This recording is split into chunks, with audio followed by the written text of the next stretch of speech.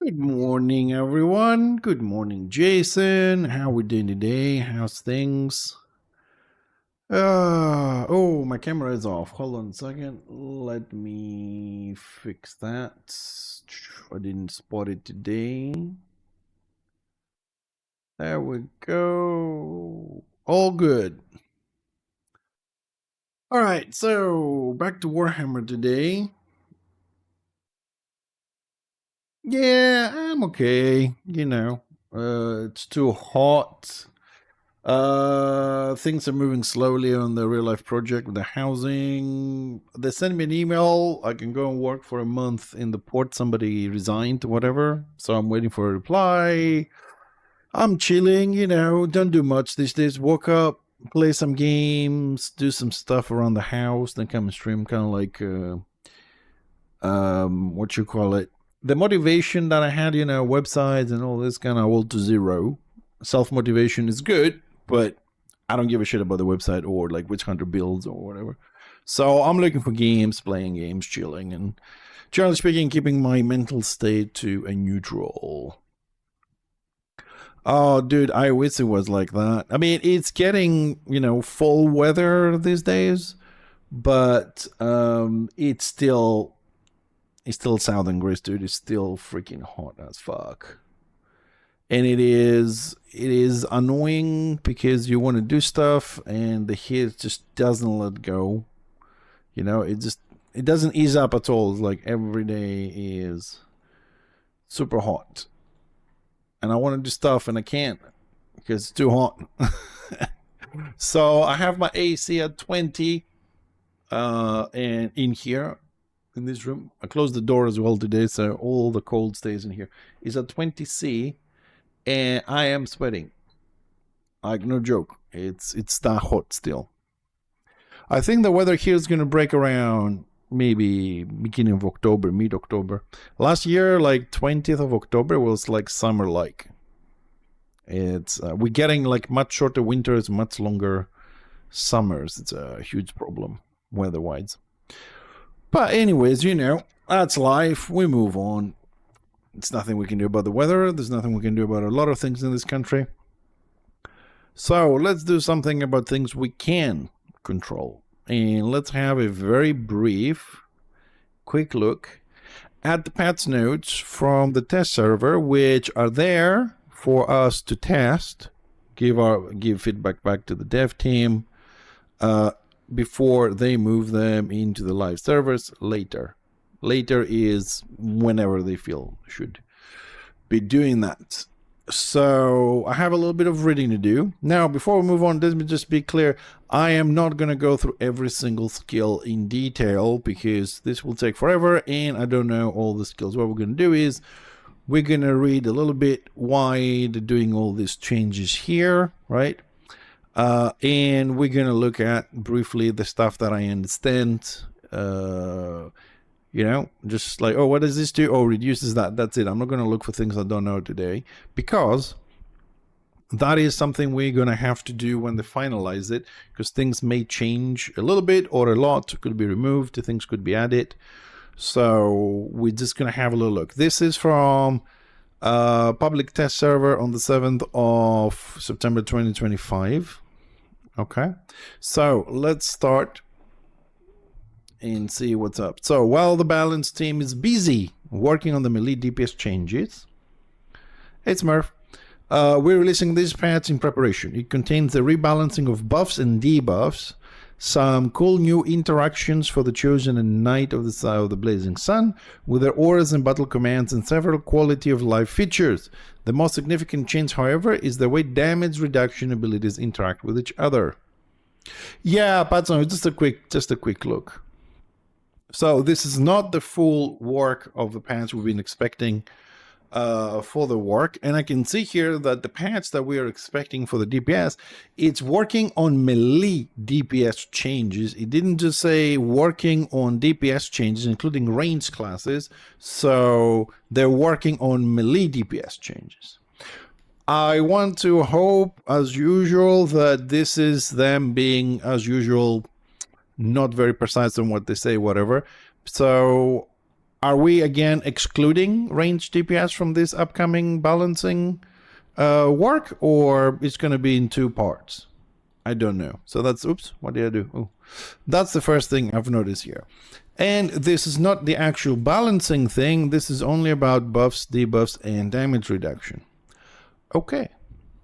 But I say again, I hope ranged are included in the changes they're working on, unless they're finished with them. I don't know. Damage reduction abilities.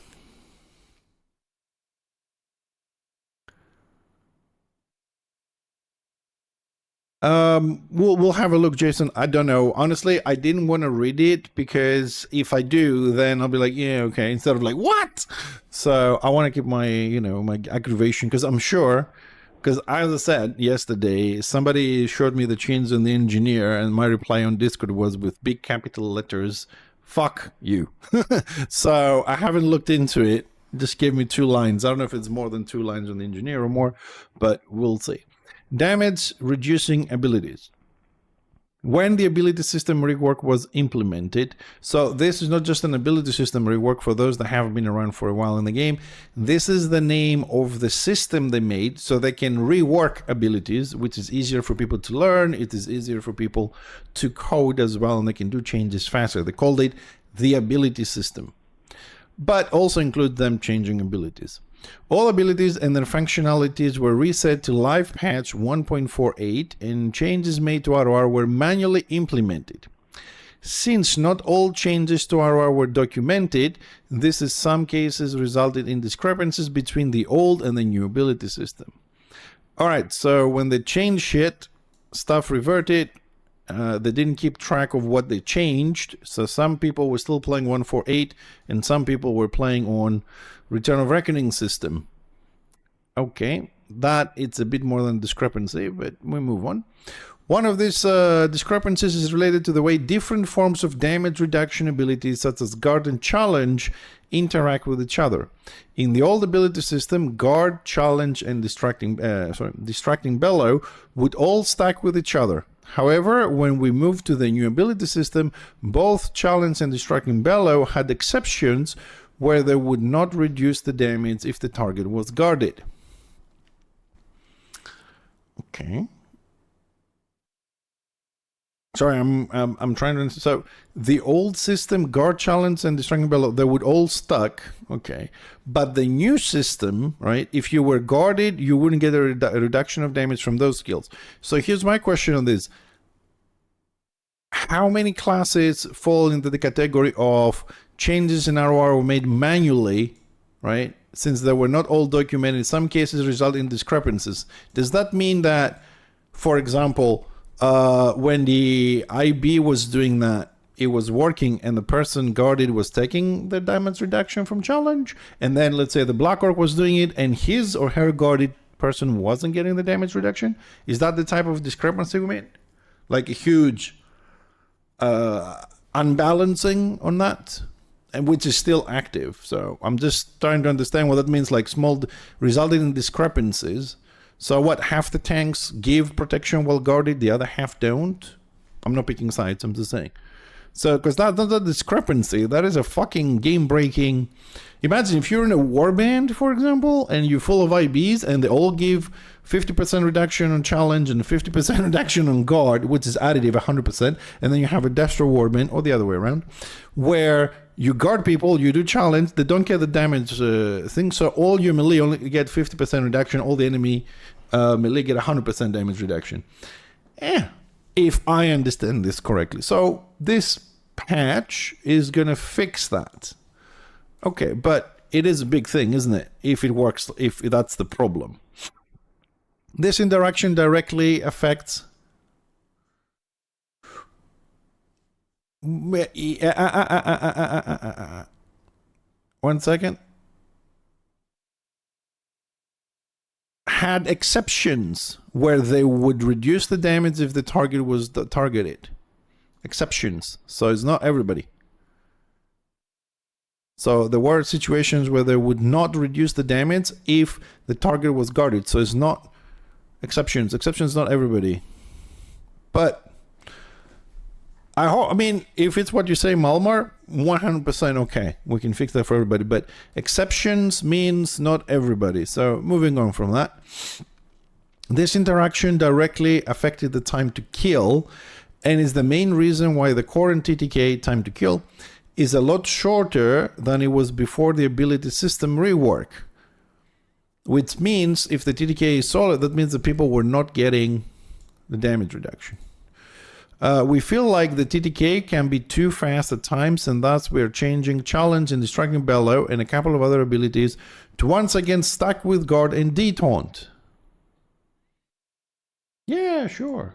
Of course we can give you the link. Certainly, sir. Whatever you want, sir. We live to serve, sir. Immediately. As soon as I find my Return of Reckoning channel on my server, which, where the fuck is it? Ah, there it is.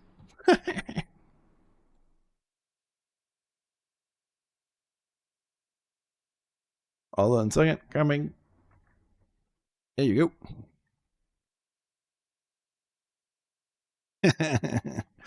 So with these changes, we're gonna have Challenge, Distracting Bellow, so skill, morale, and a couple of other abilities once again stuck with Guard and Detaunt. Good luck killing those fuckers. Wow. Do not cause this change to swing the TTK too far in the other direction. We did reduce the uptime and or the effectiveness of Challenge and Distracting Bellow. The exact changes can be found in the list below. We hope to balance TTK with these changes. It makes sense to do this before the DPS phase, so we know how balanced the overall damage DPS classes can bring. Okay. I'm gonna keep here. Where was this? 1 second. We reduced the uptime or effectiveness, Challenge and Distracting Bellow. The effectiveness here, I don't mind so much. Because, you know, they're going to reduce something, they're going to increase something else. It's going to come out to the same kind of thing, more or less. Reduction of the uptime. That's the one thing I want to keep up. The reduction of the uptime. Let's remember that. I think that's going to be an issue in the future, but we'll see how bad or not. Hey Jura, if I'm not mistaken about the exception topic, in my understanding is that this ability has the exception do not work at guarded targets with the new system, so now the change is back and guarded targets can benefit from challenge as well. As I said, if that's the case, all good, because it was on both sides.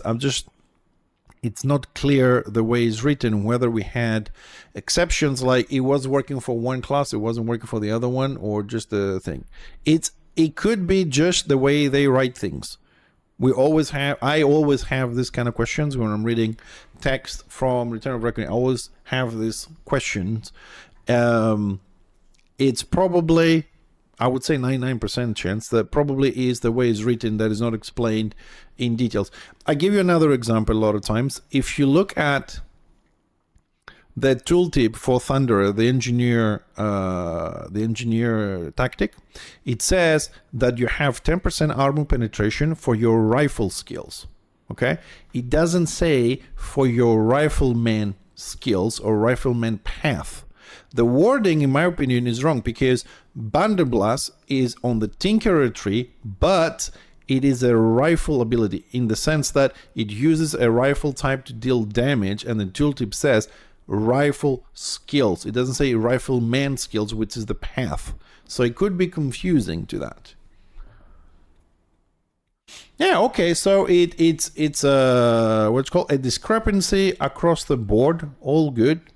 We'll move on. It was just a question. I'm not blaming anybody. I just read it and I say what I understand from what I read. And if If you guys confirm it's for all classes that it didn't work, all good. It was balanced on both sides. No problem. But moving on, I wanna try and remember this reduce of uptime. I think this will be the most significant change rather than the effectiveness here. So then move on to buffs and debuffs. So AoE damage, except my lands. AoE damage and healing abilities do less damage and less healing than the single target counterparts. Okay, we are applying the same principle to buffs and debuffs. Single target buffs and debuffs have been made significantly stronger and their AoE version slightly weaker. In a future patch, we will also address procs from gear, setting those values equal to the AoE versions. I have no idea what I just read. Hi, Heki. Hold on a second. The AoE damage and healing abilities do less damage and less healing than single target counterparts, which kind of makes sense. We had this forever. And the logic behind it is you hit more targets. So a single target dot will do, let's say, 800 damage, and AoE will do, I don't know, 450, 500, because you hit 24 people rather than one. So it kind of spreads the damage there. We are applying the same principle to buff and debuffs. So that's what we have, but we are applying the same principle on buffs and debuffs. Okay. So, okay, I got this. Okay, the rebalancing of buffs and debuffs affects classes in different ways. For all DPS classes, that will be taken into account in the future patches. For healers and tanks, we feel that the most significant loser of the patch would have been the Chosen and Knight of the Blazing Sun, considering most of their buffs and debuffs are AoE. This is why we went to the drawing board to think of a way to compensate these two classes. In the past, we have considered changing the aura mechanic completely, but the increased complexity that it would bring was met with disapproval. This is why instead of changing the auras themselves, we added interactions of other abilities with the auras. Okay. So this is a rework on the buffs and debuffs, which is going to work the same way as AoE damage. Single target do more, AoE buffs and debuffs do less. Okay. For the new mechanic of the Archmage and Shaman, the feedback is that mechanic flows better for DPS spec than the healer spec. The main reason for that is that the healing Archmages and Shamans offer field stack at 5 Tranquility Gorks. Wah! With this patch, we've made changes to promote using your 5 Tranquility and Gorks Wah instead of sitting at 5 Tranquility and Gorks Wah, waiting for the need to burst heal. Okay, we wait and see how that works. That was actually a good change when they changed this mechanic, because originally no one was using the whole mechanic of, you know, do some healing to increase your damage, or do some damage to increase your healing, or reduce the casting time of spells. When they reworked the Archmage and Shaman system here, it did feel better, as people reported. That is true. I mean, I did play Archmage and Shaman for a while. So if they're going to take further steps, and this is also true, like you get to 5 and you stay there because you have an insta AoE heal, you have an insta burst, you have an insta heal and hot and whatever, you know. So you go to that 5 points on your mechanic and you stay there. You try and stay there as much as you can, just use it when needed. So if they rework it so there is a flow between the points, and it's good to use the 3 and 2 and just keep going and damaging and healing, that mechanic would actually become what the original idea was from the original game and from the ROR team.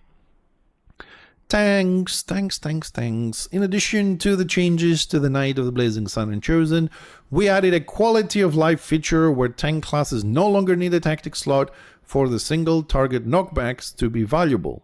This tactic still brings value by lowering the cooldowns of the knockbacks.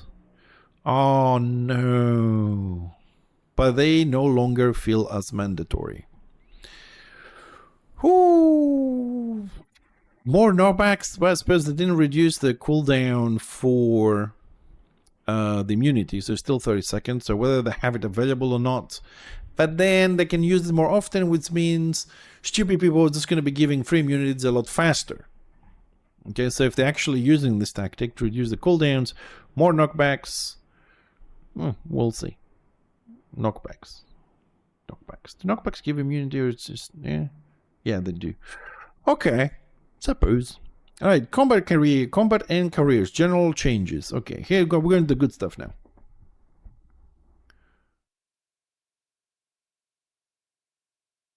More puns, but wait to see the 200 chains. Yeah, we'll go through it as much as we can. But like I said, I'll say this again because we have more people joining. I'm not going to read everything in detail because they can change. We'll do this when the official happens.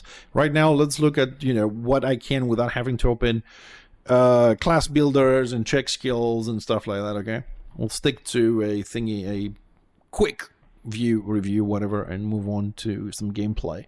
So, general changes. The following damage reducing abilities will now stack with Guard and Deton. Challenge, Destructing Bellow, Radiance Gaze, Ya Miss Me, and Dragon's Talon. A lot more stackability there. I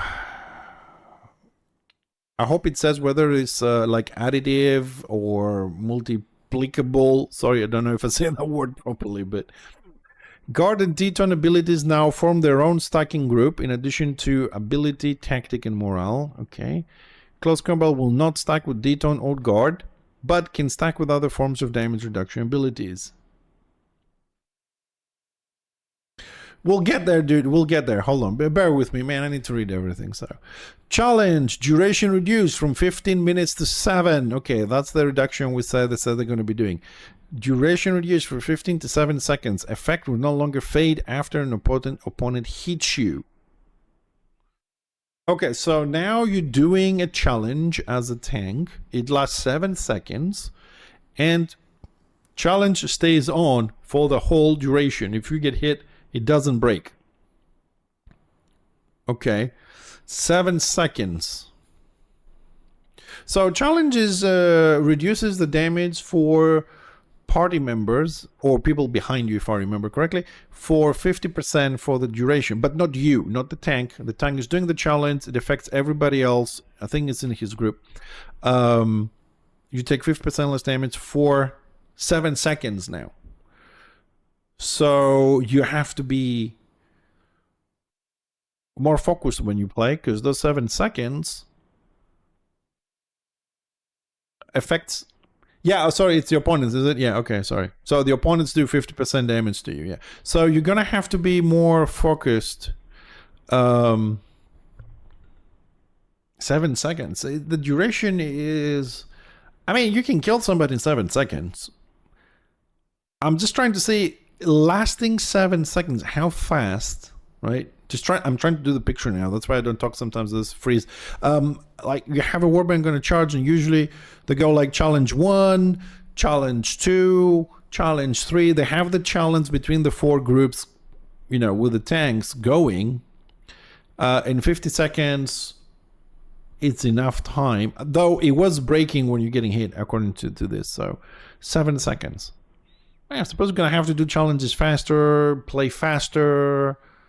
So you're going to get, so it's 7 seconds, so 3 skills basically, because you got 3 skills hitting you and 3 seconds global cooldown. So you get protected for 3 skills basically, roughly, maybe 4. Okay. Destructing Bellow, damage reduction from 50% to 40%. That's the morale one. And duration reduced from 10 seconds to 7. So either you're going to have to one after the other or together. Siphon Power, Intelligence debuff reduced from 160 to 150. And that's the general changes. Okay, 7. So Destructing Bellow down to 7, Challenge down to 7. A lot less time protected. Then again, I'm trying to think this. So in 50 seconds, no longer fades after an opponent hits you. So you get, I mean, it works out the same, doesn't it? Like if you get hit, then that gets faded away. If it doesn't, 7 seconds, full protection. I'm trying to decide whether, is this a good change or a bad change? What do you guys think? Is this a good change or a bad change? The fact that it's 7 seconds, but it's a whole full 7 seconds over 15 seconds, and the effect will fade if the opponent was hitting you. It feels like a good thing. This feels like a good thing, more standardized. You know, you have 7 seconds to act. So I'll put this on the plus stuff. The striking bellow damage from 50 to 40. That's for all tanks, and duration from. So I suppose because this kind of give you a full duration, they reduce that. Okay, I'll say that these two go together, and we'll call it as a good thing because of the fading mechanic before. Siphon power, intelligence debuff reduced from 150 to 160. So this is apparently an AoE one because they said they're going to go for the AoE stuff, right? To reduce them. So I'm assuming we're going to see this across the board.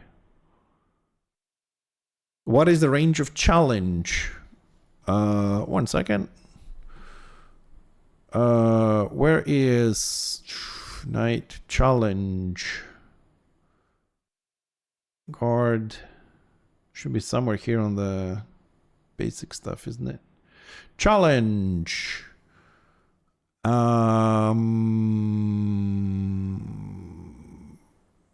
effect will fade after 15 seconds or hit 3 times. Insta cast. The tooltip here, I know probably this one is really not updated, but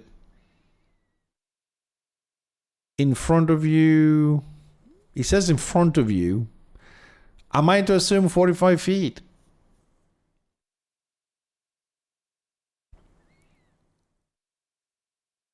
Only 70% damage to everyone other than you. This effect, yeah. It doesn't say here. So I'm going to assume a cone in front of you 45 feet. I hope, I mean, tanks, could they be 25? I don't know. Sorry, Russ, sorry, Malmor, I can't answer that because the tooltip doesn't say. I don't play tanks, so. Right. Right, bug fixes. Juggernaut now gives immunity to roots instead of disarms. Okay, that's a good thing, it's fixed. Damage reduction now stacks multiplicatively instead of additively. Okay, that is actually pretty good. Because additively means you have a 50% and a 50%, you have 100% damage reduction. Multiplicatively means if you get a 50 and a 50, you have 75. Because you have already 50% and you get 50% of the 50%, which is 25, it goes to 75. Something like that. Yeah, I just play tank engineers, they're not real tanks. Now, you know, I asked them to give us a shield in the shape of a gear, you know, and give us some skills, make us a 4th spec, a 4th path, you know. In the past, I've also asked them to make a 5th path, make us healers, because Order was liking healers and tanks, and no, we're sticking to 2. You know, engineer could have 6 different paths, it would be fucking brilliant. Very selective, that would be like, oh, you like Order bias, you had 6 specs. So, I mean, if the tooltip doesn't say, you just have to go to dummy and go back and kind of like try and see how far you can do the skill or whatever.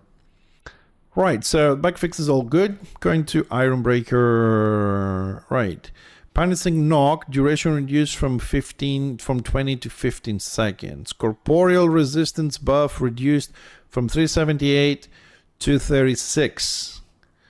Sorry, to 360. 378 to 360.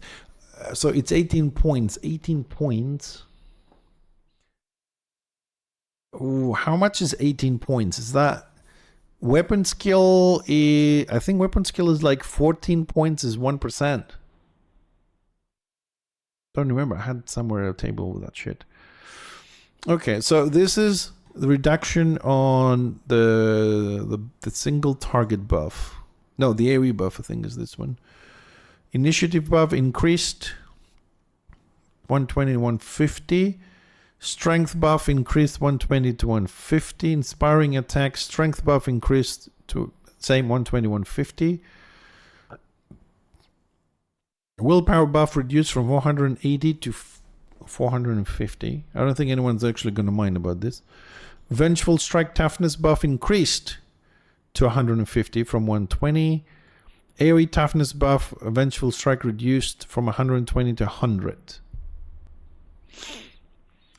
And weapon skill buff increased from 120 to 150. Okay, so basically, if I understand this correctly, I haven't played my Arrow Breaker for years. The single ones got buffed, and the AoE ones were reduced. The thing they said on the top, they're converting all the skill buffs the way AoE damage works. AoE does less, single target does more. Oh boy. I don't like where this is going for my class. Okay. Alright, Slayer. Toughness buff increased from 40 to 50.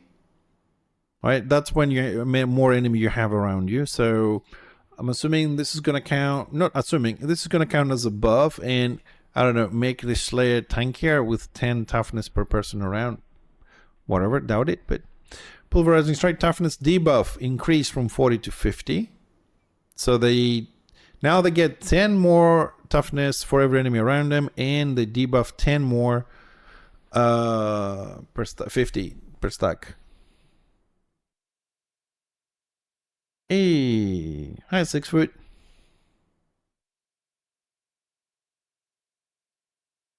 Oh, Bevin, thanks. Challenge is 75 feet, 90 degrees cone. Thanks, dude. Appreciate it. 6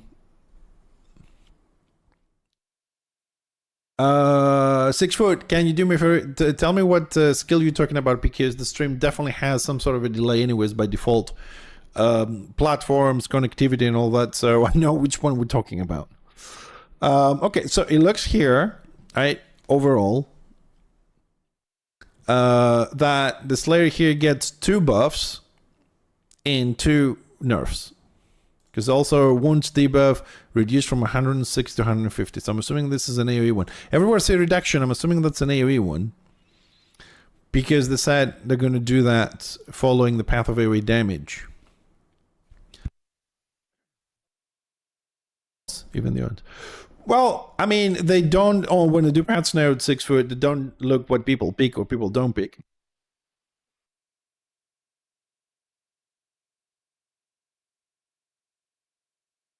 Sorry, they just have a list and they go through, and if it falls in a specific category, they change the numbers. They don't look at that. Hold on a second.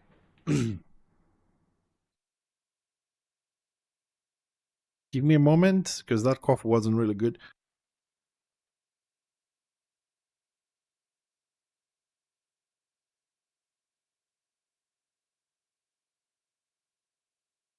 Even the odds are still horrible. Yay! I take a minuscule less damage now, but in sense where it starts to stack, it will get bombed by 40 people anyways.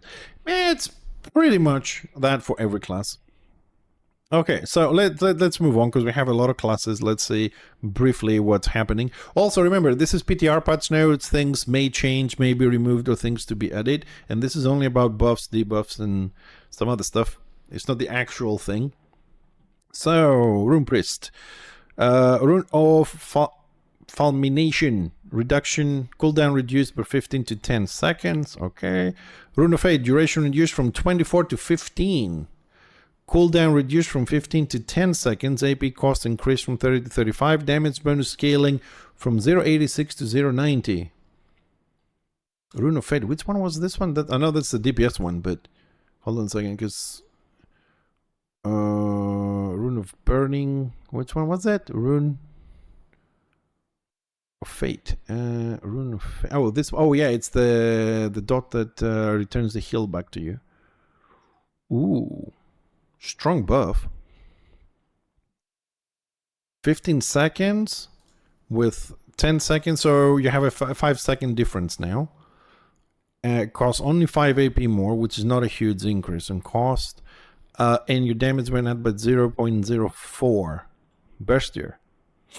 Mountain Spirit. Resistance reduced from 540. And that. So we're going to see this across the board, all things done. They are on the PTR to be tested, see if there's anything wrong, what people like, what people don't like, and yes, then they will move into live. Yes, it says up here on the top, public server, whatever, newest content additions, and the balance changes are currently planned to be released for the live server.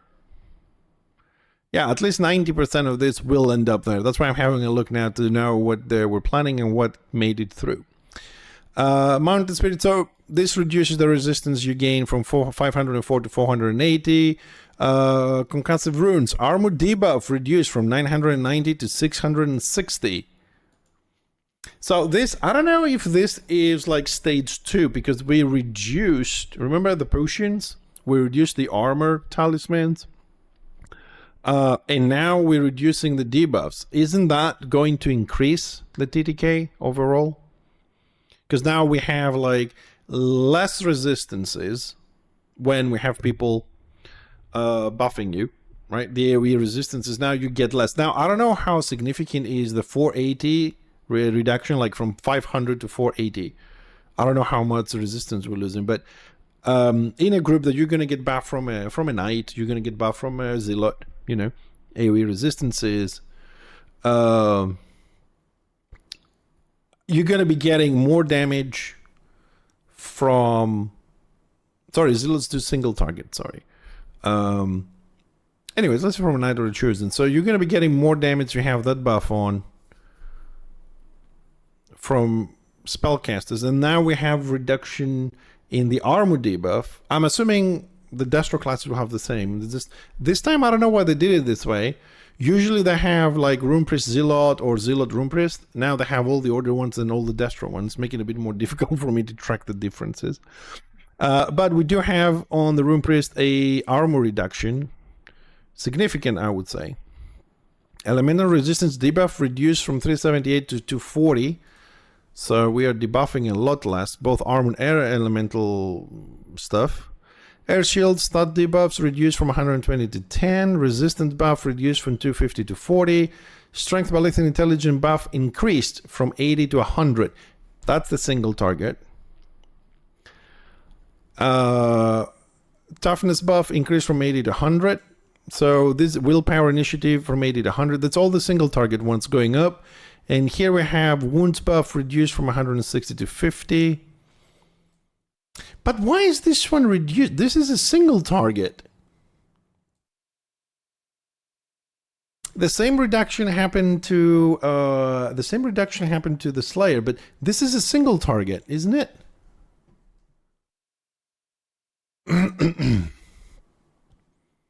Oh yeah, well, at the beginning they said they're going to go to the damage motor, which is AoE damage, this last single target does more, but the wounds debuff buff is a single target. Shouldn't that be buffed? Maybe from 160 to 170. Okay, that doesn't feel right according to that. Let me just reread this. AoE damage and healing abilities do less damage and less healing than their single target counterparts. We are applying the same principle to buff and debuffs. That one is a single target. On the Rune Priest, I remember this is the one I use, like, oh shit, I'm in shit, let's get my wounds up, shields on top of it, AoE detoned, whatever. So why are the wound buffs reduced if they're single target? No, I know everything is the same range. I've seen that on the Slayer above. My question is, since this is single target, why is it been reduced? I thought we're going to be reducing the AoE ones and buffing the single target ones. But anyways, the wounds buff goes down from 160. I mean, it's only 100 HP, but still. Mastering of Stability, Toughness buff increased from 240 to 250. Rune of Emulation, Elemental Resistance debuff reduced from 370 to 360. So all resistances are going down, but because like the Toughness buff is single target, it went up. The Initiative Willpower is single target, it went up. The Wounds buff is single target, it went down. Because these are the buffs you do to your group. You click 1, 2, you know, everybody individually, and they went up. And then this one is an emergency, I suppose. I call it an emergency because it increases your wounds. You don't do it. It lasts for a little bit with a long cooldown, and it went down as a single target. That's my question. Like, because they said single target will go up, AoE will go down, buff, debuff. Anyways, moving on. It's their game. Oh, Engineer. Cannon Smash armor debuff reduced from 1,400 to 1,320. Hello, nerfs.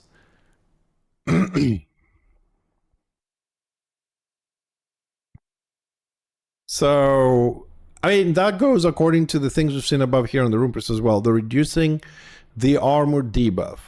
So as far as I can tell, with the armor reduction debuffs we're applying here, time to kill is going to go up. Now, how much? I don't know, but I think it's going to go slightly up. Acid Bomb, corporeal resistance debuff, AoE spell, of course, reduced from 378 to 240. Ouch! So, okay, officially now we do fluff damage. I mean, the Grenadier was always mocked about fluff damage and not killing anything and not doing shit. Now, with even less debuff for corporeal damage, it's going to be so shit. Oh god, this will definitely hurt a lot the Grenadiers.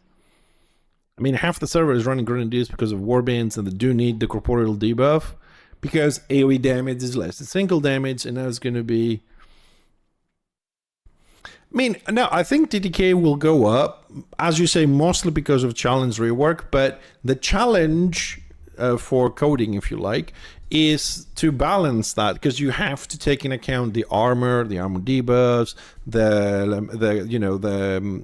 elemental debuffs in general, because they also increase incoming damage or reduce it.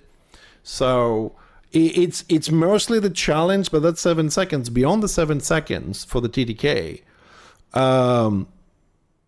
everything else is gonna be there. Now, with less debuff, right? That means the Sorks do less damage, the Bright Wizards lose less damage, the Grenadiers do less damage.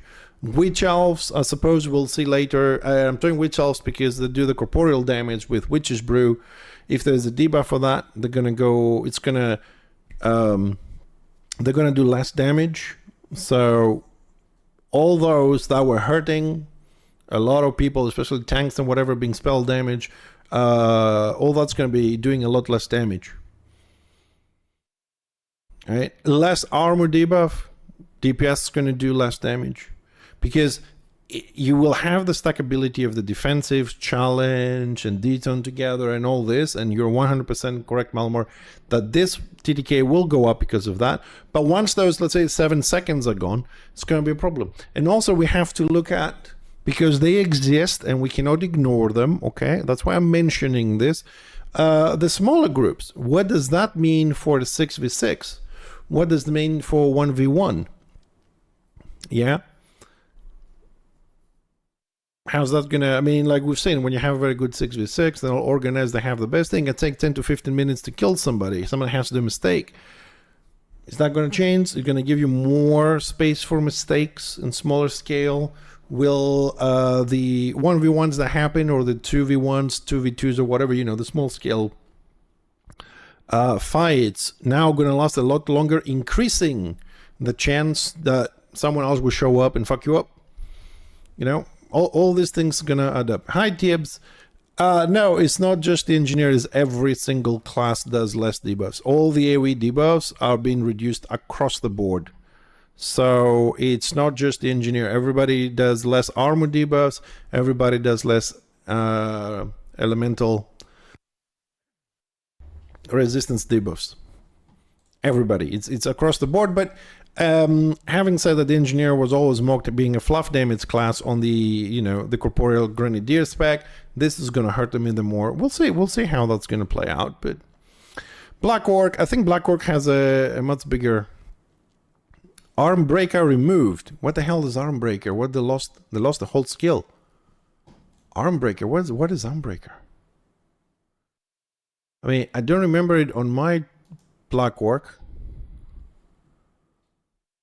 Armbreaker. What the fuck is Armbreaker? Because I'm sure they haven't updated this, so I can find the skill here. Armbreaker.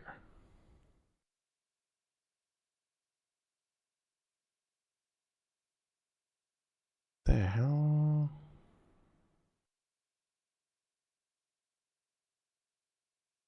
No, Tibbs, no.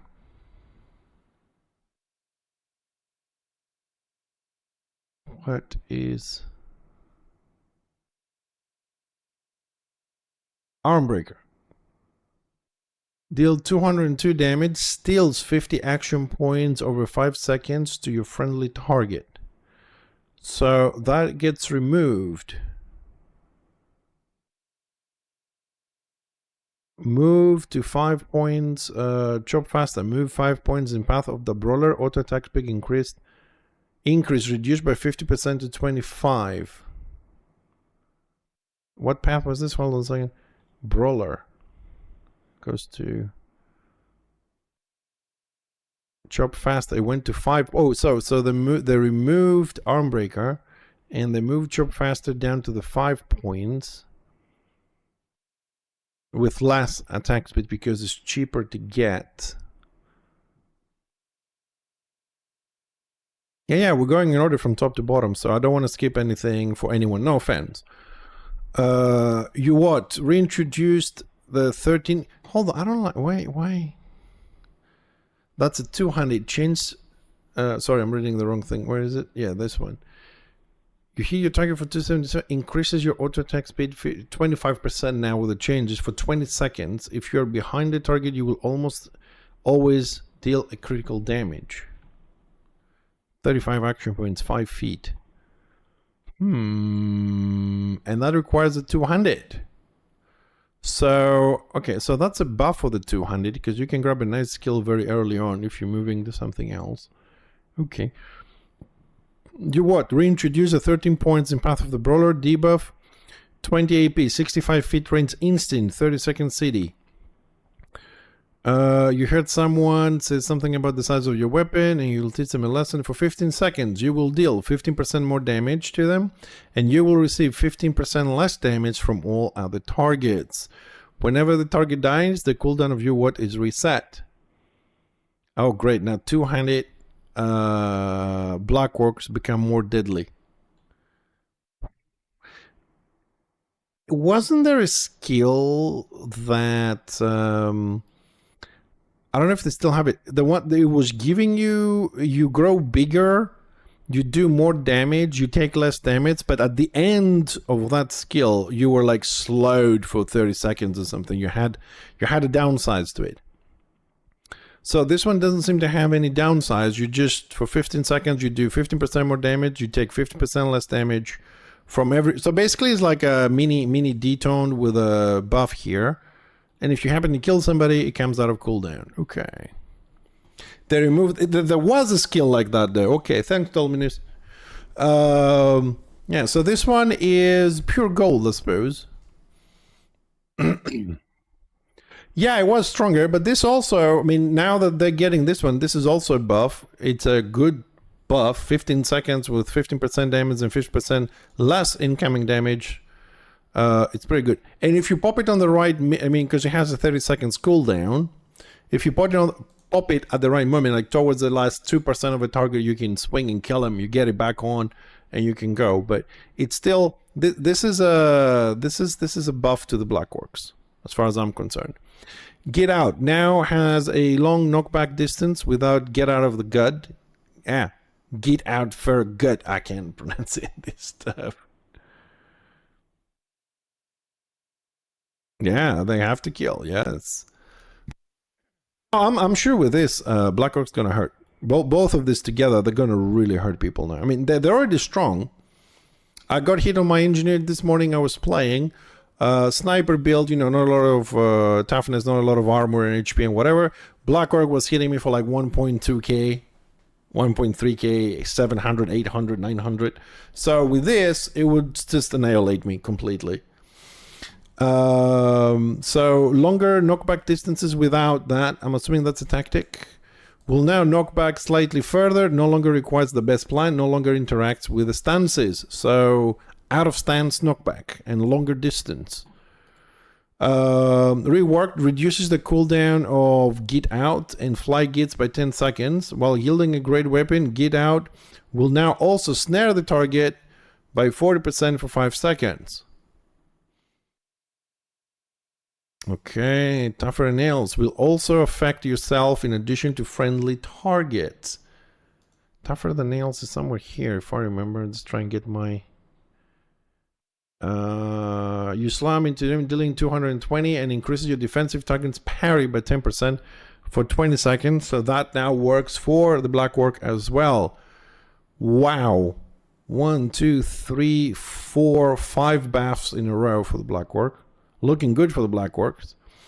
Dagrinus resistances buff reduced from 378 to 240.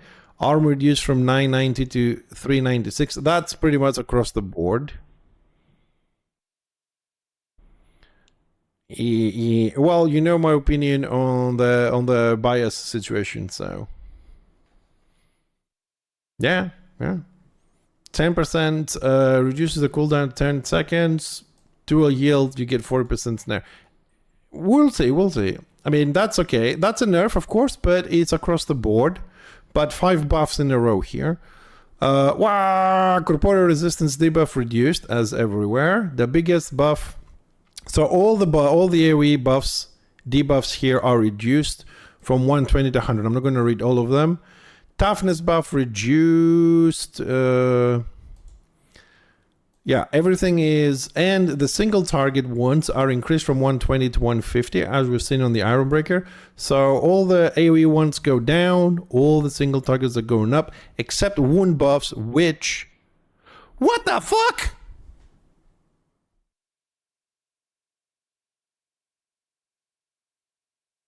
So wounds buff increased from 48 to 50. Hold on a second. Wounds buff increased from 48 to 50. All right, and wounds buff reduced from 160 to 50 on the Rune Priest. Why? Single target wounds buff reduced by 10. Right, this went from 48 to 50. Okay, I know it's not a big. I don't care about the numbers so much as the fact that this is also a wounds single target wounds buff, and that went up. And they got the five buffs here. Anyways, another little buff. I know it's 20 HP, but it's the principle of it. You know, every other single target wounds buff so far has been reduced. This one went up. Chopper! Oops. What the fuck? Okay, that was weird. Everything went black for a second. So, toughness buff increased from 40 to 50 for every enemy nearby, same as the Slayer. Toughness debuff increased 40 to 50 per stack, same as the Slayer. Weapon skill debuff and initiative debuff reduced from 40 to 33. Was it the same as the Slayer? Because the number is a bit odd there. 40 to 33. Now, Slayer also has Devastate Wounds debuff reduced from 160 to 150. Right? The Chopper, I don't know if he has something similar or not, but he only gets... So the Slayer got 2 buffs and 2 nerfs. Chopper got 2 buffs, 1 nerf. I don't know if the Chopper has that skill the Slayer has here, the Devastate one. Wounds debuff reduced from 160 to 50. I don't know if the Choppers have a wounds debuff. If they don't, okay. Shaman. Ooh, Shaman is long too.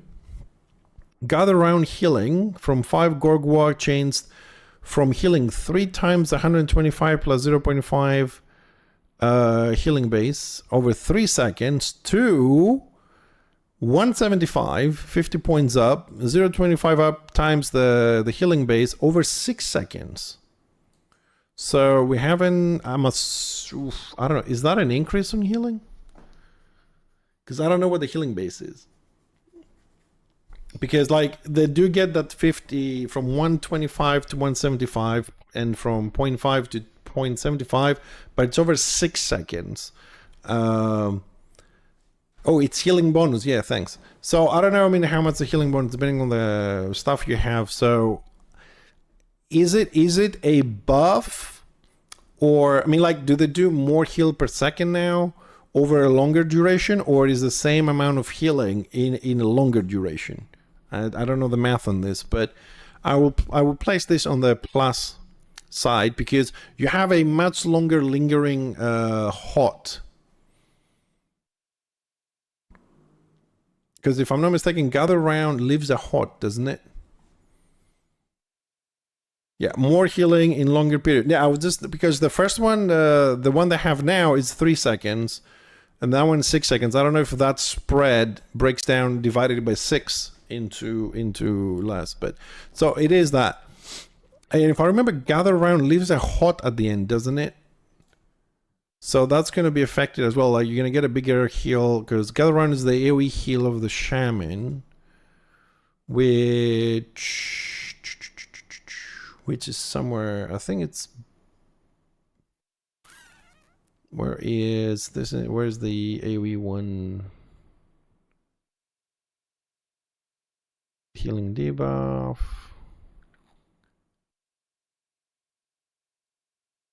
Did I miss it?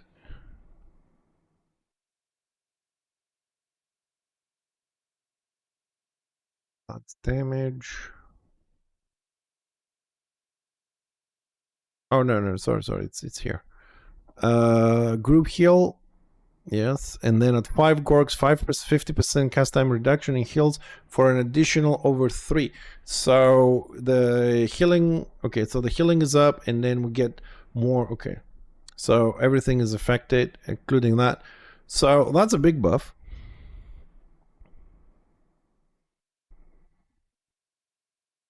Yeah, but I think the duration is because like during those extra 3 seconds, you can add more hots on top of that.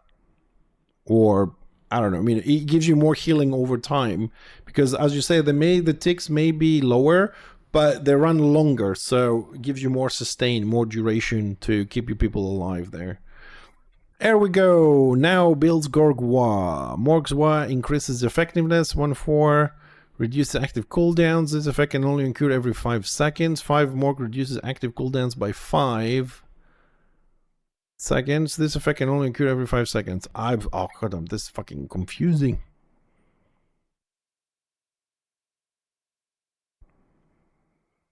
Bigger, better, and greener.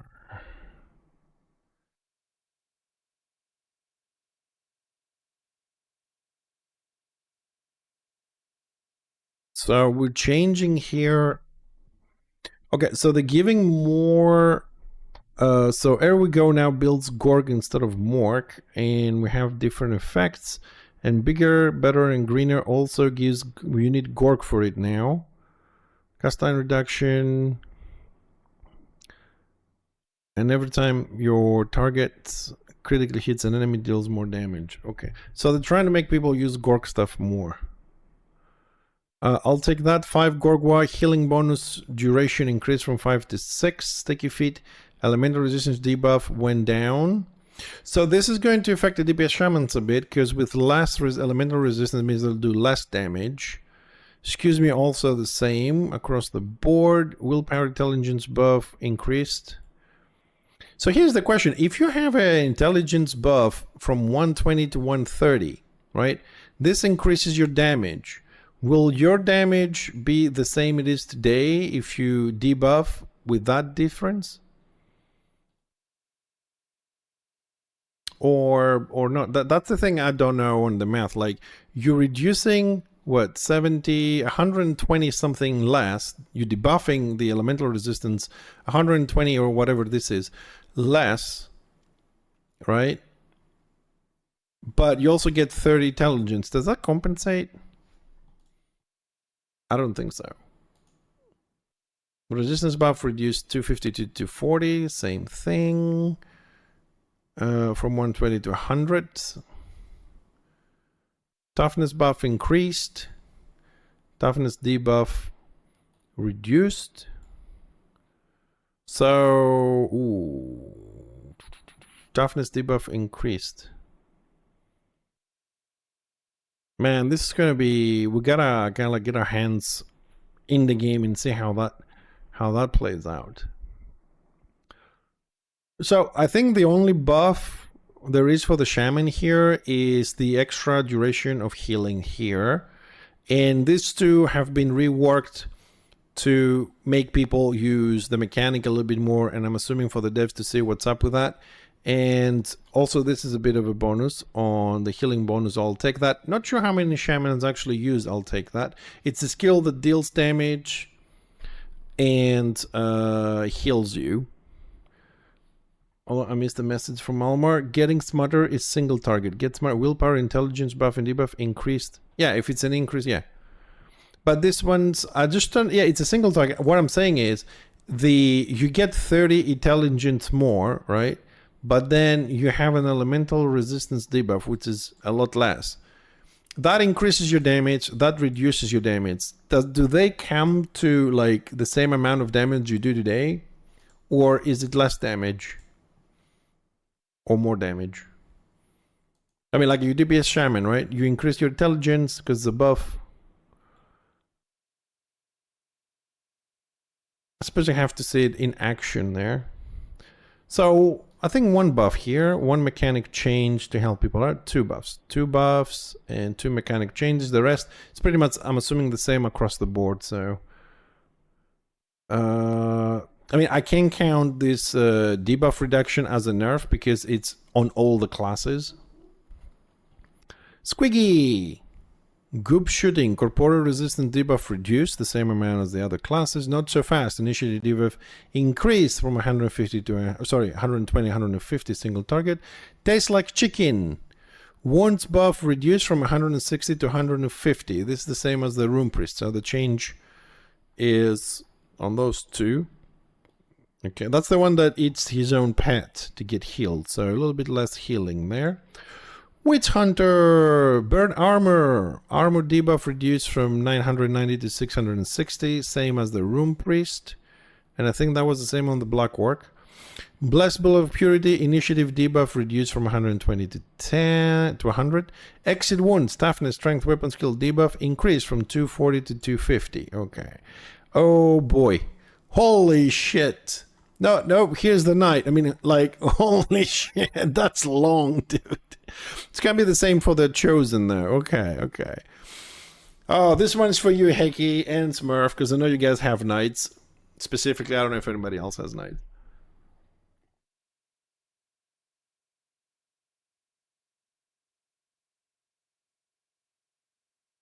All right, here we go. Battle commands. When having 3 active battle commands, activating a new 4th battle command will now automatically deactivate the battle command which has been active the longest. All right, that's not a bad thing. You can only have 3. So, okay, but question. Can you manually deactivate an aura? I think you can, right? So basically this mechanic is if you want to switch something without going, I don't know, let's say you have the healing aura and you want the armor aura, you don't go deactivate the healing aura, one click, and then you get a GCD and then you click the other one. So it saves you GCD, so you have to remember, hi Welder, you have to remember which one you pressed first. So during your gameplay, you gotta say which one is first, second, and third to know when you press it. So as Waldar says, it saves you GCD. You just have to be careful which one you activated first, I suppose, because that will be the longest one. Okay, that's not a bad change for the gameplay of the tanks. It doesn't affect anybody else or something on the game except themselves, making their lives a bit easier. GG's. Shining Blade. New conditional effect added. If you are using a battle command of Conquest, your abilities will continue to deal an additional 75 elemental damage over 5 seconds. Okay, so I don't know which ones are the Conquest ones, but I know they're divided depending on the path you are. So they have more damage. The Knight did need a bit of damage. I hope this doesn't. I'm sure it's gonna be on the Chosen, which I don't think it needs extra damage. But the Knight, I think it did. So your abilities. So it's only for the Knight. Okay, that's a good one for the Knight. Perseverance. New additional effect added. If you are issuing a battle command of Vigilance, all group members within 50 feet will also have the wounds increased by 50 for 10 seconds. So that's 500 HP for 10 seconds. Oh, okay. It's a good effect. 50 feet, since you are, guarding people, you're in the front line, 50 feet is a good distance. But does that mean we are getting into, and that's also for 5 seconds. So this feels here so far, we'll read everything. Okay, I'm not jumping the gun, but I'm just saying this feels like they might have to go into, again, an active rotation to maintain the conditional effects. Shield of the Sun, new conditional effect added. If you're issuing a battle command of glory, all group members within 50 feet will also gain a barrier absorbing 937 damage over 10 seconds. When it says you are issuing, is that like when you press it or when you have it active? Because if it's only for 10 seconds when you press it, this feels nice buffs, but it feels like you need to do a rotation. And I mean, like, it's not necessarily, you know, needed 75 elemental damage when it's active. Oh, hold on a second, because Smurf says when you use the skill, Walder says when it's active. If you just go 1, 2, 3, you have those buffs. Ah, okay.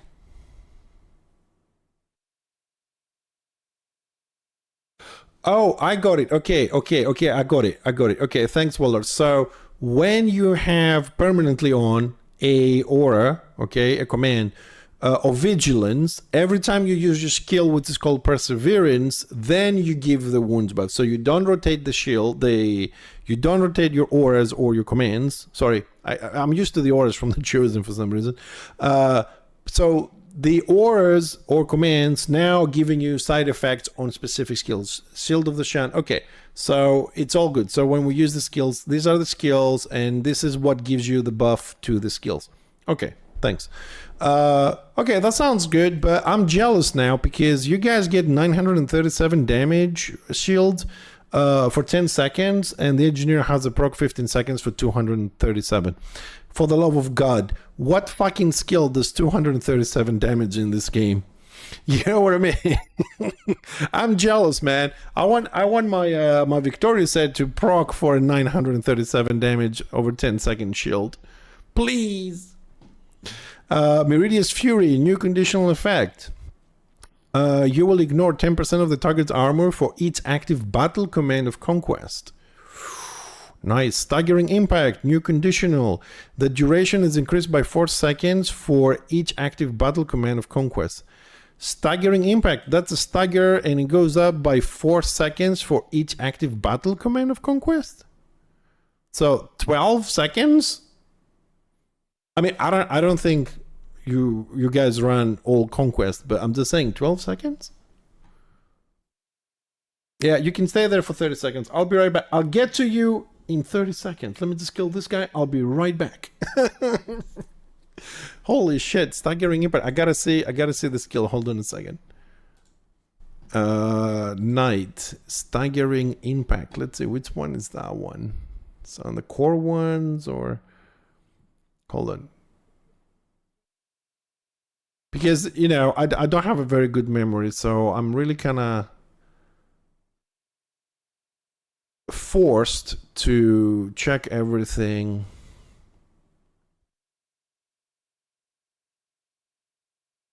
Vigilance, smashing, victory. Staggering impact. There we go, found it.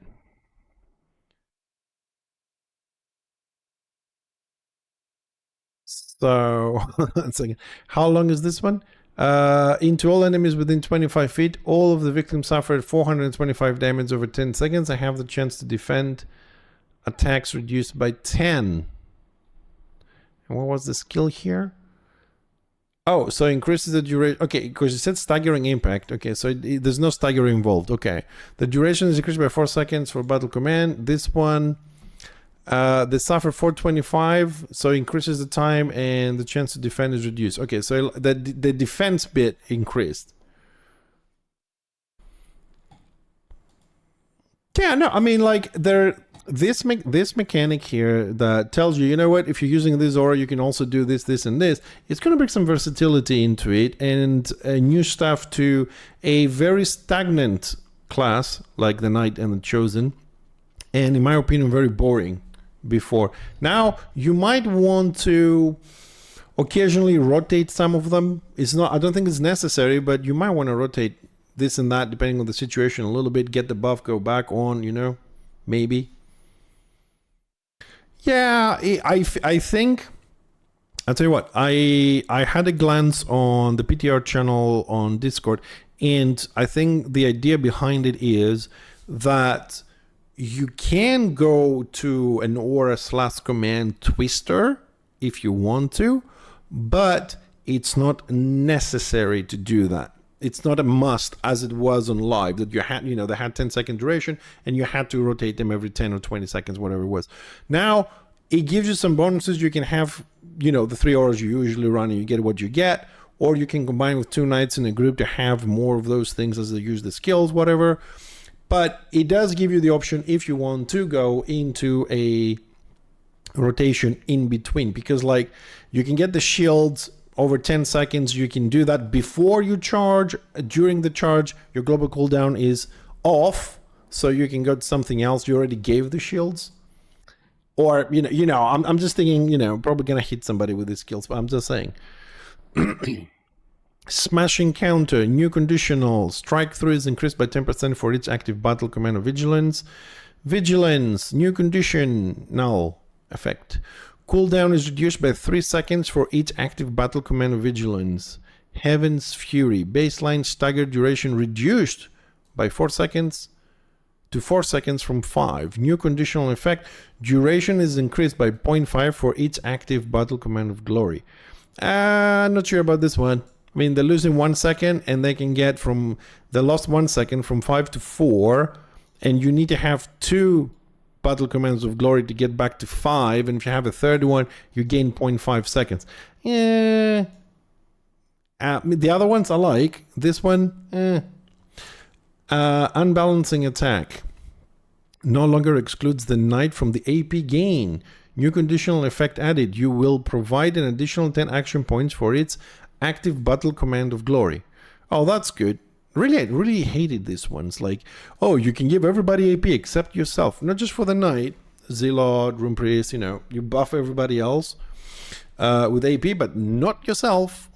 So that's also good. I'm assuming we'll see the same stuff on the Chosen. Vicious Slash, new conditional effect. If successfully interrupting an ability, the enemy will have its initiative reduced by 150 for 15 seconds. Significant amount and significant time.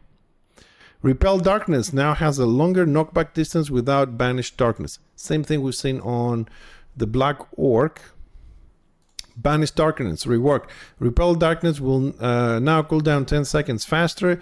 If wearing a great weapon, Banished Darkness will also snare the target for 5 seconds. Same rework here as the Black Orc with a longer punt and 40% snare. Why give both, man? I mean, you give a longer knockback distance and 40% snare. The 40% snare, because you've seen this on the Black Orc and now on the Knight, I'm assuming will be other tanks. Why the slow? Why so powerful? I mean, you gave them longer distance, also slow. It's, I don't know, it just feels a little bit too much. This feels too much. I mean, give the cooldown of 10 seconds faster and the longer distance, but 40% slow. Gather Your Resolve, resistance buff reduced from 378 to 240 as everything else, and 240 to 240, and debuff reduced from 240 to 120, big one. Press the attack, strength. Okay, so here we're going to the debuffs. Everything goes down as per everybody else. Okay, Bright Wizard. Corporeal resistance goes down 378 to 360. 378 to 360. 378, 360.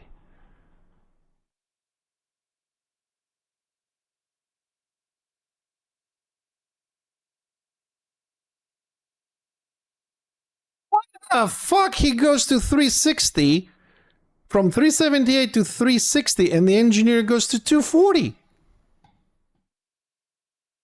Oh man, fucking single target shit. I know this is single target, but fuck. Boiling Blood. Willpower debuff increased 120 to 150. Fuel to the fire. Willpower debuff 360 to 350. I know ignition is single target. Dude, no, like seriously, this is a big nerf for the Grenadiers. This is a huge number. Yeah, I know. I said myself, ignition is single target, but this is fucking huge, man. Anyways, moving on. Where are we? Warrior Priest. Beacon of Courage now increases damage of bludgeon by 15% instead of increasing only the base damage by 25. Sigmar Will now heals all allies within 20 feet of your friendly target instead of healing group members within 100. Sigmar's Will. Which one is this?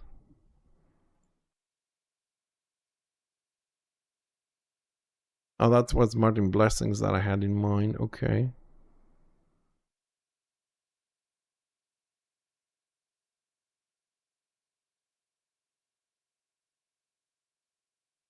Sigmar Grace. No, that's the wound one.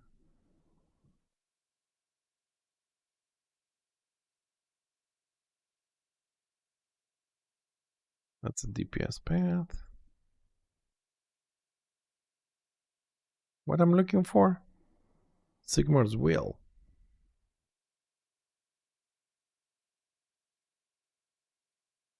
Vision. Sigmar's Will. Dealing damage to the enemy, they will allow you to heal your group mates for 100 feet, 388, 100% of the damage dealt. Now heals all allies within 20 feet of your friendly target, so it becomes, okay. AoE one, okay, that's good. And that's the, okay, that's...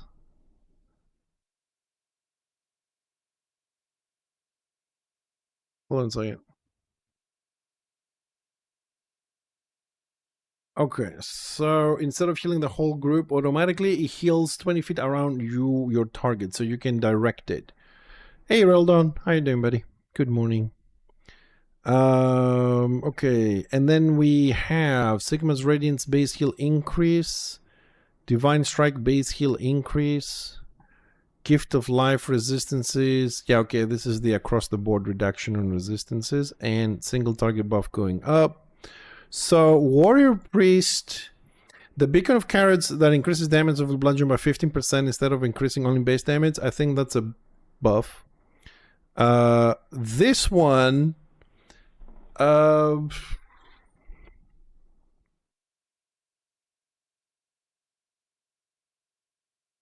this one is also really good because you don't heal your group anymore, you heal everybody. So in a keep or fort, you can hit, target yourself, and then you can heal everybody 20 feet and then switch to, what is it, Salvation? The one that's outside of group. What's the name of that one? This one. Sorry, Martin's Blessing. So you can go again on this. You slam your aim, so you can hit somebody and heal everybody around you. So you can be in the front lines there. This is nice buffs, more healing.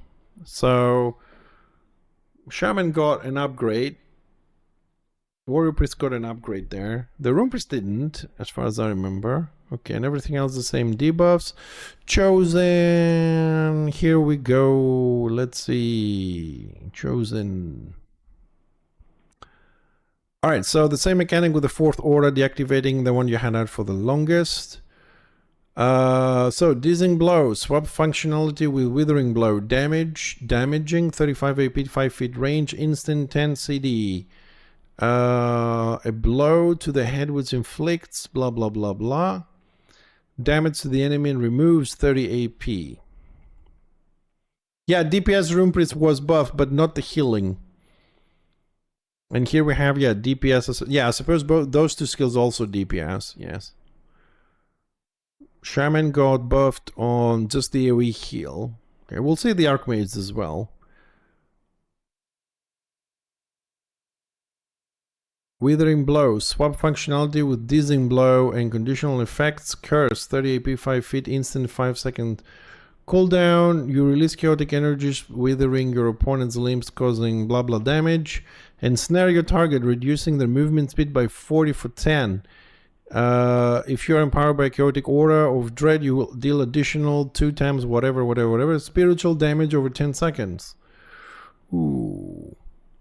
No, it's Reldon. All AoE debuffs are down, or all AoE buffs are down, and all single target buffs and debuffs are up. So anything that's single target went up, and everything that's AoE went down in all the classes across the board. They're following the AoE damage motto, which is AoE damage is less than the single target. So it's across the board. It's not just that, because you came halfway when we're going through this. So everybody went down on debuffs. Like the engineer from 378 went to 240, and Bright Wizard, who just read it, for 378 corporeal debuff went down to 368 because it's a single target. Armor debuffs are down from 990 to 660 or something like that. So we have stuff. Bane Shield, new conditional. If you're empowered by chaotic aura of corruption, all group members within 50 feet also gain a barrier for 937 for 10, the same as the Knight. So far, the most interesting changes is the Knight and the Chosen with the auras. They get more options to play with those, making them, in my opinion, not so boring as they were before. Blast Wave. Damage changed to dot. Conditional check now looks at the chosen active auras rather than the target to work in the same way as other similar effects. Curse, 50 AP self. Instant, 50 seconds cooldown. A great burst of corrupted wind stare to all enemies within 20 feet, inflicting 5 times whatever. Spiritual damage over 15 seconds. If you are empowered by chaotic aura of discord, all enemies within range will have their wounds lowered by 100 for 20 seconds. Good, powerful debuff this.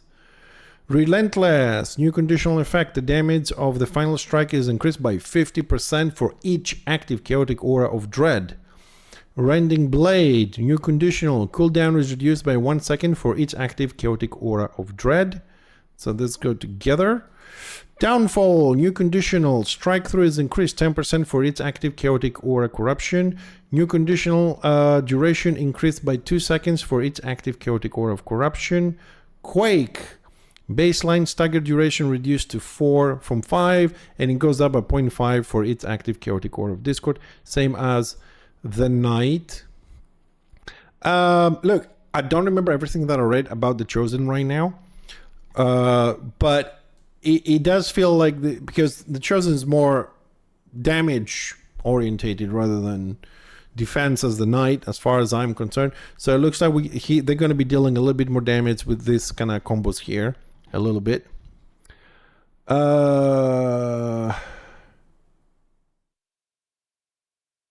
Well, Reldon, the thing is, like, the DPS Rumpers got buffed. This Shaman got a little bit more healing so far from what we read. We also have now stackable guard with challenge and detaunt. And reduction in duration. So basically the TTK is gonna go up slightly. And it feels like we're gonna have, if I can use this word, don't get upset, like a 7-second damage immunity. Because if you're guarded, 50%, challenge is 70% added on top of that, plus distracting bellow, for example, and whatever else in detoned, you know. And also, yeah, I'll go with Malmber on this one. The rituals are 50 feet, they're pretty useless. If you have a mobile fight, Reldon, because I was playing Zealot and Destro and the Shaman, if you have a mobile fight, all you do is move it, and you have to do other stuff. It's really not that great as it was. Yeah, and pray that don't move. It's a problem. You get used to it after a while. But personally, playing the Zealot for a little bit, then switch to the Shaman, I kept forget to move it. Everybody, dude. No, there's a lot of, I mean, it's great in a keep or fort, the circles, the rituals on the floor, but if you're an open field and you're chasing warbands or you're retreating, it's a nightmare to keep up with this passive stuff. Okay, Team 3's Reflection, new conditional. When the barrier fades, the target will be healed by 337 for each active chaotic aura on Discord. Feet of the Weary, move to baseline, unlocked to level 15. Chaotic Advantage, move to Path of Dread, 3 points into the tree. Okay, so possibly we're looking at new builds for the Chosen, somehow. Repel now has a long knockback distance without the dismissal. And of course, 10-second cooldown and 40% snare. I hate this. I really hate this. I think giving them longer punt with lower cooldown and 40% snare, Black Orc so far, Knight and Chosen, the 40% snare is unnecessary in my opinion for this. You predict that? I guarantee it. I mean, Order does like Knights already, and Destro already likes Chosens. Hold on a second. Yes, it isn't, but a 40% snare for 5 seconds as a passive, as a passive thing is very strong. Taking account that there's no immunity for snares, right? It's very powerful, and it's going to affect maybe the smaller scale more than the Warband play, but it's extremely powerful because I have to, let me give you an example, right? I have to attack you with my slow ability, get a global cooldown, and then punch you and get another global cooldown, all right? You just punch me and you have it. So you punch me into your enemy thingy with one global cooldown. It's the global cooldown if you have whatever tactic that is. You don't know this because you may have 2 Chosens on the same group. So they can have different auras, and one can do the punts and the other guy can do the other stuff. So you can just put 2 Chosens in one group. I mean, Orders using Endestro, I think 2 Chosens or 2, then just split up the auras between them sometimes. So we might be, the people might be dropping another class, maybe Blackguards will replace with more Chosens. You know what I mean? Yeah. The 40%. Yeah, I know. But what I'm saying is that tactic for that is saving you a global cooldown, because other classes have to slow you for the snare and then punch you. That kind of becomes in one global cooldown. Yes, you're wasting one tactic, right? But you're also getting the knockback. Before it was, I think it was longer knockdown without the 40%.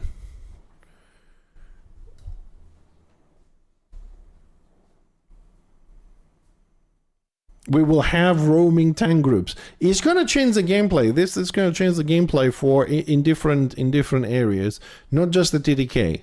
I'm going to move on. You guys can carry on chatting on the chat there. Where was I? Here. Sprout Carapace. Resistance debuff reduced. Yes, across the board for everybody. Yep. These are all the debuffs, the same as before. Blast Wave wounds debuff reduced from 120 to 100. Okay, going to Marauder. Ferocious Assault, Strength and Toughness buff increased from 200 to 250. That's big. That's big. Why so big? Toughness debuff increased from 120 to 150. Yes. Initiative, yes. Wounds debuff increased from 120 to 150.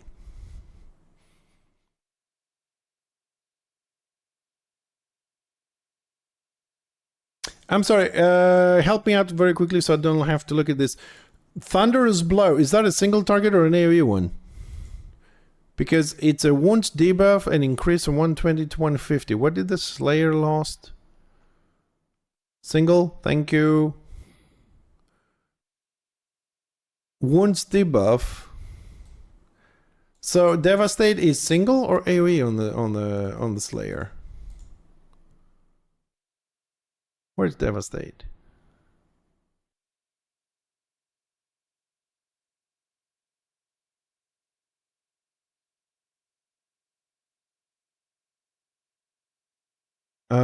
Targets wounds, single target.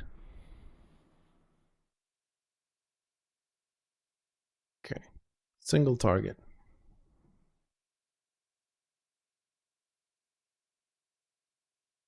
Slayer is now also 150, and so is buff on RP and Zilot. Wounds debuff 160, 150.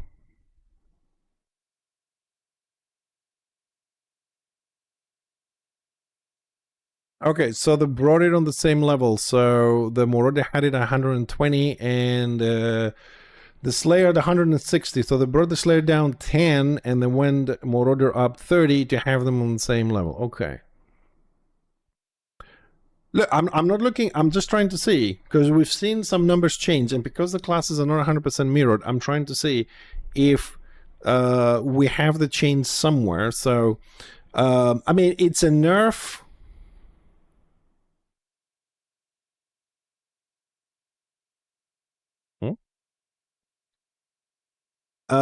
It's a nerf for like the Slayer. It's a buff for the Marauder, but it's balanced for both sides because they have the same wound debuff on two different classes there. See, that's what I'm trying to see, because like, okay, the Slayer got nerfed from 106 to 150 on the single target debuff, and the Marauder got buffed to 150, and you say, oh, they buffed him and they nerfed us, but now both classes have a single target wounds debuff on the same level. That's what I'm looking at mainly. But I don't like how we're how we're playing with the TTK again. Eventually the server will get used to the new TTK, but I don't like playing with the TTK much, especially this way, because right now we're changing damage, right? Because we have a lot of different numbers in place. We're changing elemental debuffs and buffs. We're changing armor debuffs. We are changing stackable defenses, challenge, debuff, guard, stackable, right? So we were changing too many things. Possibly they all have to change, right? Don't take me wrong, but changing them at the same time, I don't know how that. I would prefer if we had like one buff, debuff, one armor, one this, one that, just to see how that's get affected on the spellcasters, the melees, every 2 weeks, a hotfix or a different patch every 2 weeks, rather than all together. Because I feel it might be too much information back, and then it will take a long time to decrypt, a longer time to code, longer time to fix it, and we might have discrepancies that's going to piss us off. But we're going to move on. Zealot, let's see, Scourging Wrapping. The proc now either buffs your next Scourge or Tinth's Cry to ignore the enemy's resistance. Oh, so you either buff your next Scourge or Tinth's Cry ignores that. So you have a bit of a random proc there. Eye of Syrian, resistance buff reduced, yes. Sweeping Discordant, armor debuff from 990 to 660. Same as the Rune Priest.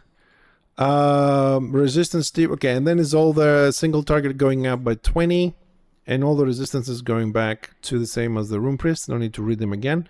They're across the board the same. I'm not sure about this. Nasty, Malmar, nasty, I'm gonna read the skill, but nasty in what sense? Like buffing the damage? Let me see the skill. Scourge and Tinth's Cry. Reload. Scourge. Power lasts out, inflicting 400. Okay, so that's a single target damage with a 2-second cast time, right? Scourge, buffed. Or ignore enemy resistance, Tinth's Cry. Let's see which one is Tinth's Cry. A quick bolt of power. Oh, that's the instant one. Ooh, that's gonna hurt. Yeah, that's gonna hurt. That's instant. It can get you a lot of kills because you have it, basically it becomes pure damage. Because if ignores resistances is like a morale attack, right? You have nothing to resist again. If ignores them, you're defenseless, and it's an instant. It's like a finisher, like a burst. Of course, it's random which one you get, but we'll see. I think the Rune Priest change made more sense. I'm not a great fan of random shit. But Magus, same changes as the. Ooh, hold on a second. Oh, okay. They have the same changes as the Engineer. It's just that they have two debuffs.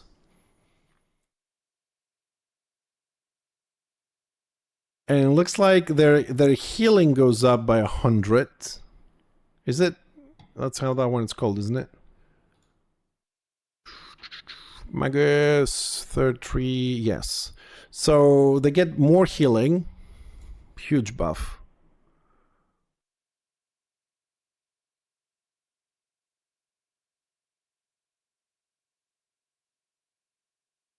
No, because they're fixing it. Well, it's 7 seconds from 15, right? Also, if you get hit, three times, you don't lose the challenge.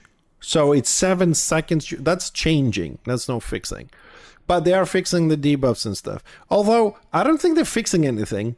Because like, what are we fixing? It's the stacking of it. That's the fixing. But reducing the duration, removing the fading, that's changing completely. And also, the reason why we have all these changes, in my opinion, is because the TTK is fucked because we reduced the armor tallies, then we added more weapon skill, then we changed the stats, then we did some other shit. And now we're trying to find a balance again on the time to kill. And this should increase slightly the time to kill, therefore making battles lasting longer, therefore more enjoyable, right? But they're going through the model, as I said, that AoE damage does less than a single target, so they're doing the same with the debuffs. But imagine how much difference will that make, for example, okay? And I bring the engineer as an example because the class that I play, okay, is the one I can talk with confidence. Now that my debuff for 378 corporeal resistance, I debuff 240, it's a huge drop. So when I'm in a small group or I'm alone, my damage goes down to shit. I don't have burst as a grenadier. I only have dots and running around. So my damage will drop dramatically. Yeah, and unless during the DPS changes, which will come after this, right, they give me a single target. But the Grenadier is an AoE spec. It's for, warbands, napalm, phosphor shells, pretty much all the dots are AoE, I have a huge reduction in the debuff. And the damage is already considered shit, and now it just got worse. The single target is okay. I mean, we didn't lose, like the engineer didn't lose any armor debuffs on the pets yet. We didn't lose any of that, or the armor penetration ignore for 25%. So the single target will still feel the same, but the Grenadier losing so much corporeal debuff, it's gonna be a huge problem for him. I mean, we already, mocked on the server for our fluff damage, not accepted in warbands. Only if you have magnet, and basically just do magnet and fuck off. We don't care where you are, live, die. We don't, just do the magnet, and then now our damage is going to go down. And like the single target, for example, like ignition from the Bright Wizard we saw, it went down, but only fraction. So the damage is still going to be a lot better, right? On the single target, but as a combination, since the Bright Wizard does do corporeal damage partially, is depending on us, the engineers, to remove a lot of corporeal debuff, right? Whether we're in the group or not. So when we do corporeal debuff, and then they do, for example, I don't know, Rain of Fire, whatever spell that's corporeal, because they don't know all the spells, they do more damage. But now they're going to do less because we debuff less, and they have a single target debuff. You know what I mean? Like, damage is... we'll see. We'll see where damage is going to be with this. Swordmaster, Mighty Gale. No longer requires perfect balance. The same thing we've seen on the Black Orc. We took it off the balances and with a longer knockback distance. Horace Tempest reworked to reduce the cooldown of Mighty Gale. And casting winds by 10 seconds when yielding greater weapon. Use snare for 40, same as the other ones. And then we have the debuffs going down exactly the same. Noting again the Phantom Blade wounds buff increased from 48 to 50. We've seen this on another class, don't remember which one. So it looks like they're just rounding it up here a little bit. Okay, it's on both sides, Order and Destra, so Okay, cool. Shadow Warrior, Scout Stance, Ballistic Skill Initiative. Okay, he only has buffs, so all the single target go up, all the other ones go down. Okay, White Lion, Shattering Blow, Strength debuff increase from 120 150, and Train to Kill Toughness buff increase from 80 to 100. Only buffs for the Lion, but it's only the buffs debuffs. Archmage. So the AoE heal that leaves the hot at the end of it got the same buff as the Shaman, so more healing and longer duration. Same thing here, trying to make the classes to use the mechanic more towards the damage, so there's better flow. We'll see if that's going to work out. And then the balance instance to deal damage, and you take heal longer duration. And then we have the same number debuffs, reductions, order and destro on the debuffs, resistances, same. Blackguard, Soul Killer now reduces duration of Mind Killer by 5 seconds. Mind Killer, Intelligence, Willpower went up, single target. And then we have the same changes on the debuffs. I'm not reading them, it's the same, it's across the board, the same numbers for all the classes that have the same debuffs. Witch Elf, let's have that because I'm more interested in this myself. Kiss of Agony, Initiative debuff reduced from 120 to 100, so possibly they'll crit less. Wrecking Pains, Weapon Skill and Toughness debuff increased from 120 to 150 debuff. Remind me something, chat, please, if you're still alive and awake. Do we have negative toughness? Like, if you go to minus 100 toughness, do you take more damage? Because I know we have negative armor, but do we have negative toughness? Pierce Armor, Weapon Skill buff increased, more armor penetration there. Hard Render Toxin, Wounds debuff increased from 94 to 150 on 5 stacks. Oh, that's gonna blow up people. That's gonna blow up people. Is that the base? It's that 1,500. That can be buffed, right?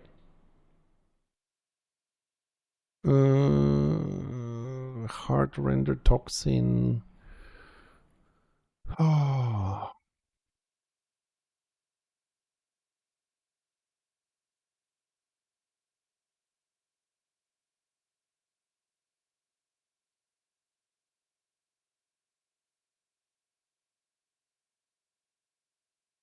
Yeah, Xylem, most likely. But hold on, Render Toxin. Where is Render Toxin? I'll find it. Oh, there we go. There we go. So the base goes to 150. Does this work to buff these? No. So base is 1,500, 150, but because I haven't played Witch Elf in ages. So if you buff this, will the 5 points Bloodlust go more than 150 on the wounds reduction? I'm assuming it would. Oh, this is gonna blow up people. This is big buff.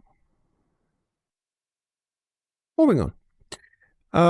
Cain, Disciple of Cain. Cain's force now heals all lives with 20 feet of your friendly target instead of healing group members within 100.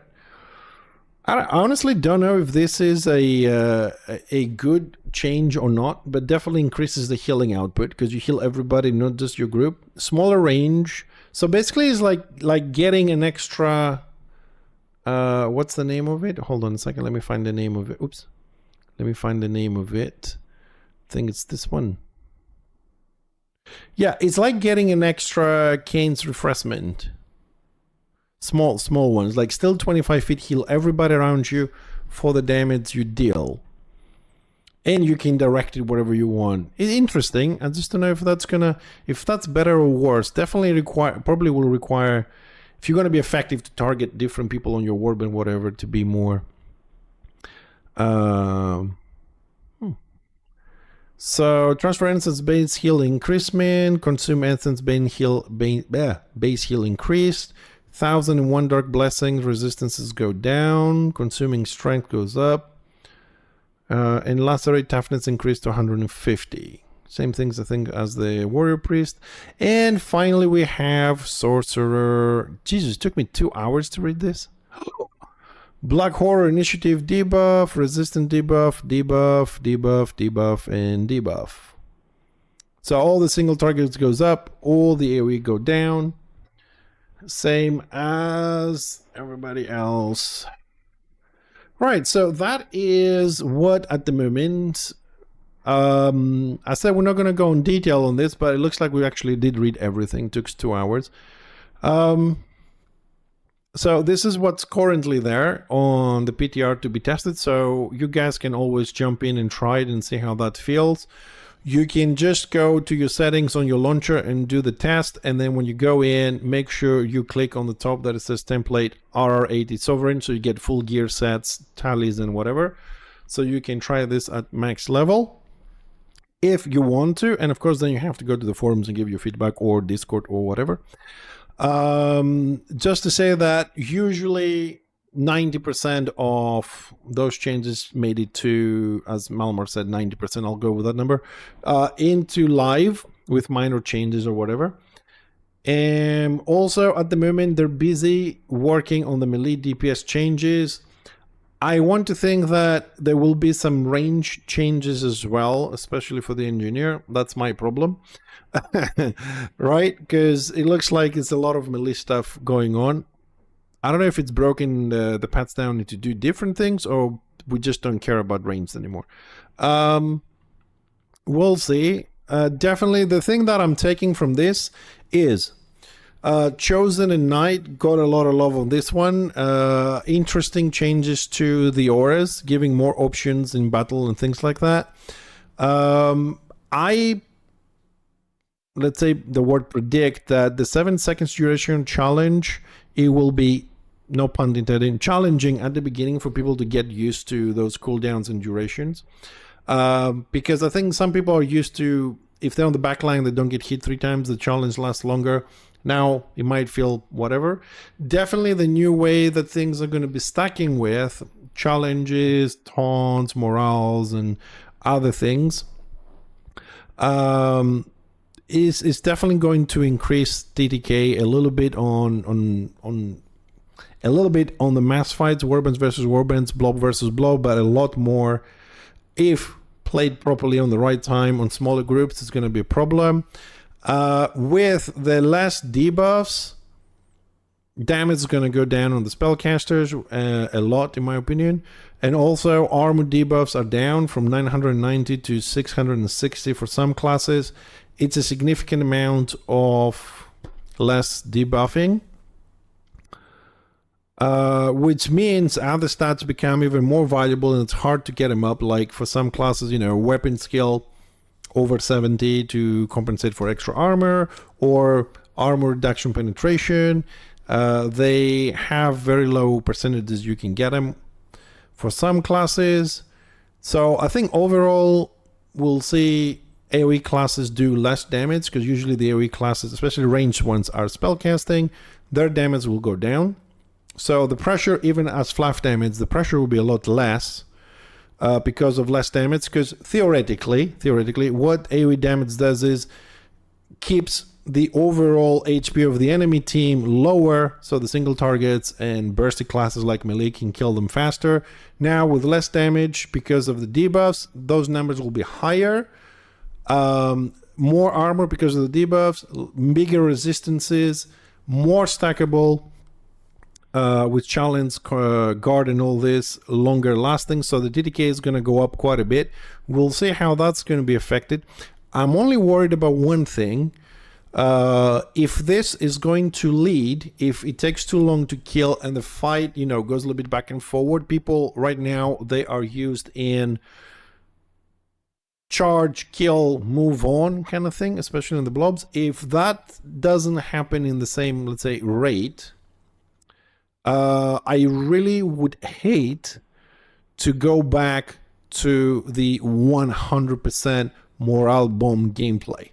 We still use morale bombs, we still, you know, but a few years back, there was the morale bomb gameplay, which was we don't engage At any circumstances, we wait for morale 4s.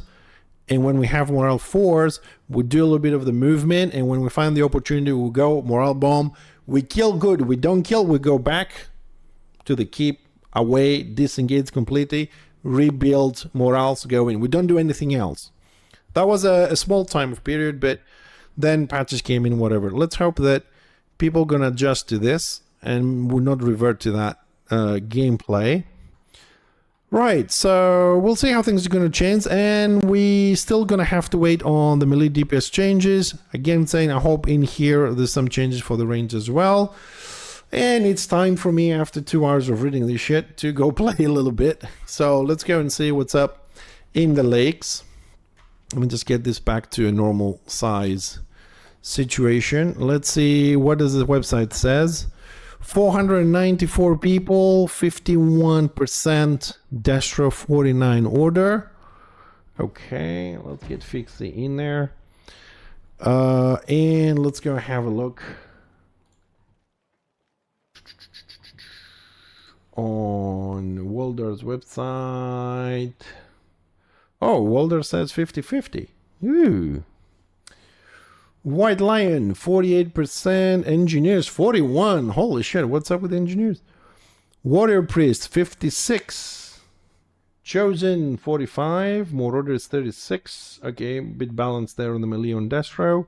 Squee Herders, 50%. Only 14% Sorcerers. What the hell, man? Give some love to the Sorks, man. 18% Slayers. Man, this is so fucked up. I hate when I see 18% Slayers. I mean, Slayers, I don't like playing them myself, but 18% only? Come on. Right, okay. I'm running... Okay, I wasn't a Warband in the morning, so I was a Magnet. Oh, High Pass. 20% AO for Order. 2 stars, 1 star on Destro. Destro Keep is at 65%, but I don't see a RAM. But with 40% AO, I'm going to assume that Order wiped. Oh, GG's on DAS. Yay! Alright, I think it's time for me to go and play Enshrouded then, because no one's gonna want to go and fight against GG, so what's the point? Man, this is so kind of like upsetting. Oh shit, Gigi's on Order, I don't want to fight her, I'm gonna log out. Oh, Gigi's on Destro, I don't want to fight, I'm gonna go somewhere else. Or I don't know, Papa is over here, or fucking Gempire is playing, let's all go. Dude, this morning, oh my god. This morning, right, I logged in a little bit in the morning. Oh, I don't give a shit. I'll go against anybody. I'm just saying what people do. This morning, for example, right? I logged in to play a little bit, and Gempire was running a Warband. Like, the time that I log in is like 2-3 o'clock for these guys in the morning. And we had as Order 20% AO, more Order, more Destro on the map, and for about... I'm not joking on this. 45 minutes. There was 1.5 Warbands of Destro for about 45 minutes. Oh, did they? Yeah, well, it came, you know, the time that I went in, it was like that. But the point is this. There was about a 1.5 Warband from Destro for approximately 45 minutes in the keep. Oh, sorry, I'm going the wrong way here. In the keep. Staying there, chilling, waiting to be seats. Like, they didn't come out to fight. 45 minutes sitting in a keep. I mean,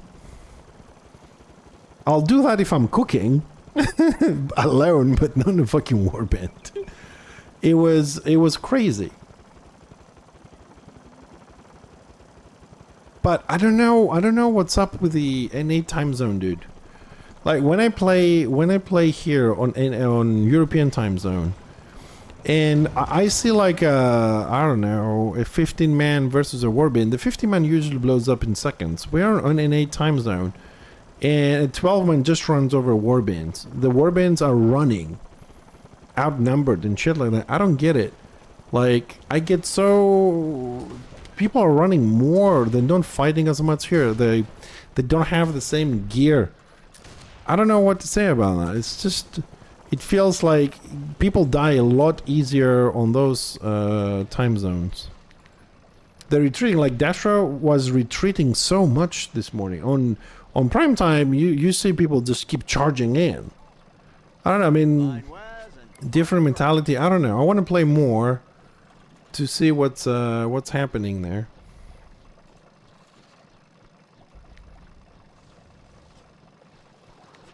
Pleasure doing business. Yeah, let's grab some healing potions as well. Get your purse ready. Tell your friend. I will do for now. I don't want to waste too many crests. Almost at 7,000 for the first ring. It's 10,000, but we're almost there. Right, so I'm assuming the fight... Well, assuming the fight is on high pass. Okay, let's make our way to high pass.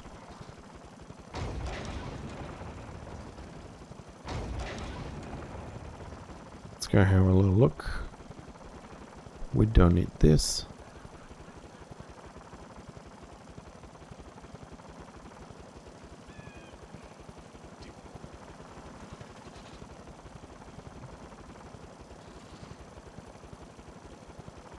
People are still training rings.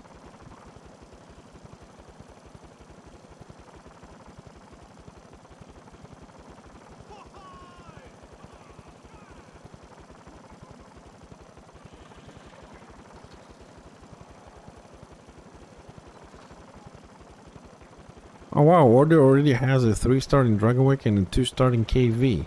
Ooh, people been busy. So with 40% AO in high pass, I'm going to assume Dastro might try and push for a siege, but it looks like orders are about, they're nearly at 3 stars. It looks like they're going to be reset. It looks like Order is going to lose the 3-star. They're very close, and Dastro is pushing for the reset.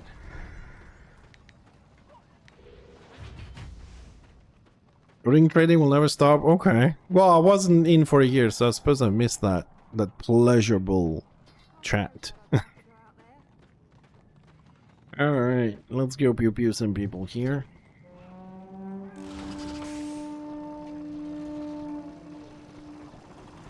Got a 1724 Warbin available, which means not a lot, unless we have a lot of closed ones.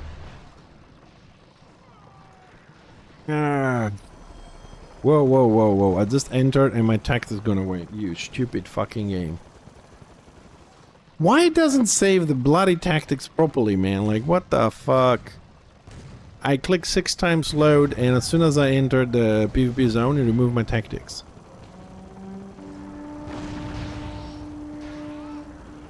That's a lot of Destrolings over there. That's a lot of Destrolings.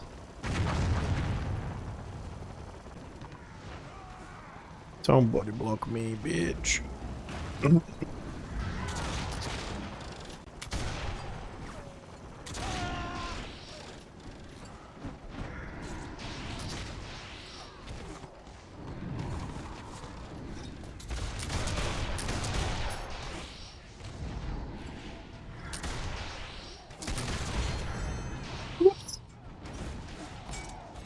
Now, how dumb do you have to actually be?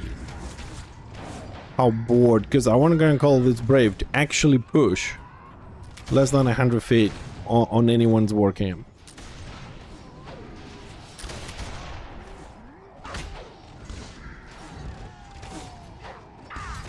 Like, what is Chim thinking? Like this close to fucking war camp?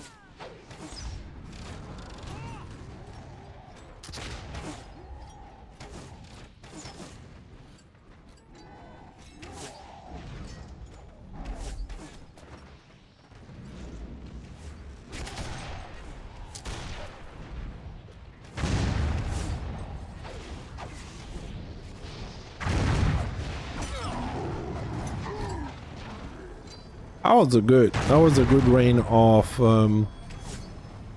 crests for me over there. Let's just move back because the push is coming and we're gonna get body blocked by people sitting on fucking mounds doing absolutely fuck all.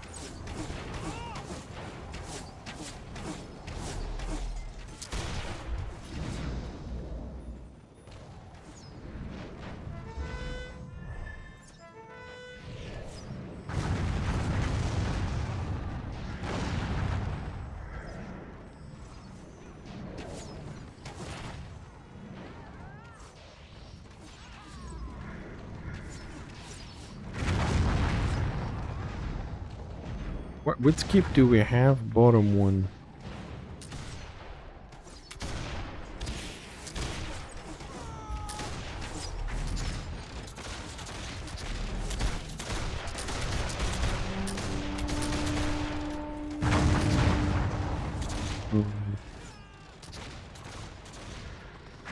Hey, Bevin. Yeah, no worries, man. Sorry, you're probably already gone, but yeah, no worries, dude. I had to read them for myself, anyways. It's always more fun with you guys because you really help a lot to understand sometimes things that they're typing, and also you help a lot to clarify some things.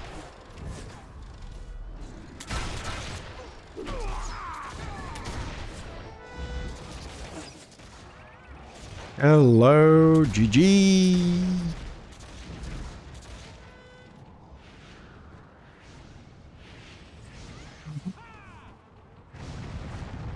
Fighting, I know.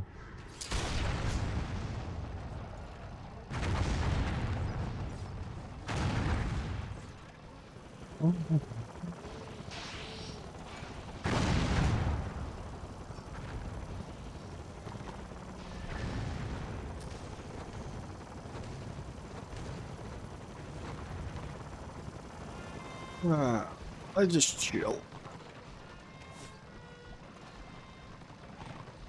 No, it's not gonna go anywhere with this. And what I mean is we have 40% AO.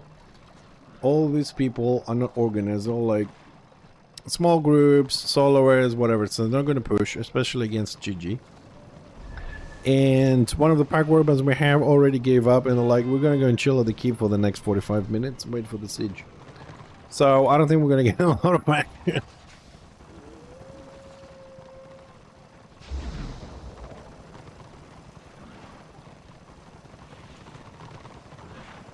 Dash are probably not going to come back to the work anytime soon. So far they have 3 battle objectives. They're already at 50% on the stars. And I'm sure they're going to get bored with no one actually fighting them. They're moving resources very quickly.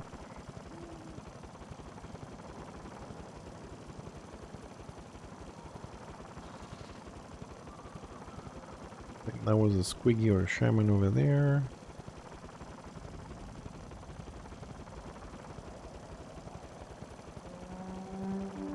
Squiggy over there. Is that smalls? Yeah, that's small. It will kill me in 5 seconds with this build.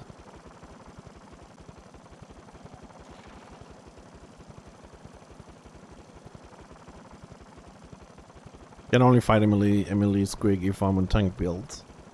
And even then is 60-40 that I lose. Especially against smalls. Nice of him that he didn't come down and charge me. Appreciate it. Because when I'm on the sniper build, I can't fight Emily Squiggies. Right, so let's chill. Like good little orderlings. And we wait.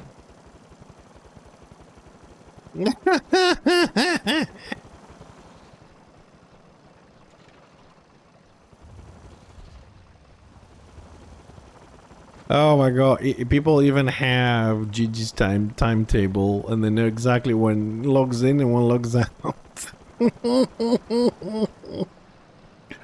Oh my god. Yeah, we'll come back like in 30 minutes when she logs out. Let me go make some tea or something. Nah, come on, man. There's nothing special about anybody. Anybody can be fought. Come on. That is like defeat is fucking thinking and shit.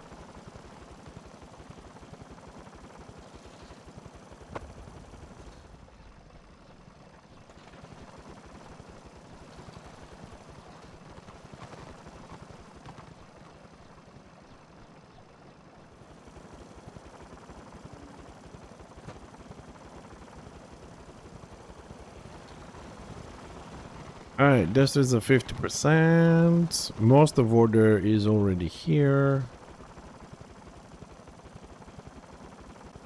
So I'm not gonna go out there with GG running 1.2, 1.5, 1, 2, 2 plus warbins. And when I say GG runs, this will be specific. I don't know GG. I don't talk to GG because I don't know him, her. But whenever GG is on, it seems like other warbins follow. Therefore, a blob is formed, whether he or she wants it or not. Has warbins behind him. So it is a blob by default in both sides. So unless the other side, whichever side GG is playing on, has the numbers to blob equally with at least one organized warbin, all good. And of course, not having this, oh my god, it's GG, we can fight. You have somebody that wants to fight, it's an organized warbin versus GG's, and there's another pug falling, so they have equal numbers. Good fighting can happen. Otherwise, if we only have pugs or less numbers, because of the default forming of blob, no one wants to go out there. I mean, that's why I don't go out there. If I go out there, it's going to be 2 warbins running over me, 6 men which runs nearby the warbin, because they can retreat to that, killing me, and so on and so forth. So, as a solo player, I have to wait here.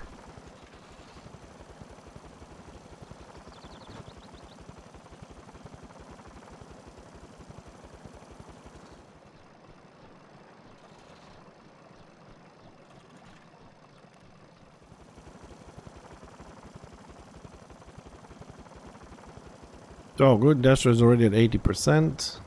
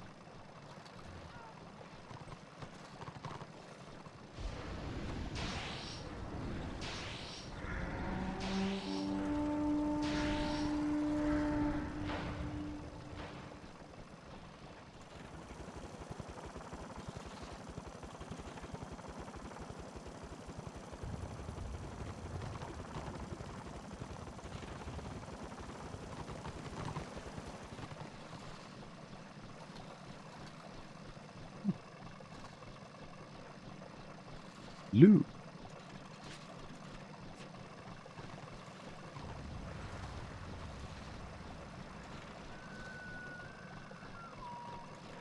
Yeah, I never liked this back. It looks good in the AB. It's a bit, you know. I'm right here, kill me. Hit me, hit me. Hey! Hey up!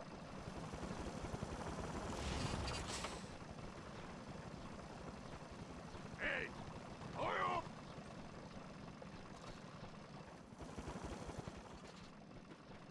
Who's this guy on foot?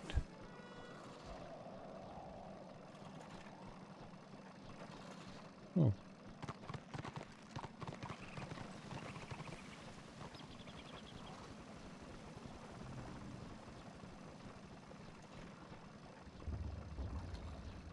%. 42. I mean, from the time we logged in here, 64 kills for Dasher, 32 for Order. Ow. Mommy, it hurts. No.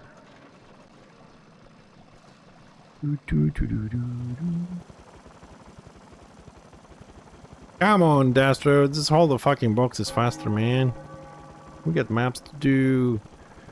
Stuff to do.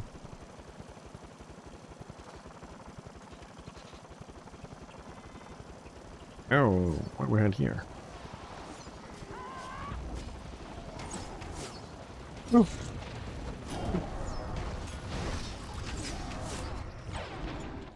That's not exactly what I wanted to do. They killed my pet. You.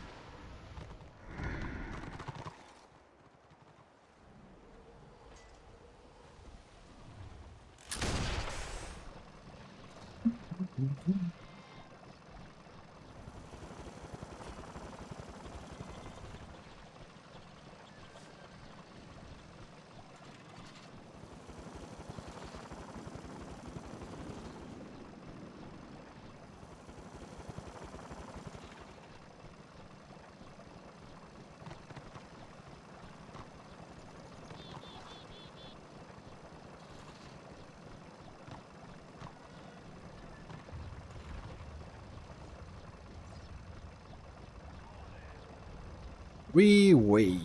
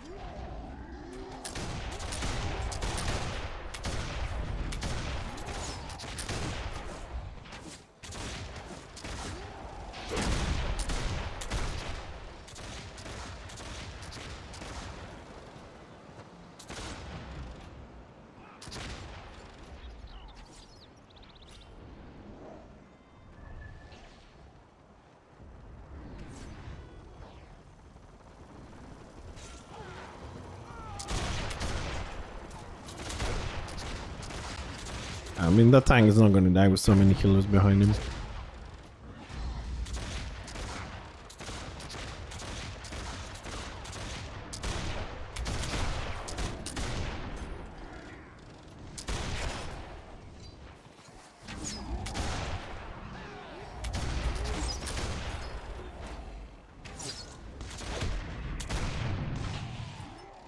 I believe I can fly.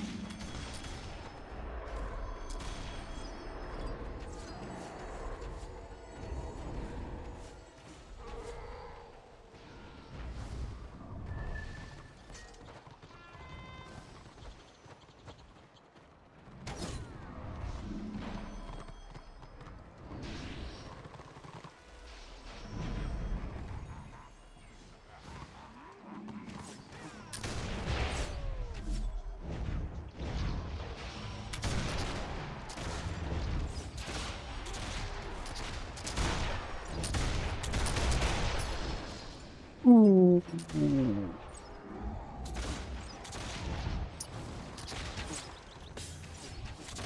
What the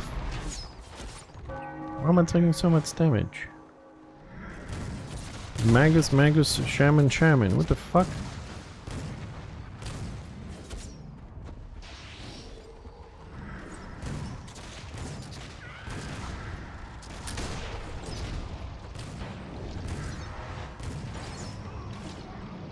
Give us a hot brother. Give us a hot brother.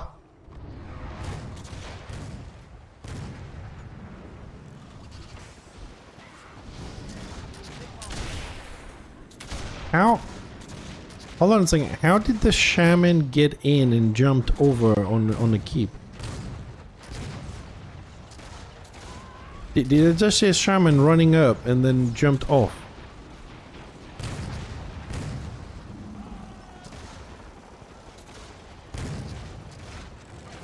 Hey, Russent.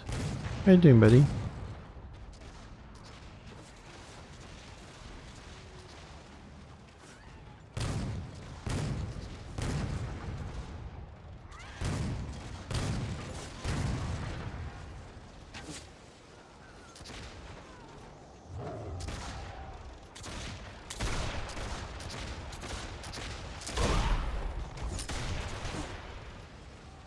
What was the last thing that hit me? What is all this ants happening?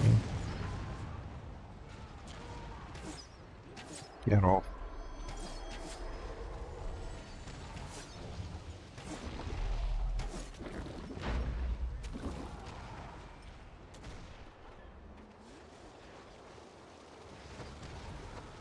Go. Shit.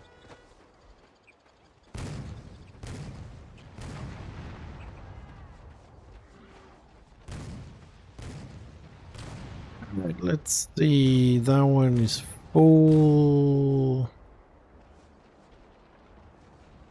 Might as well check now.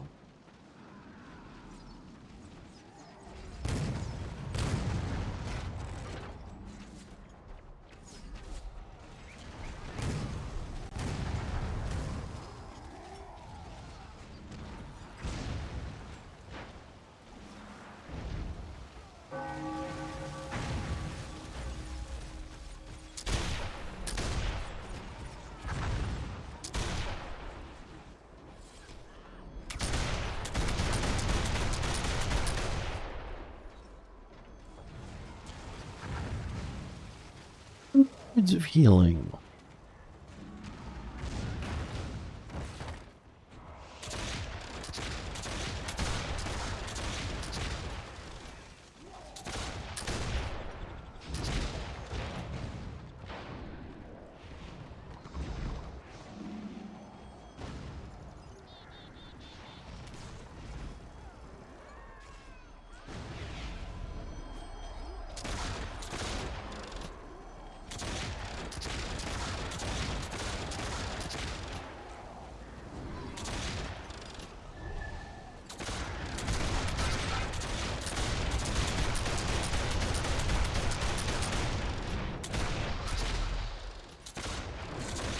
There are healers on our group in this.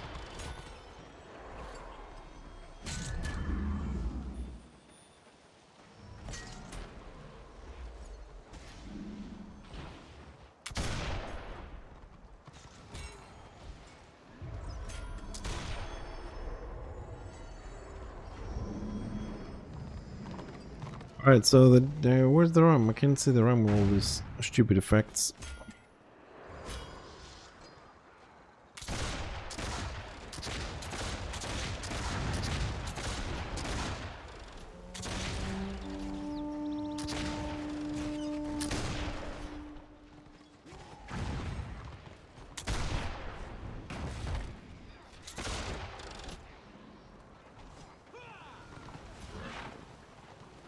Oh, there's Afre. Haven't seen him in a while.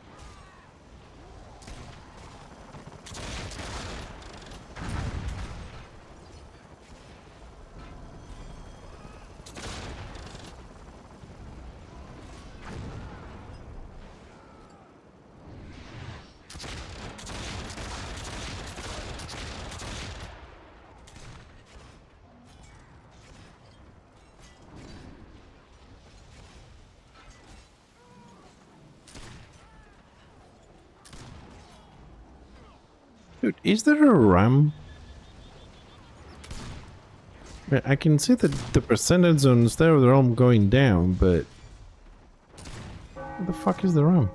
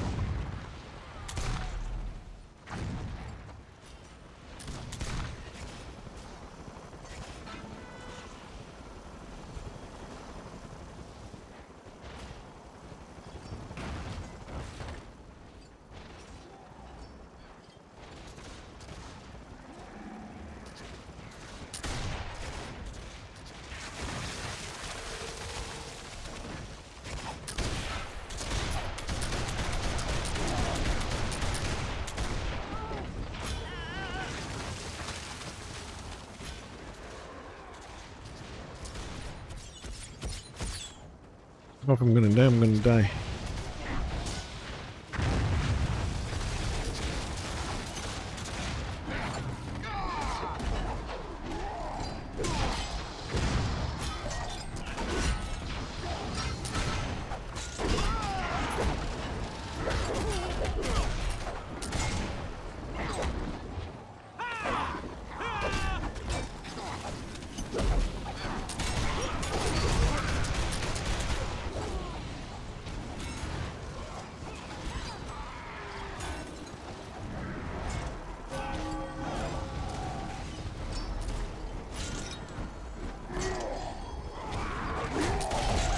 Oh no, they pulled the ram out.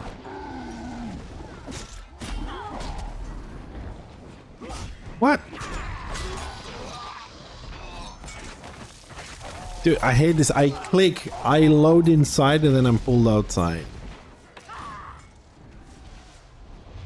That's just so fucking sucky when that happens.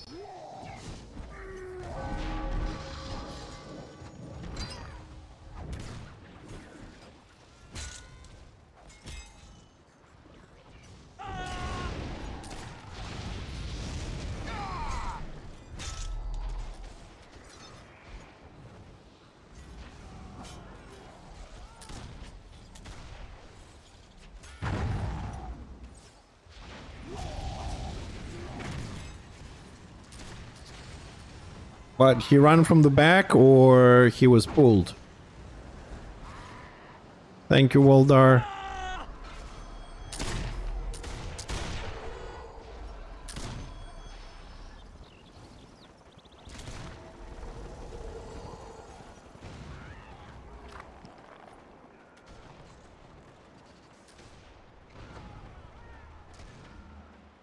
Because I know for a fact that if you are here, they need to fix this. If you're here, you can pull people from there because the elevation is very low. You can pull people from there. Oh, you clipped it? Okay, I'll watch it in a second. Hold on a second. I'll do that. Let me just go to a safe spot for a second. I think we're good here.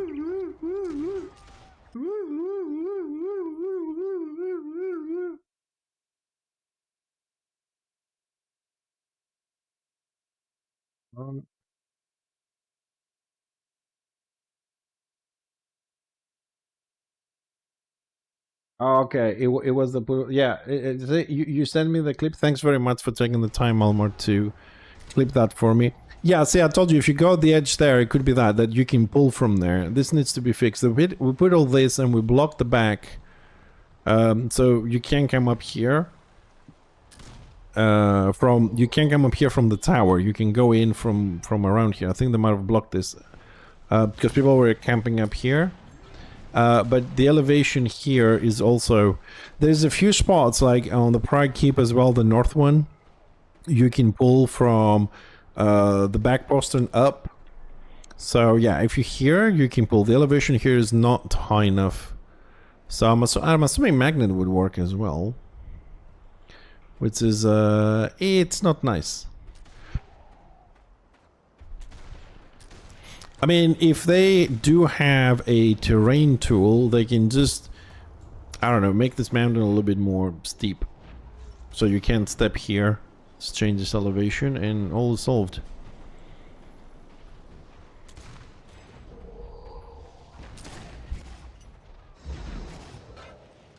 So, where are we? 60% on the door. I can't click there,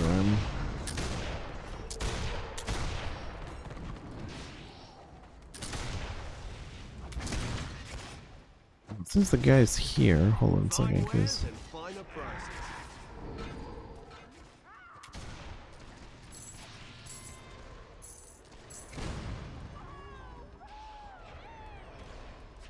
You can come back anytime.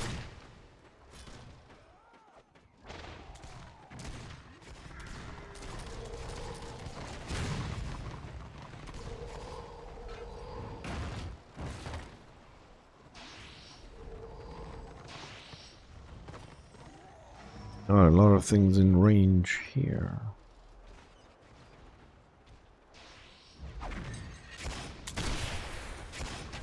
Oh, they healed the ram again. I'll put a dot onto it.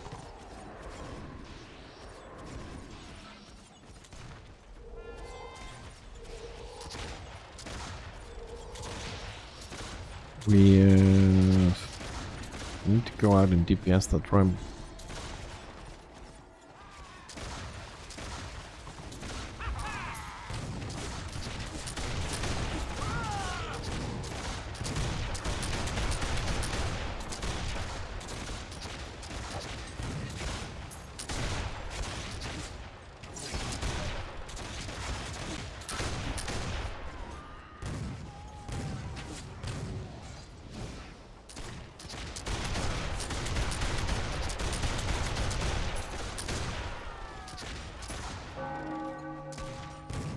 Oh, there's Gigi.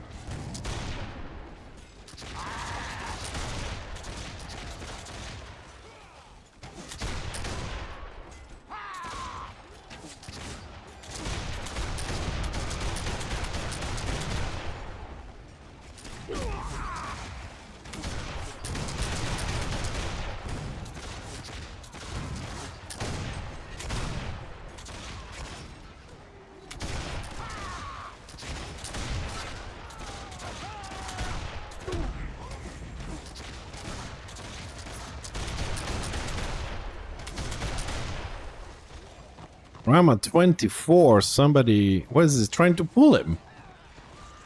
What the fuck?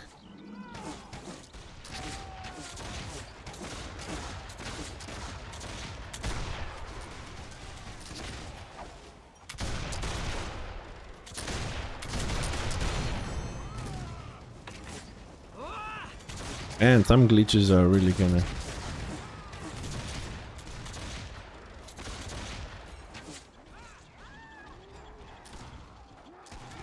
I'm at 30. They just killed it at 30 and they're coming back.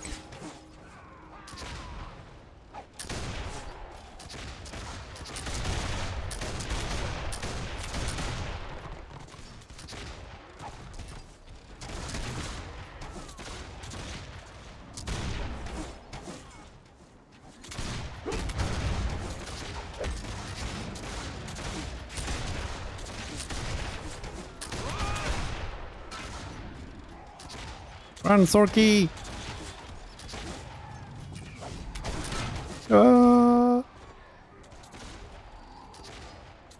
And this punch is just silly.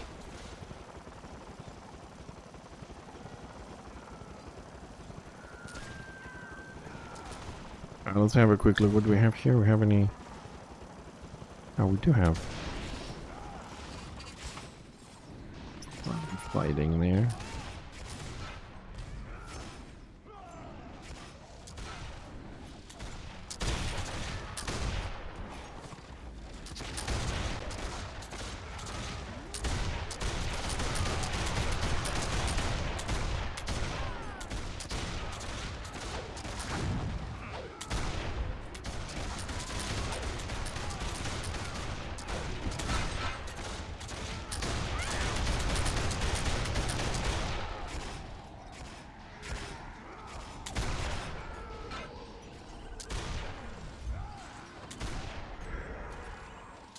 Bad spots.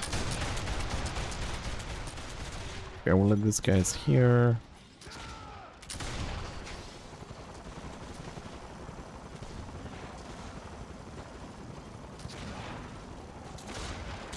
Come back from this.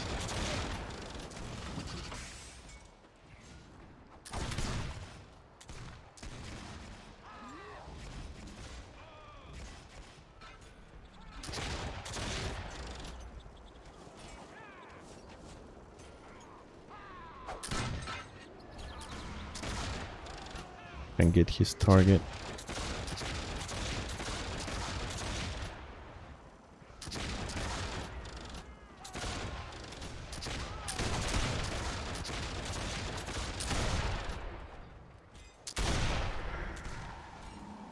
Why is my focus fire keeps not firing?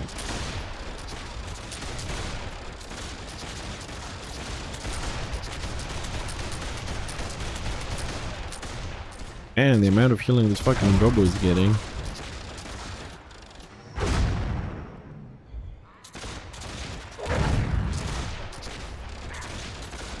Where are you going? I only shot you once. Ah, fucking sucker. As soon as you shoot them, they're running little bitches.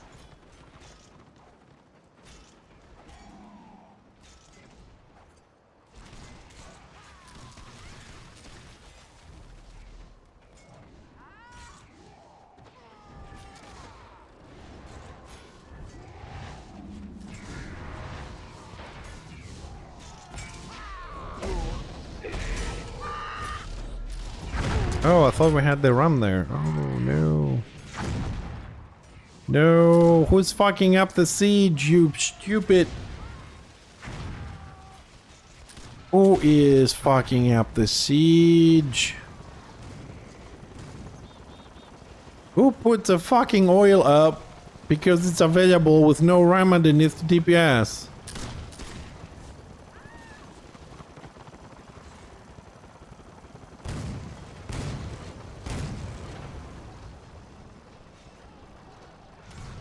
Then you say to me like, why I'm so suspicious and shit. Is that just a stupid person or somebody just logged in order to fuck this up?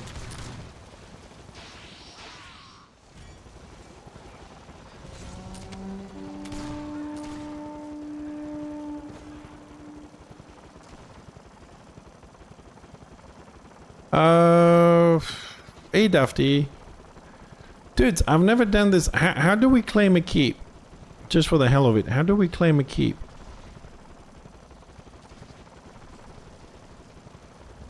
Do we talk to someone or?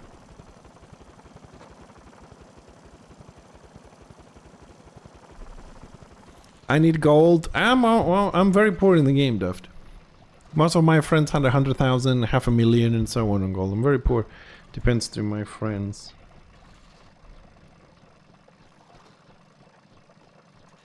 No, it's not that. There you are. Go to it.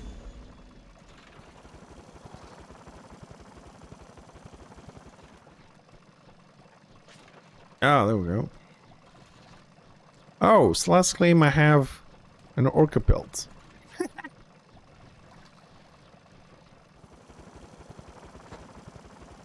I've never done it. Fine wares and finer prices.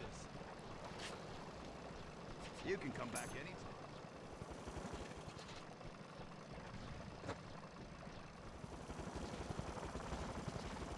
From State of the Realm, no. Definitely not from the map.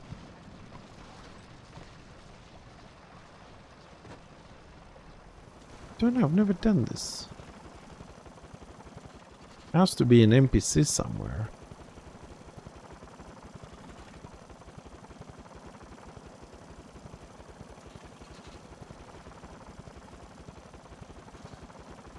Step right up. It's weapons. Pleasure doing business. Trainer. Step right up. Quartermaster, no, it's not here. Pleasure doing business. Hey, Hagging. Well, I mean, the gameplay is the same, you know, going through the map, sieges, keeps, this and that, same stuff, blobbing here, blobbing there, the usual arguments. They're trying to balance the game out. I mean, there is some changes they're testing right now on the test server. Here's a link to read about them a little bit. But I mean, more or less, you know, it's the same. You know, the classes are changing, whatnot. They're trying to introduce some new mechanics. They made some changes to the flags, nothing major, but the core mechanic of the game is the same. You log in, you join a warband, you go out there, you die, you kill, you die, you kill, you get tired, you call it a day. Queuing of scenarios hasn't changed. Is the same unbalanced crap that's been for 11 years. And that's it. But I mean, you know, I stopped playing for a year. I came back, you know, because I couldn't find any good PvP game like this anywhere. So kinda trying to get into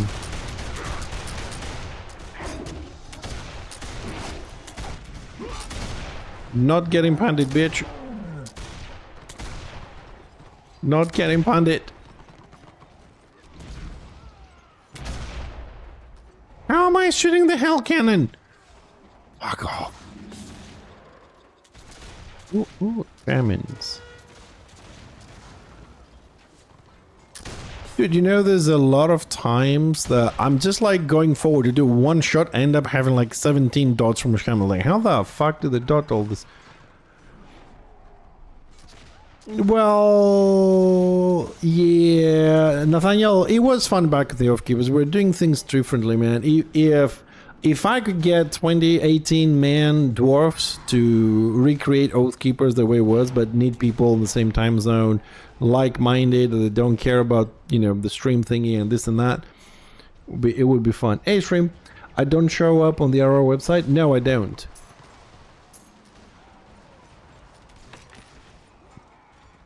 Neither I show on Discord.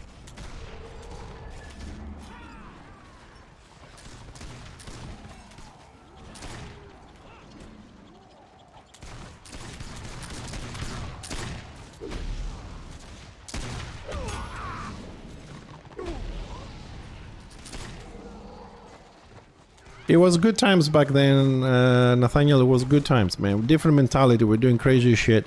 People didn't care about dying. They only care about winning the match, no matter how many times they died on the map. Now people care about the pixels, in the gratification, killing death ratios and other shit. Just missing the whole thing. The whole fun of it. Oh, okay. I remember the name. Sorry, I didn't remember the Nathaniel thing from Twitch, but I do remember Ironwoe. That was fun.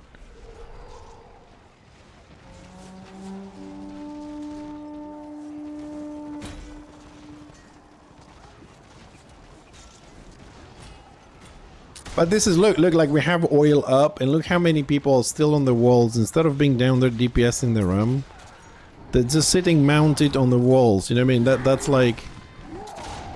Oh. 34%. That's the difference, man. Well, you know, I don't like to die either, but if you're doing something with a purpose, like I'm gonna die, I have my healers up in the walls, they're gonna resurrect me 2-3 times, but I'm gonna stop the shit and I'm gonna win this. I don't mind dying, but if I'm gonna be the only one jumping down to DPS the run and everybody else sits mounted, then there's no point. It's either you do it as a whole or you don't do it. Right now we can't use the door. It's at 28%. It's gonna break soon. We did do a couple of good tries and got the run down to like 25% or whatever it was, and then it didn't. But like I can see people fighting out there. Rum is at 23. Like, so if everybody here jumps down just to kill the rum and that's it, we're good. But no one's gonna jump down there. Everybody's afraid to die. It's too many. We have enough people to just kill a rum at 24% and die altogether.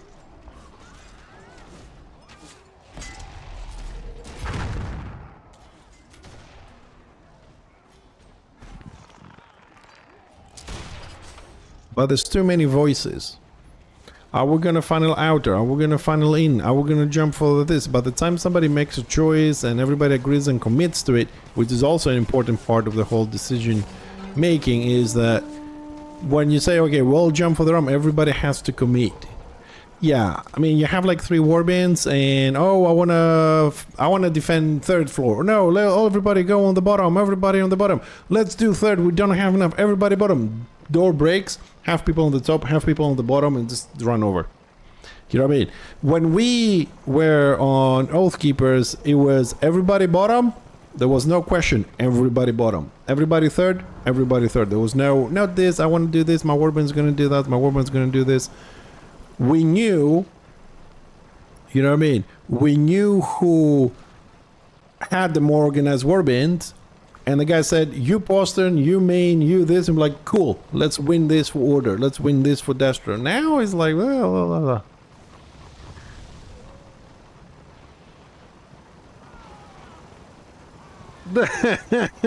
Shrimp pump.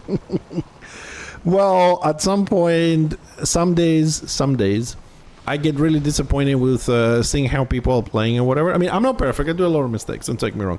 But I see a lot of people play, and I get so upset that several occasions said that there has to be an IQ test before you're allowed to go online or play any game. Like there has to be an IQ test checking like what's happening, you know.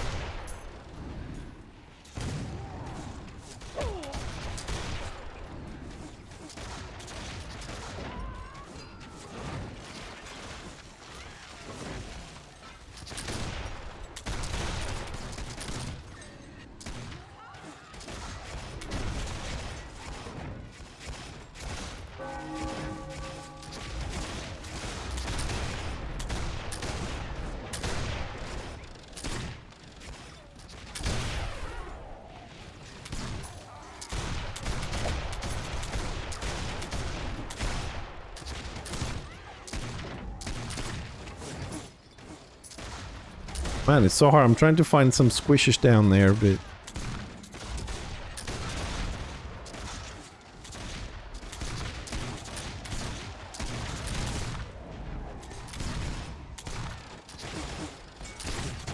There's that down there. There's...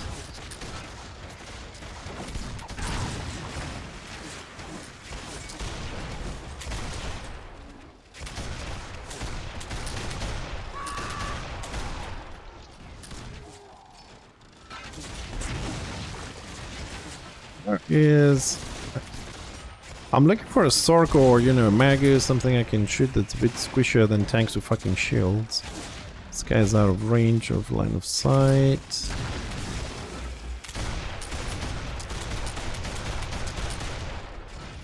Magus is retreating. Chopper.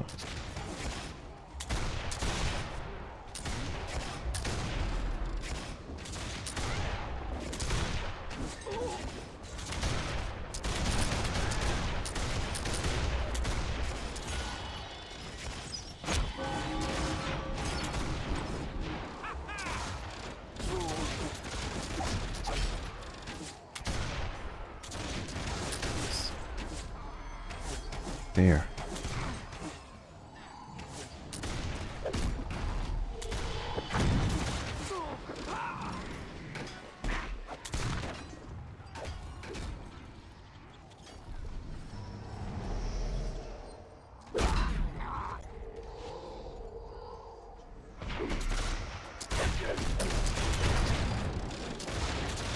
Man, we have no healers in our groups.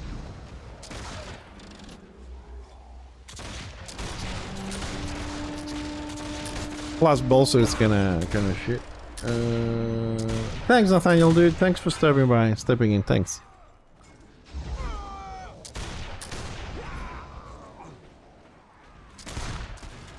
We need healers. Oh, there's a good warrior priest healing there.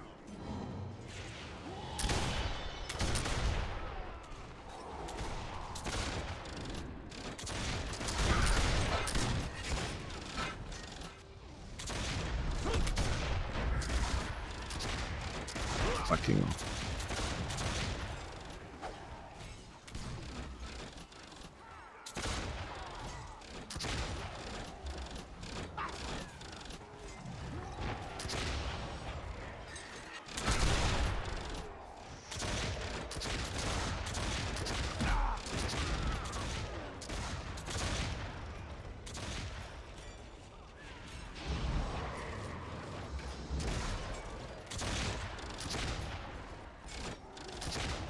So door is a 92.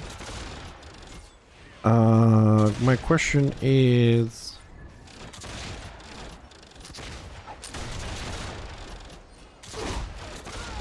what's the status of the rum?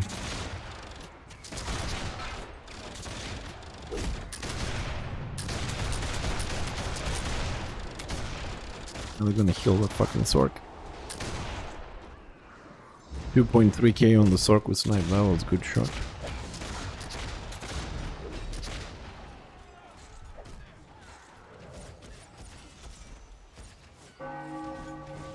All doors going down.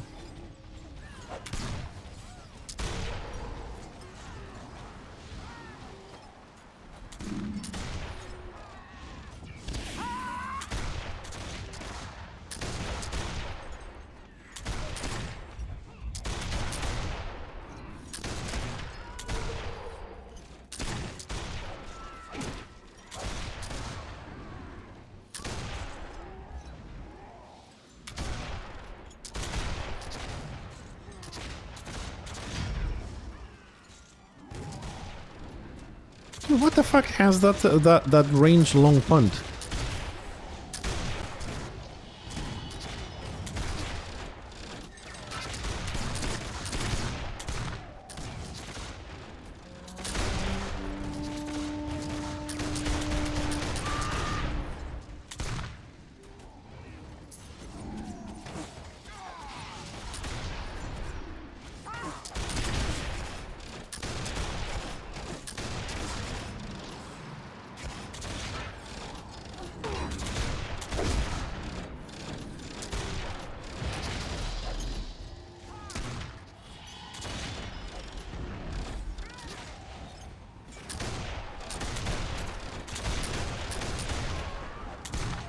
All these fucking corners in the keep. You can't just burst somebody down and enjoy it.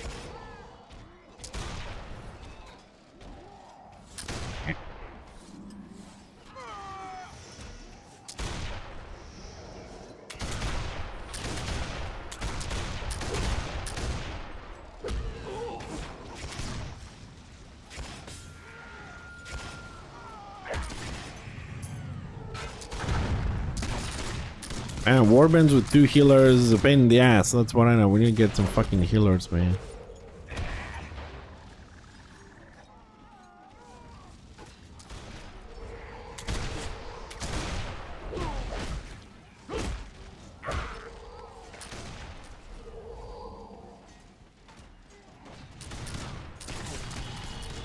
Like, no line of sight because it's fucking column, no line of sight because of this shit, and yet they are able to fucking hit me.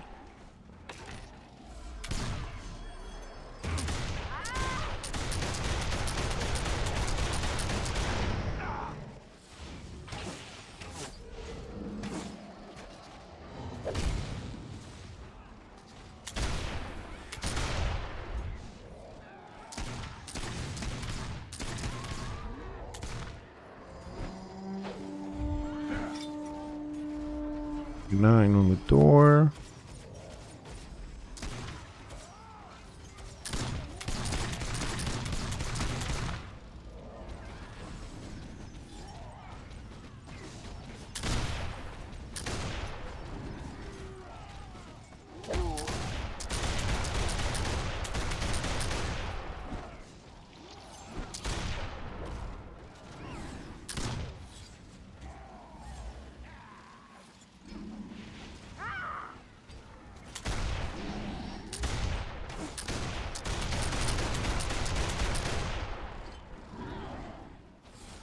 I'm only assuming that the Archmates fell down trying to go to the edge to heal to resurrect somebody.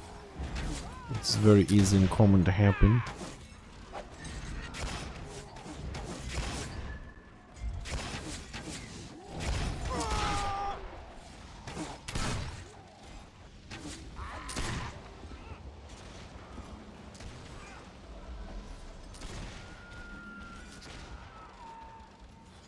No healers.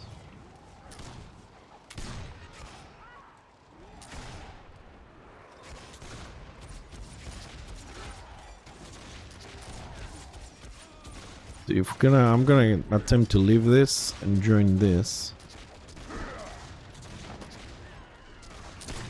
Some of these guys are in here, and we'll get some heals. It's still early. Prime time is in about 2 hours, between 8 o'clock to 11 o'clock. Sorry, 8 o'clock to 11, 12 o'clock at night, so it will go higher. I mean, it will hit about 700 or so later on. Weekends, it goes about 1,000. I mean, we never had more like 900 and something. There were some occasions we had like 3,500 when promotion and stuff was happening, but overall it's about 800 people on EU time zone on average. You know, 650, 750, 800, 850. Weekends goes 1,000.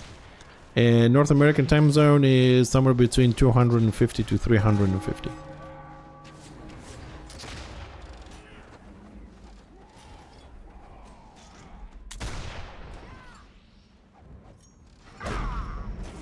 What the f...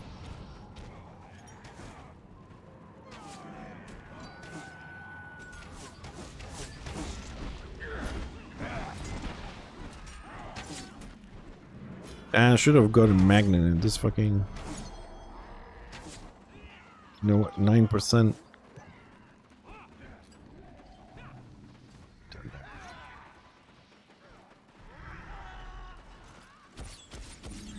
Well...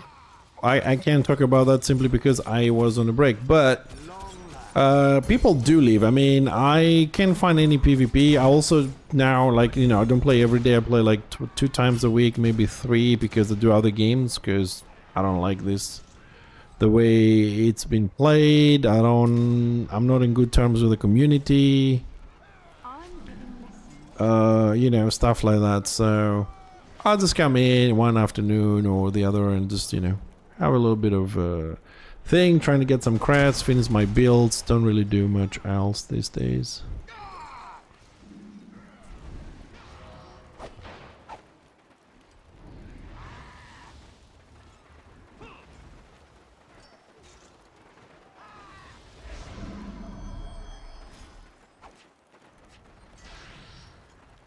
Yeah, I mean, if you're not really, you know, if you're not really into it,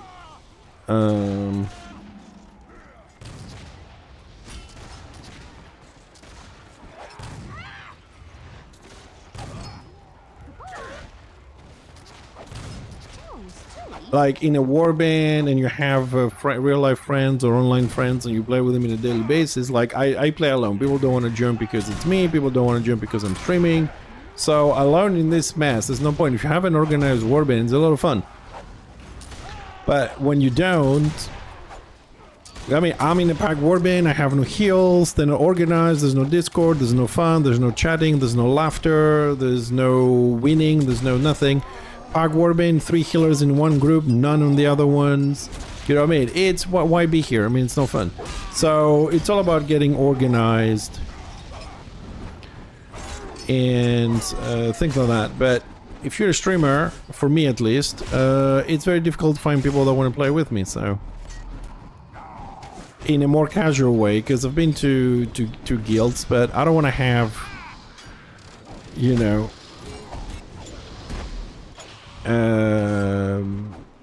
super competitive thing, because I'm streaming. I want to have more casual stuff.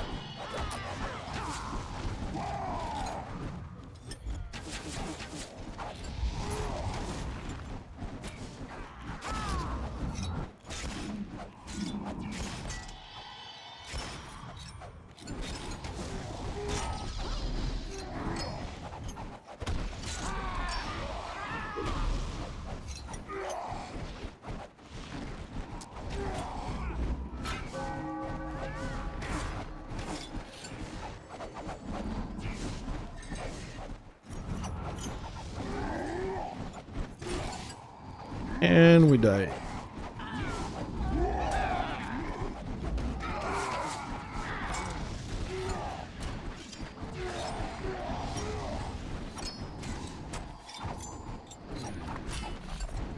Got one group with 2 tanks, 1 DPS and 3 warrior priests. My heal is not even in the keep. We could have holded this, but like, people open a warband just to group up and get renown and crest, and they don't care about winning or losing. Because if they did, they would have fixed the groups, they would organize a little bit more, they would put some more attention. And this is a big problem. And as soon as I got rest, I got punted.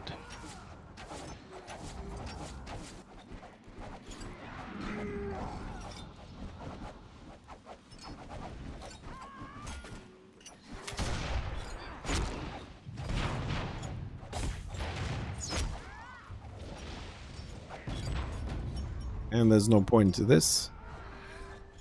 No organization whatsoever. This is why the game is not fun. Honestly, I enjoy a lot more playing My Morning with a 12-man than playing on this mess, where nobody gives you shit.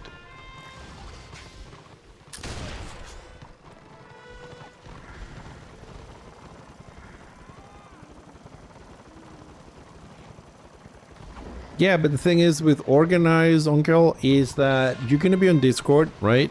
So when it's slow, you're cracking jokes with the people. You're having fun off game. When it's fighting time, you have fun fighting, winning, losing, whatever. If it gets a bit slower, you're chatting, you know, you crack some jokes, whatever. But when you are in a pack warband, no Discord, no one to chat to or crack some jokes, whatever you're waiting, it's even more boring. Like, honestly, if I wasn't streaming right now, I would switch this off, right? Because now I have you guys to talk with. I would switch this off and go play something else.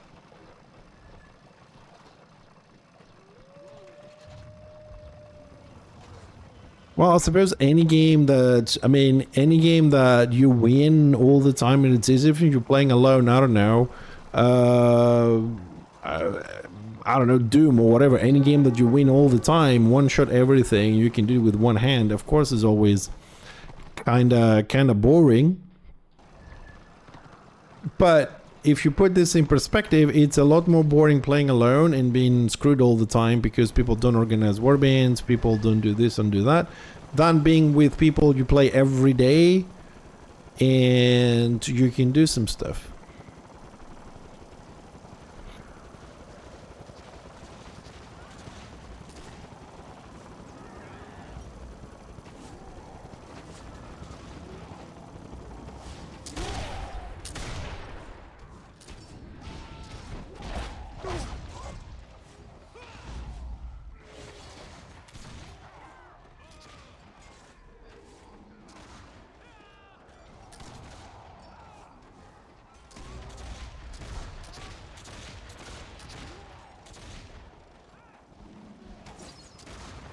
They complain that you organize the warbands like what, putting 2 tanks and 2 heals and 2 DPS in the groups.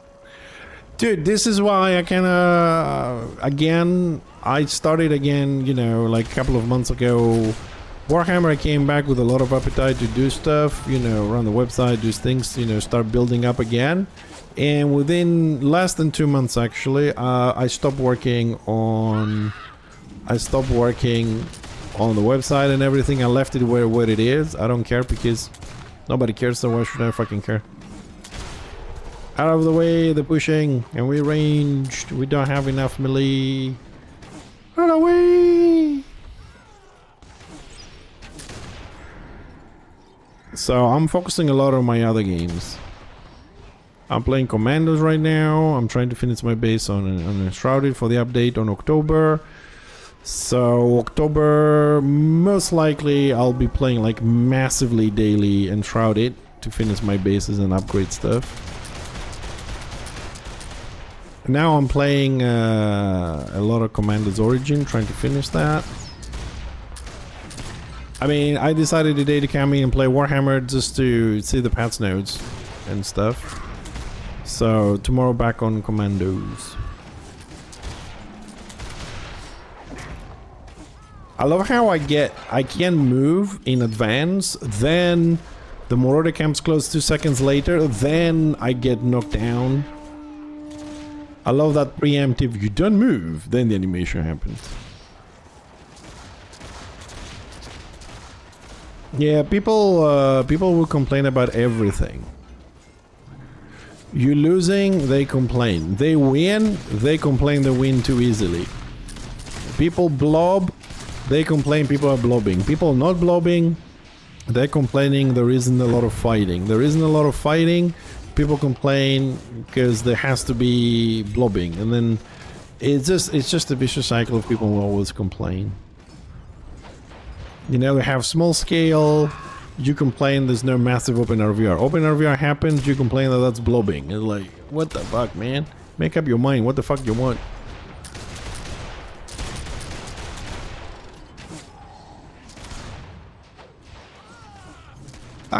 That is true. That is true. People do that.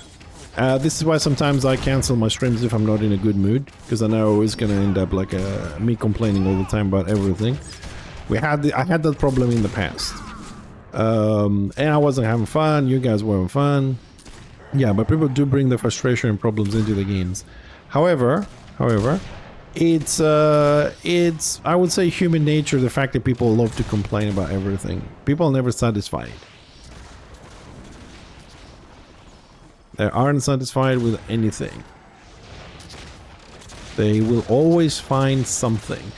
I'll give you an example. Even if right now we fix the game and there is a small 6v6 scene, there is solo plays, everything is perfectly balanced, there is no lag, there's 5 billion people playing the game and you can have open world PvP with no lag, massive things, right? Everything perfect. Just imagine this game, whichever it is perfect for you, just perfect. 100% perfect, the way you want it, right? People will come in and say, yeah, well, you know what? This corner here is not really good. They need to fix the textures because I don't like it. Nah, you gotta retexture the whole game now. And once they do, they're gonna come back and say, well, they retextured, but you know what? They should upgrade the graphics now. There will always be something people ask for, you know? They will never be pleased. It's a human condition. You build a house, yeah, but now I need a house for vacation. You buy a car, but yeah, now I need a bigger car. You get a bigger car, yeah, but now it took 5 years. I need to update the other one. There's always something. It never ends. This is one reason, personal opinion, that people started slowly not giving a shit about anybody else, because no matter how hard you try to do something, do your best, no one will ever appreciate it. Like you're running a warband, like you said, right? If you fix the groups and you're winning, you're a god. Oh man, we love you. You're the best warband leader ever. Victory, yes, and we got renown, and you're good. Let me make you my friend, and call me up on the next warband. It's so great. And then the next day you do a warband, things are a bit tougher. I don't know, maybe you have some lower levels. It's not your day. You're outnumbered, and you keep dying. Oh, you're so stupid. You don't know how to run warband. You're not organized. You're making all the wrong calls. It's your fault we're losing. It's a bad experience. We hate you. We hate you. You know what I mean? And next day you do well again for whatever reason. You know, things change. It's a flux here. You know, population, people, guilds moving. Then you're a god again. You win, it's a group effort. You lose, it's all your fault because you're the warband leader. That's how people see it. No, not everybody, but you know, I've been through those situations and stages. So at some point, you know, you get burned out because like you try to do things and people will always turn around against you. Then that's why sometimes you see guilds that we got a 12-man, that's it, okay, we're good, we play with that. They don't get puggies, they don't do anything, and they don't follow other warbands or other warband leaders, and then they blame that they're not assisting. And they don't assist because they've been trying to coordinate with other people, and they got you know, people didn't follow through, people don't support them once, twice, 2, 3, 4, 5 times. After that, say, you know what, screw you guys, I'm just gonna do my gameplay and I don't give a shit. And then the same people that have been screwing you come say, oh, but you're not holding the poster, you're not helping. It's like, well, I tried, our guild tried once, twice, 3, 4 times, you guys didn't want to play ball, now fuck you. And then, you know, we've had situations where those guilds they take it really hard. They change sides just to go and fight that other guild. You know, and shit like that. And that's how, like, all this bickering and other shit starts. In Warhammer, we have guilds and warband leaders say, well, I don't play with this guy, I don't fight that guy, I don't work with this guy, I hate this dude. So yeah, let him die over there, we'll go over there. And then the whole map gets lost and everybody else who's not involved in that fight between the two warband leaders or two guild leaders, whatever, not involved, they'll get screwed. Because if they work together, the side would have won, they don't, and everything gets screwed. This is one reason why I stopped playing for a year, because I got tired of all this backline politics and bickering between warband leaders and guild leaders and stuff like that. And now I'm trying to actually don't get involved again. Just, you know, I log in, I play, whatever, win, lose. I don't like it, log off, go play something else, and I'm done with it. Before, I was trying to, you know, make some sense. I was trying to try and do some stuff, help some people out, whatever, you know, try and solve some situations. Start learning about why this guy hates this guy, why this guy doesn't play with this guy. I was like, oh my god, it's just gonna... too much information, I don't care.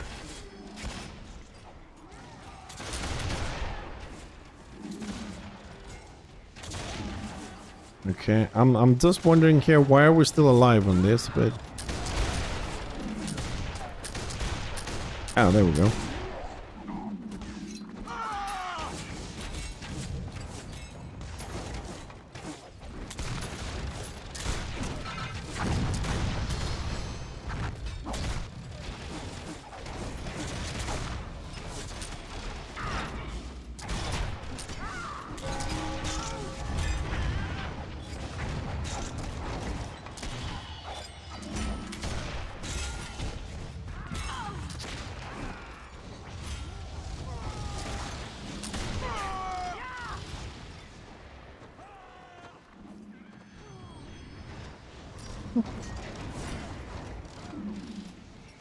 Interesting.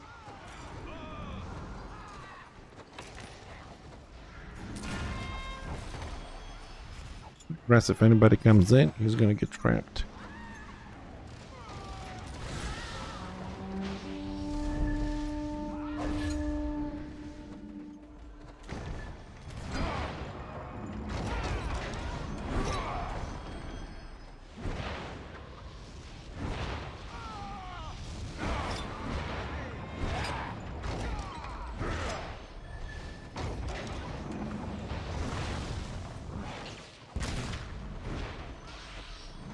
Like on the Warband I'm in, this is the third person that's asking to fix the groups.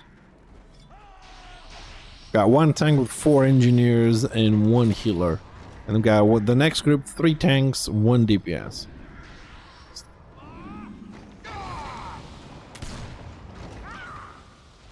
And it looks like we have a brave group on order. Took the key back.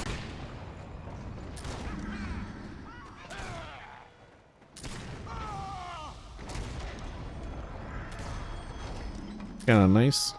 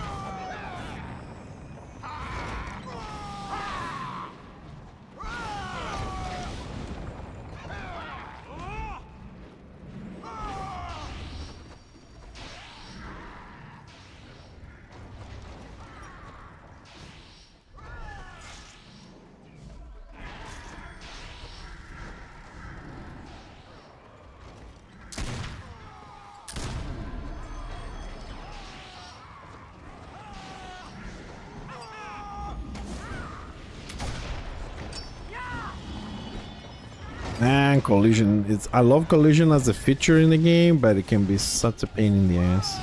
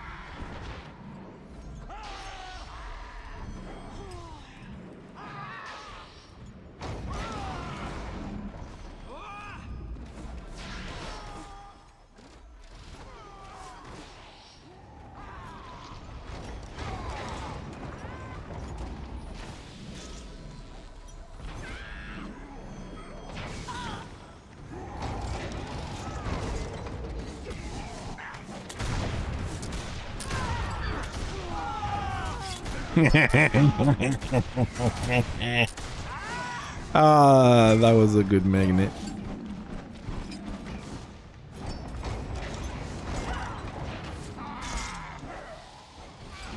Alright, let's wait.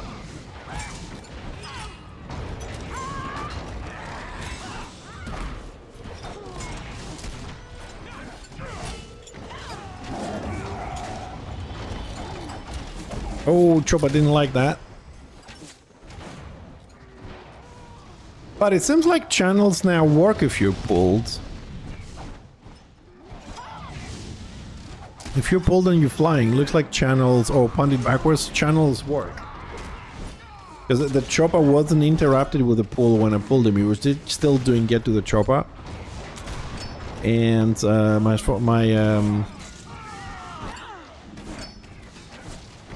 my focus fire also works.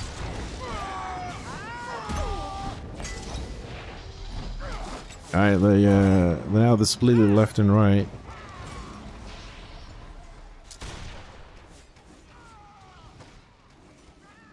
Let me keep my turret here, because I don't mind about the damage, but I want any scout coming in dying.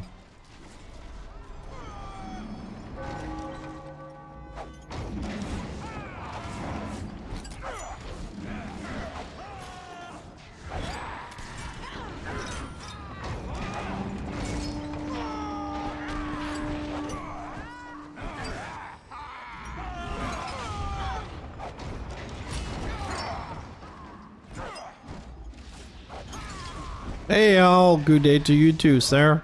How are we doing today? What are we playing today?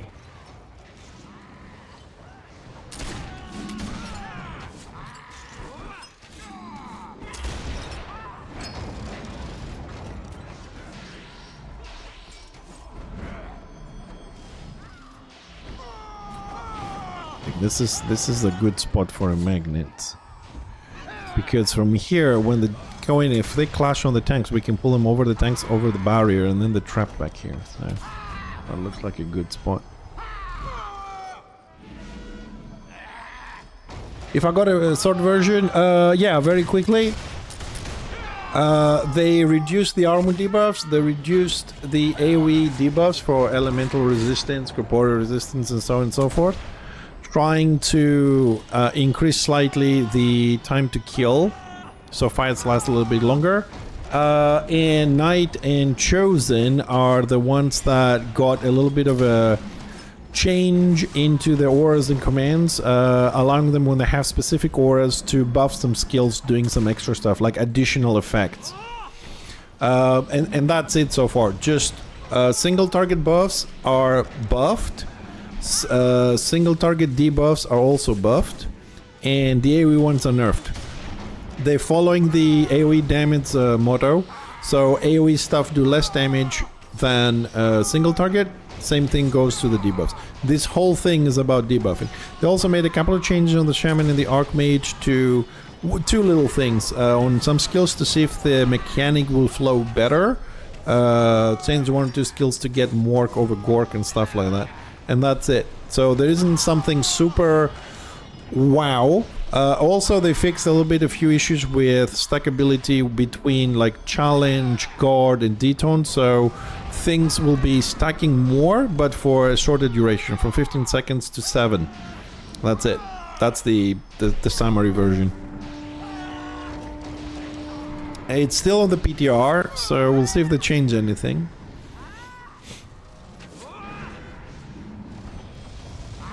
So basically, another nerf for the engineer.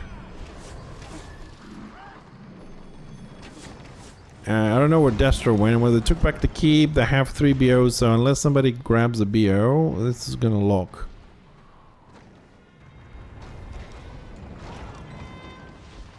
Unless we grab a BO quickly.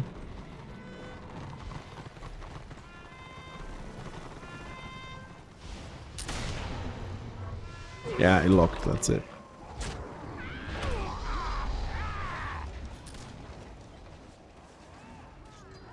Oh, and we're getting yanked on both sides here.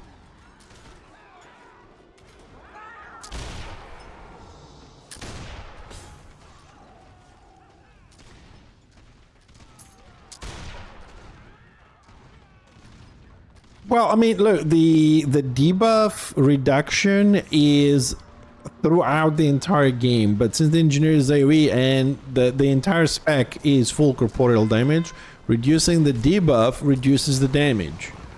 Also, it takes away our debuff was also helping the Bright Wizard, so what can I say, dude? It's just the engineer gets hit in every patch, every single time, one way or the other.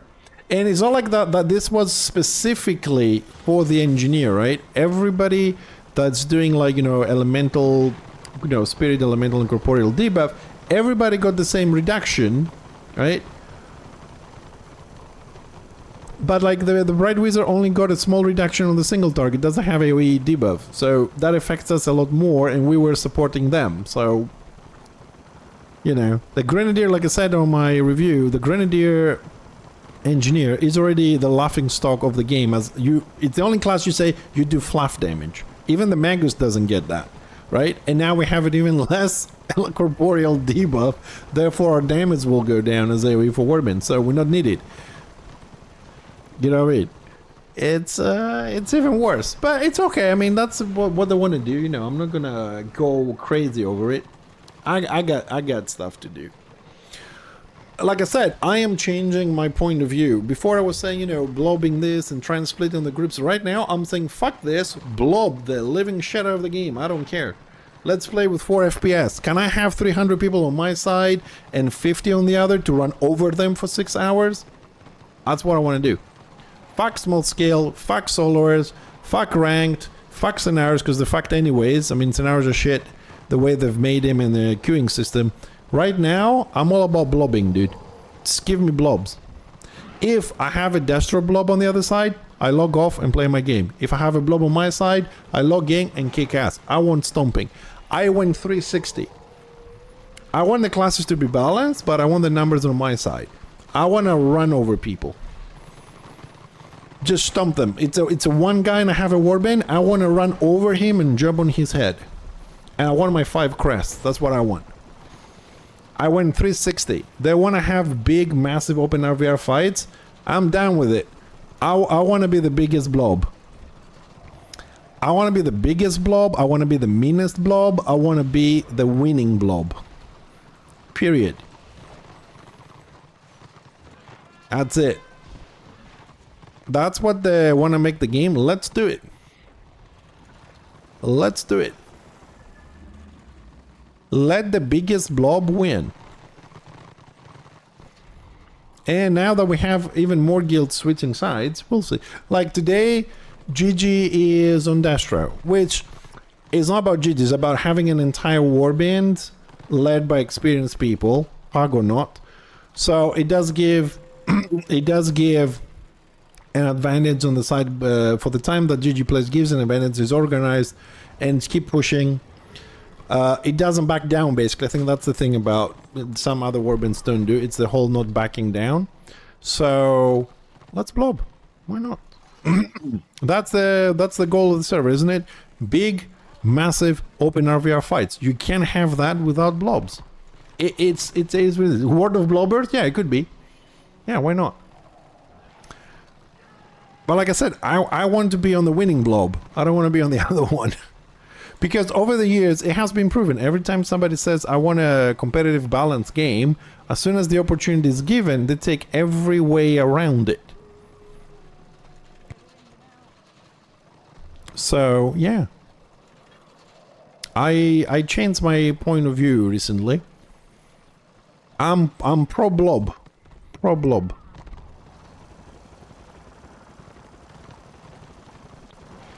But let me clarify something.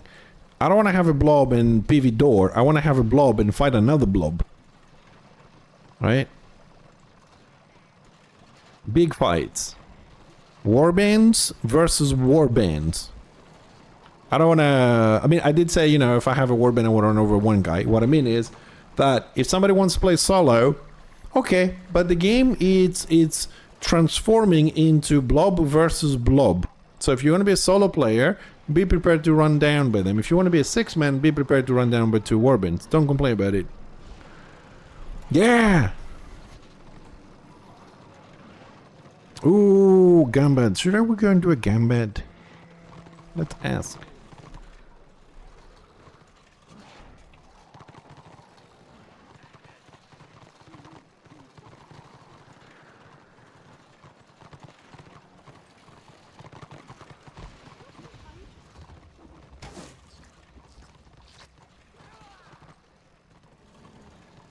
If they take a level 38 injury, I'll go on Gambad.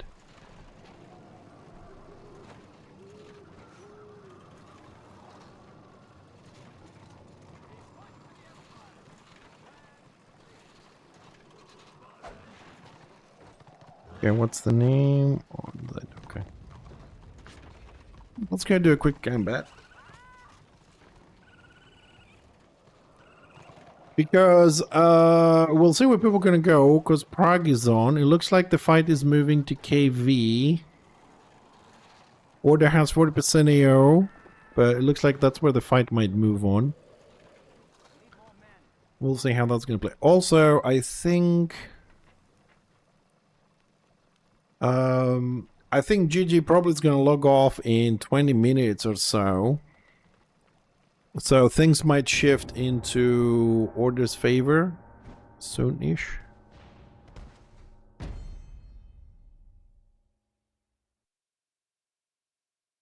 Meaning there will be about a warband, more or less, let's say 18 people probably going to log off. So we'll see how that's going to shift the population.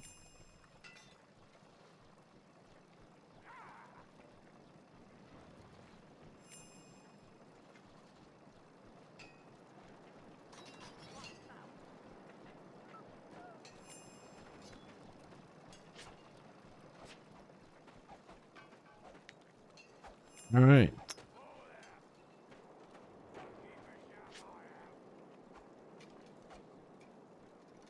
Now should have a Gambad scroll. Yes, excellent.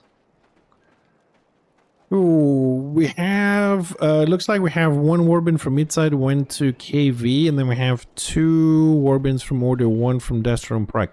I say two. When it says 25.99, I go for two. When it's 10.24, I say one. Because I can't be asked to read all the numbers, to be honest.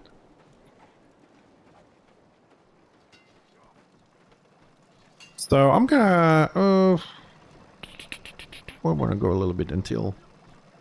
we're looking for another heal for Gamber. Got some 40s, got some 38s here. The tank is 39. Actually, Fixer needs to do some dungeons because I need the stones. I'm running out. I've run out of those weekly stones. I took one from the weekly, which is a mistake because I lost like 50 or 75 crests, but I need to run some daily dungeons to start stocking up. Yeah, let's go to KV. I mean, probably by the time we do this, most likely we'll log in Fixer and this guy will lose his contribution to the map. But let's go, because I can't be asked to just sit around.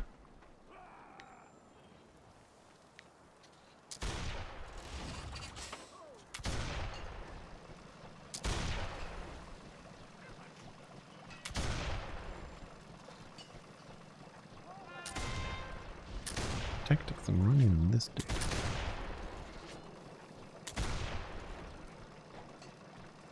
Oh. Actually, I need to go and fix my tactics very quickly. Let's go back to Aldorf.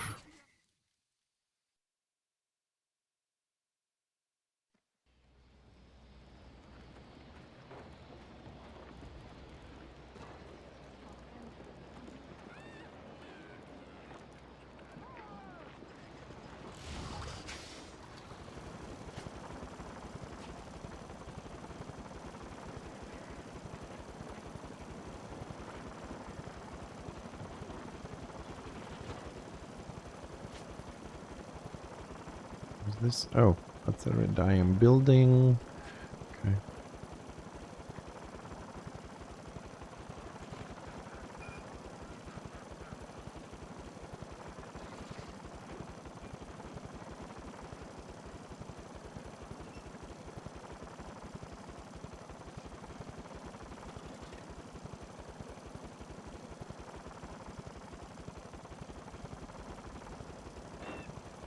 What I need.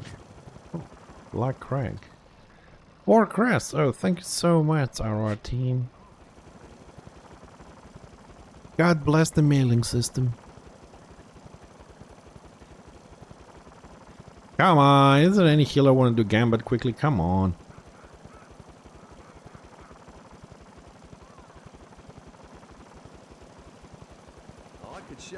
thing or two. It's I want that one.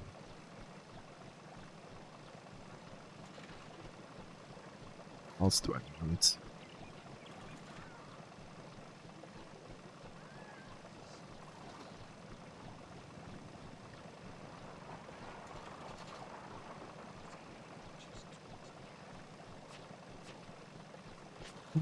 take out the range. We don't need range.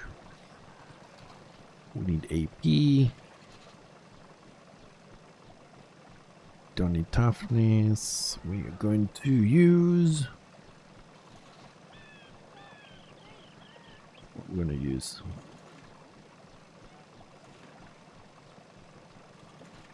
Let's use auto attack.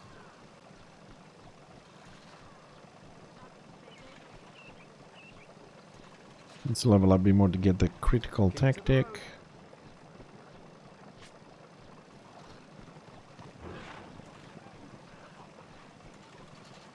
When we got 14, 15, 16, 17, 18, 23, 24, 25. So missing 4. Yeah, we got a few more levels.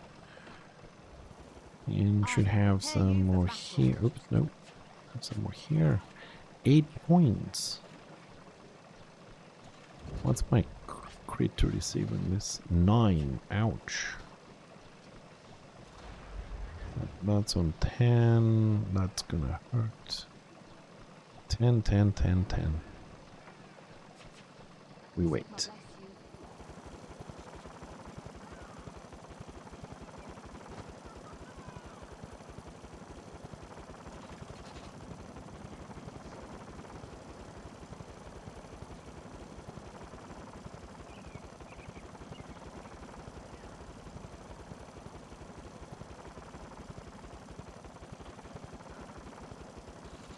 Oh my god, there's one healer looking for crypts while we want to go to Gambit and we need a healer. There's also another group that wants to do Bastion Stairs and needs a healer. And there's another guy looking for a tank and a heal for RVR. Looks like we're missing a lot of healers, man.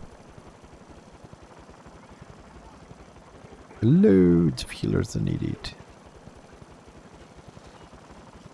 Right, so big main fight in Prague or fight in KV. Okay, let's go Prague. Off to start a song. And let's see if we can, I don't know, capture an objective or something to get a little bit of contribution. Maybe we can get this guy 25 extra crests with a weekly or something. He's almost 43. So a little bit of RR, it's not gonna hurt. He's at 99% to 43. Hello, regrouping people. I have arrived. Rejoice. Yay!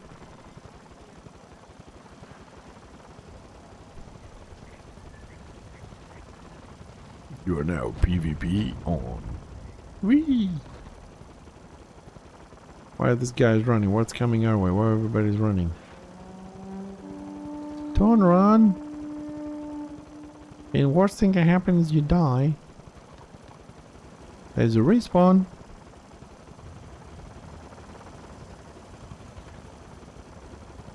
Ah, hello. 1 marauder, 2 marauders, and there was this shaman over there, doc over there. Drizzt. Oh, haven't seen that name in ages.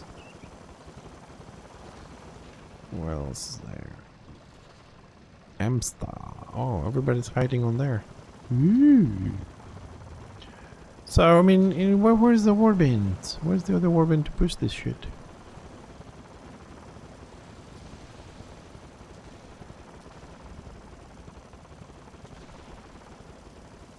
Revenge is pushing.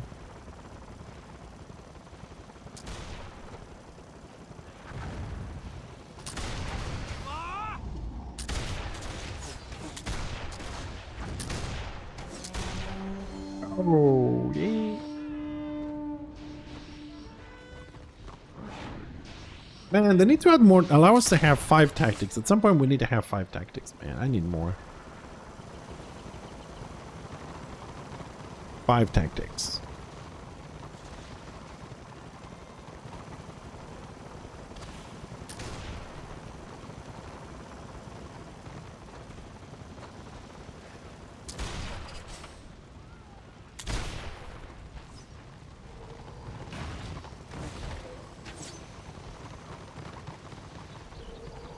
Yay, reinforcements have arrived.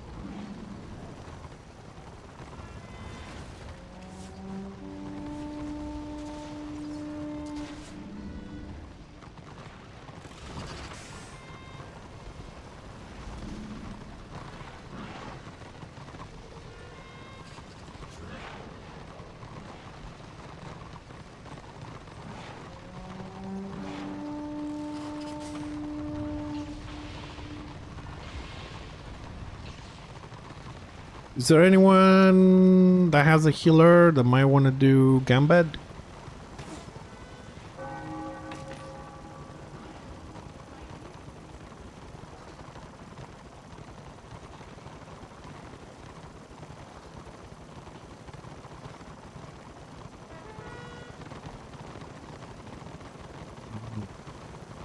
This guy doesn't have it.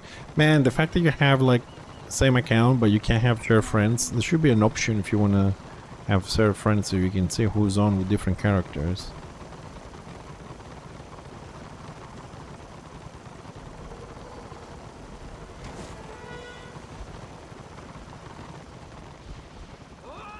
I'm fucked. Hi too. Well, I'm gonna die. At least I can try and root some people and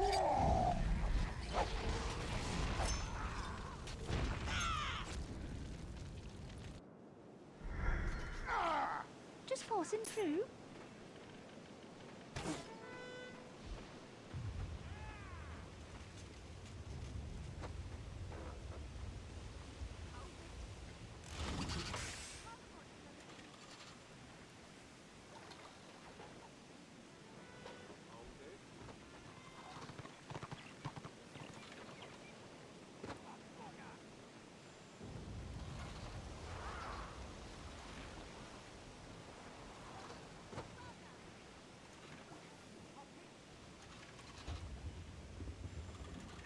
yeah, why is there no healers for PV? Come on. Long last.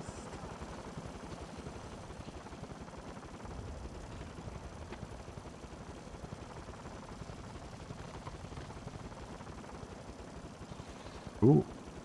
Destro brought more people in KV. So there's no AO in Prague, but there's 20% AO for order in KV.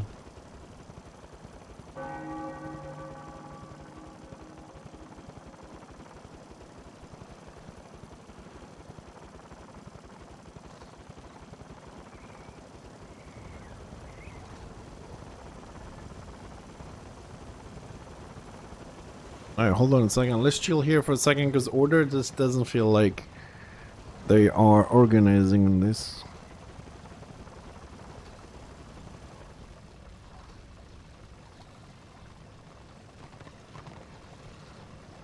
%40% AO in KV.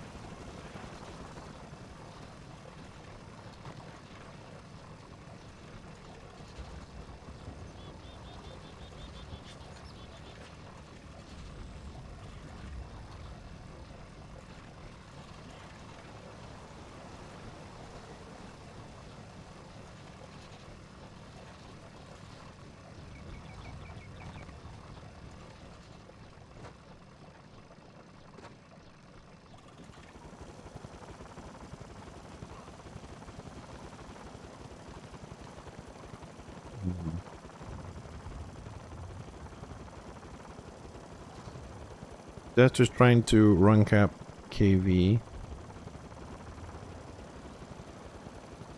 Pulling boxes fast. And we do have the bottom keep. Let's keep an eye on that.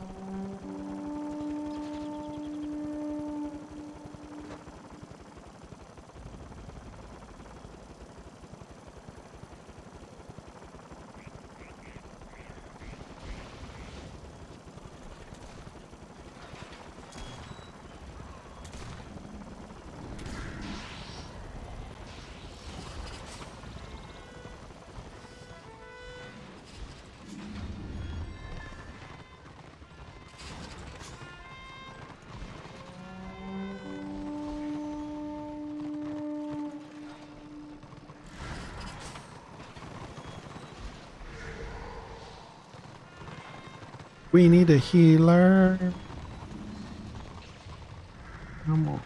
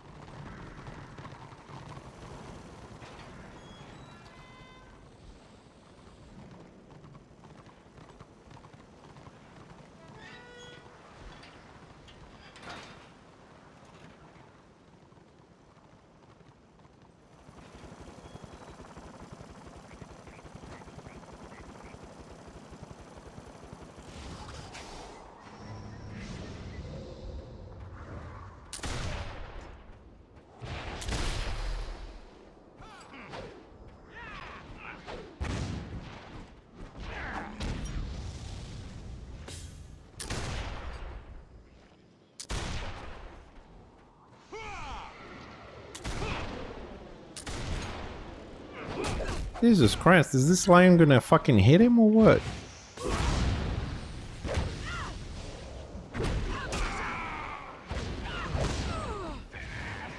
How is this Magus killing me and the lion? He's still healing. What on fucking earth? He killed a lion and a lobby engineer at 60. He's still healing? What on earth? Hey Rand, how you doing, buddy? I mean, if I had fixed it, he'll be dead a long time ago, but... what the fuck was that lion doing?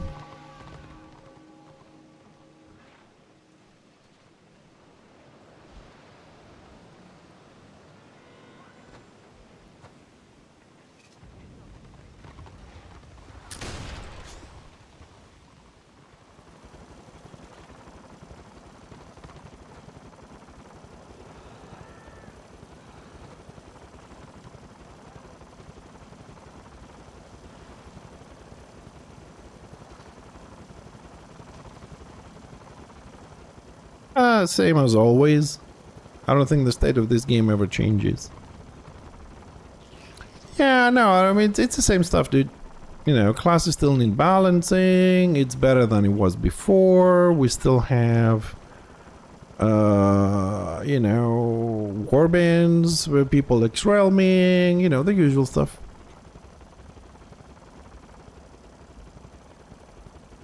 Scenario queue is shit as it was. You know, there are some changes. We're having new dungeon and stuff, new balance pads for buffs and debuffs coming out. They haven't finished the melee DPS patch yet, but overall, balance is better than it was. It still needs work, and the gameplay is the same. You go and the tank is still powerful. Yeah.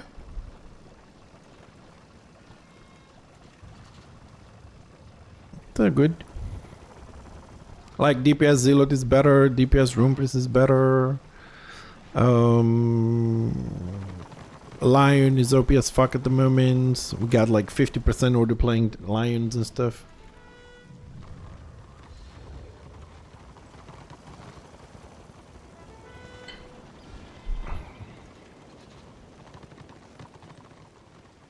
Still sucks. I mean, they kind of tweaked the rampage situation.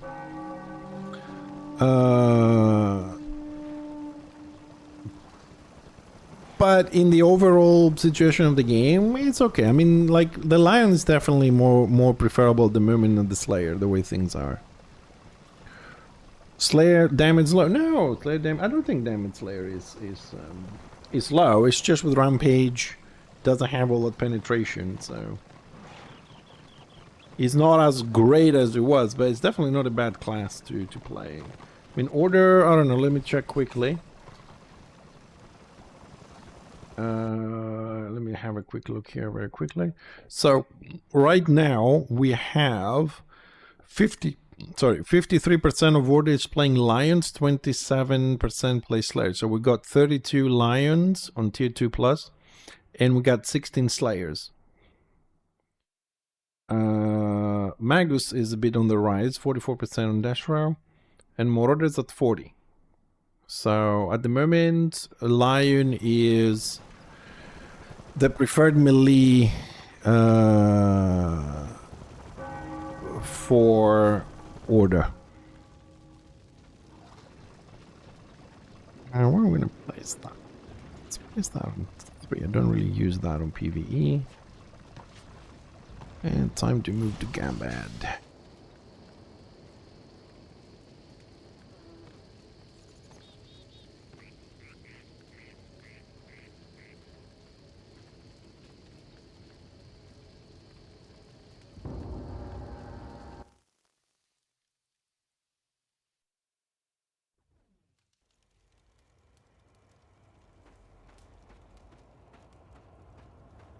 Oh man, I gotta get him some ballistics and shit.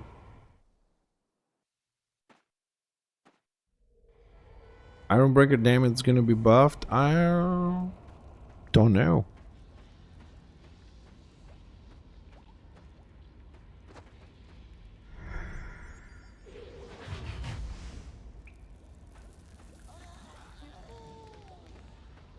Well, there was a group Heki that's gonna do Gambit, so they're okay with a level 38 injury. So I thought to go in for the run, try and get him to 40 and get some mats for talismans. I still need stuff for talismans. That's why I made this guy to do a daily Gambit run and get materials.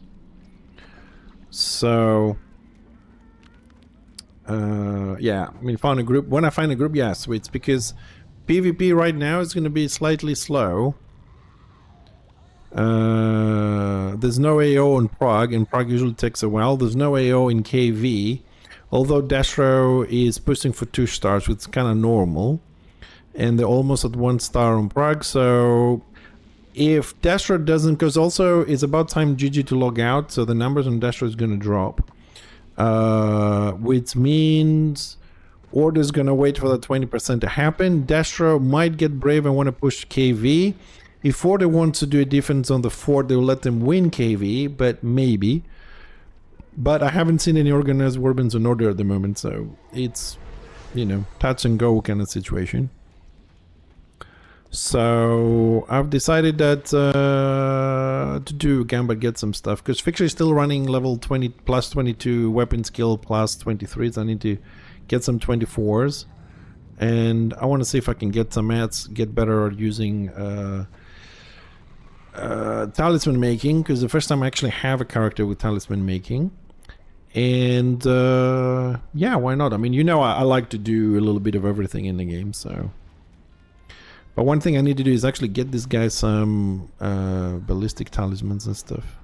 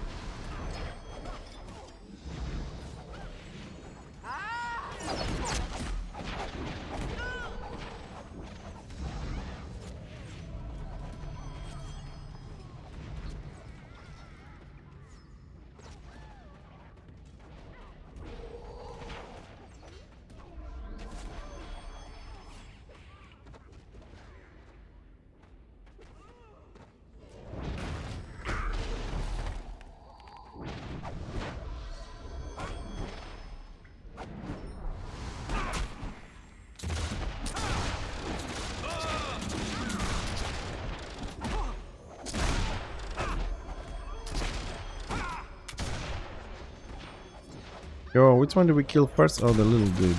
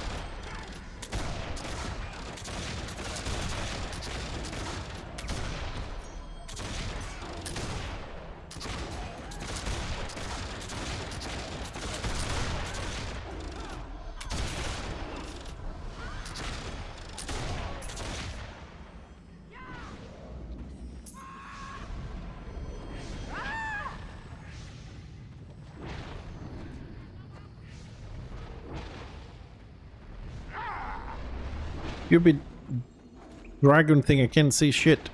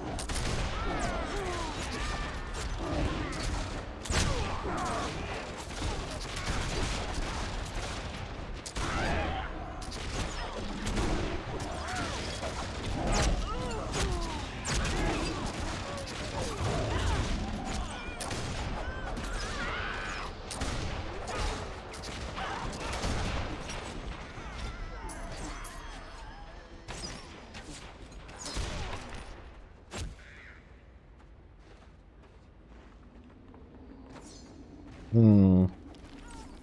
Lion is also a scavenger. He's really spamming the buttons.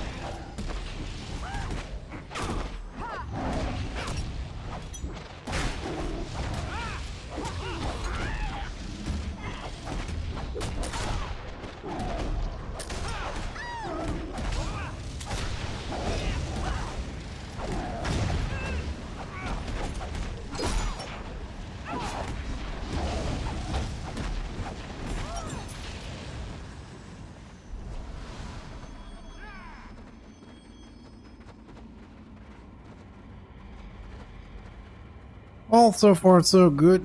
Come on, get us out of combat.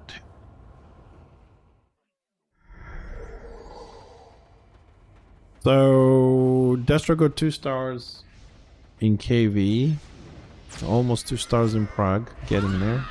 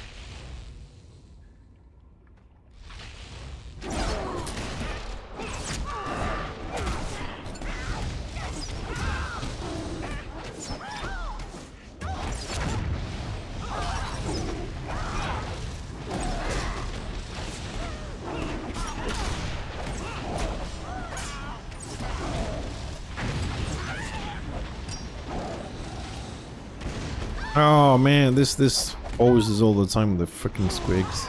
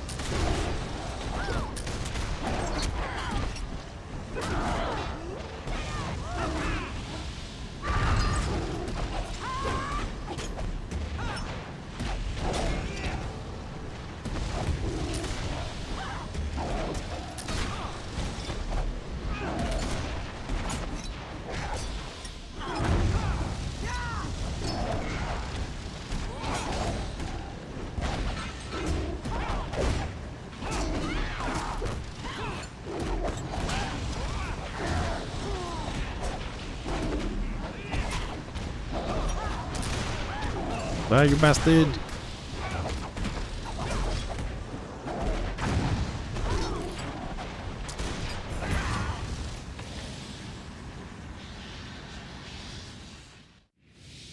Alright, first wing is down.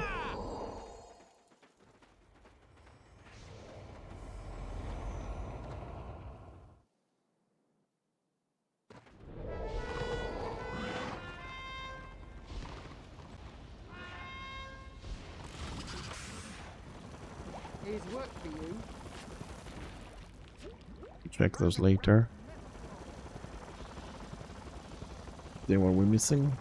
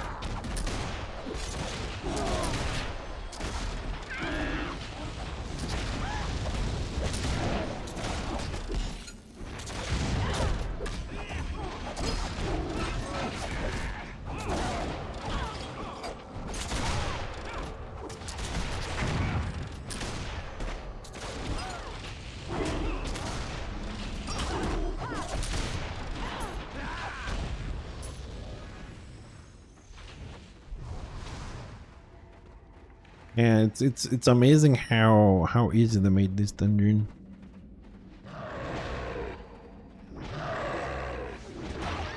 How's my damage? That's not too bad. 300k below level 40 and I'm on Annihilator. That's good.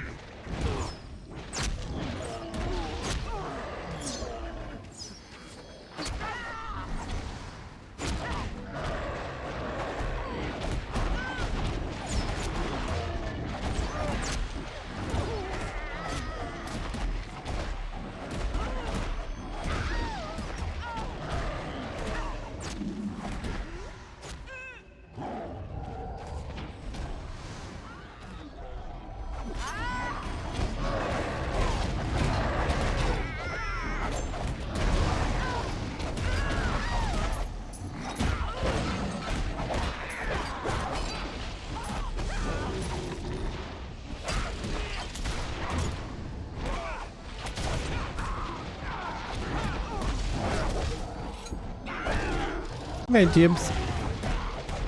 Yeah, I mean, they're just reducing the armor debuffs and the elemental debuffs, so kill time goes down a bit. That's it so far. So it's nothing major. It's just that the for us, for the engineers, that is, this corporeal debuff going down means that the grenadier is just going to be doing less damage.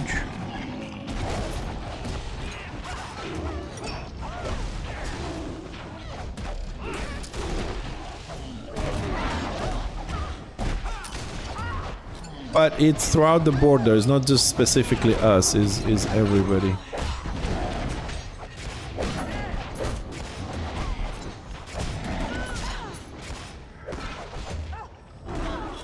Why am I getting stuck on the loot shit?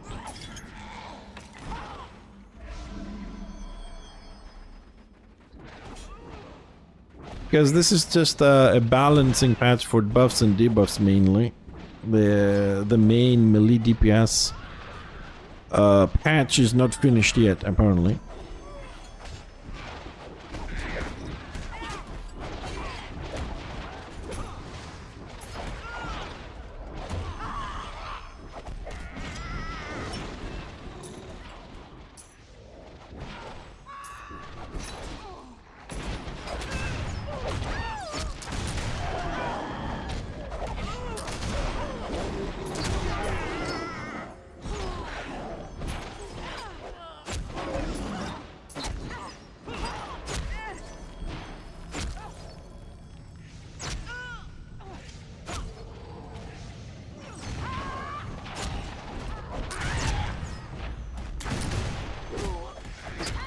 Did we pull the boss?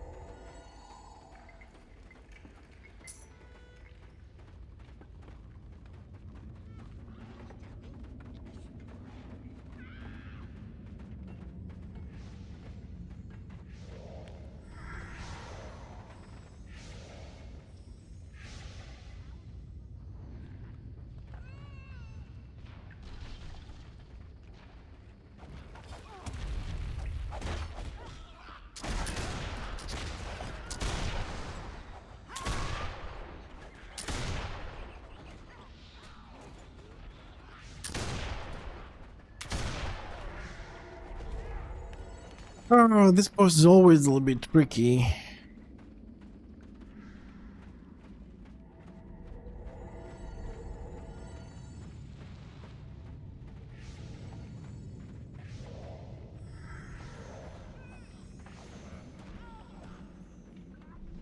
Well, seems like we have a bit of an issue here.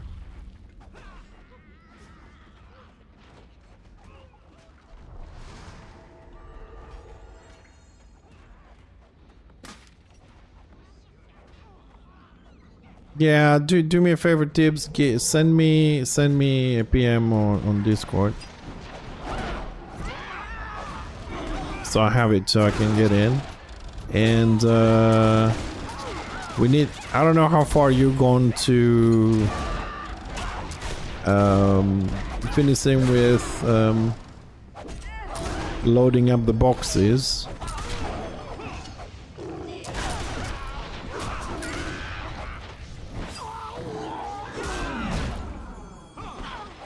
Thanks.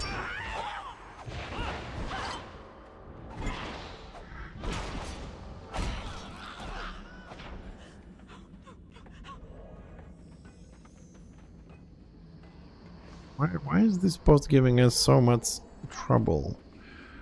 Okay, because I just want to take a backup just in case. Today is what? Tuesday, right? Yeah. So yeah, maybe Wednesday or Thursday we'll play some, so I can finish the rooms.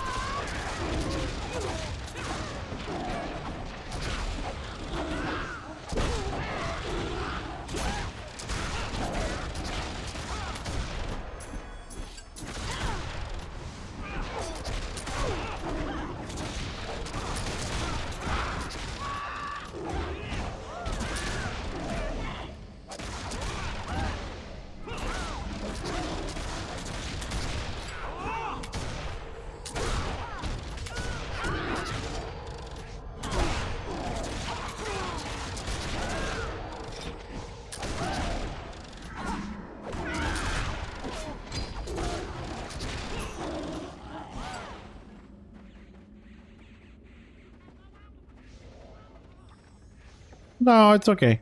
I think I have the link somewhere, so it updates.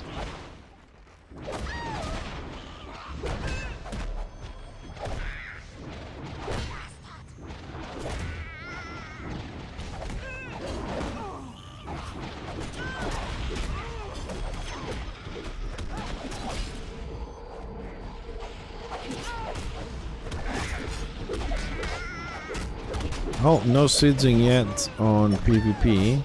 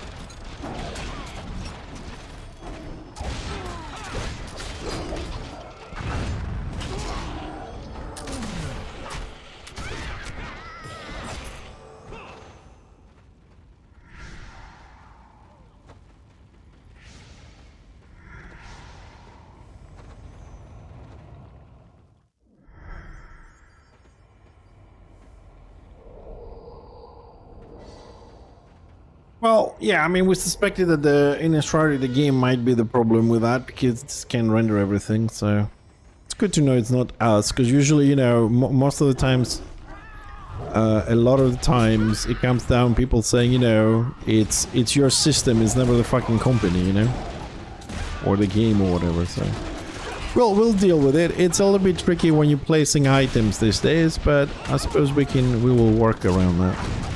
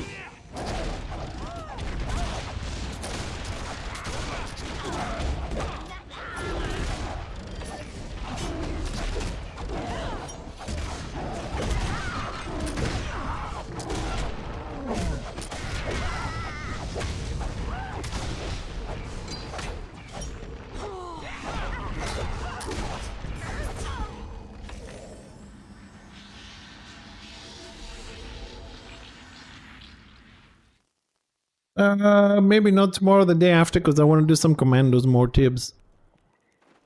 Tomorrow is Wednesday, maybe Thursday. Play some more commandos tomorrow. Because when I finish it, I'm thinking to replay commandos on the hardest difficulty. And, you know, do something like that afterwards. So I want to finish the normal version first. I want to see all the characters. Also, tomorrow, I don't know, I also got, I got that survival game, what's called, Jodun Hell or whatever. So I want to play that a little bit as well.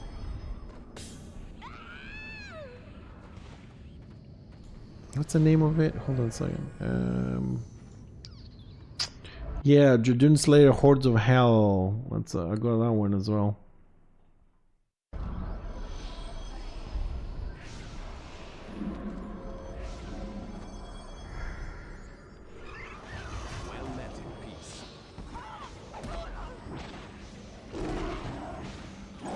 So yeah, I'm not sure what we're gonna do tomorrow. Commandos or we're gonna do Jodun Slayer. One of the two. And then Thursday we'll do some Enshrouded. Friday probably Warhammer, and then I think we'll go back on Monday. Wife doesn't work this weekend.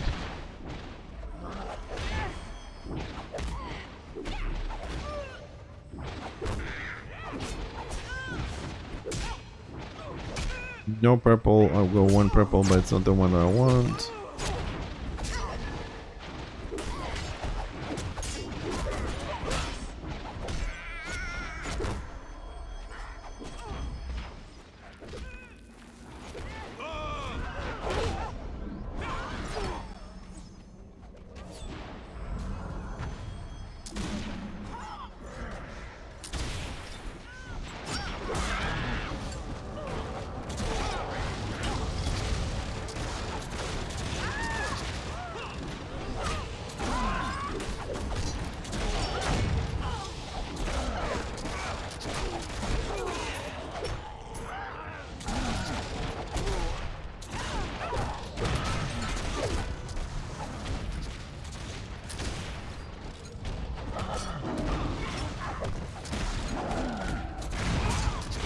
Well, Guild Wars 2 is gonna keep you busy for a while anyways, so...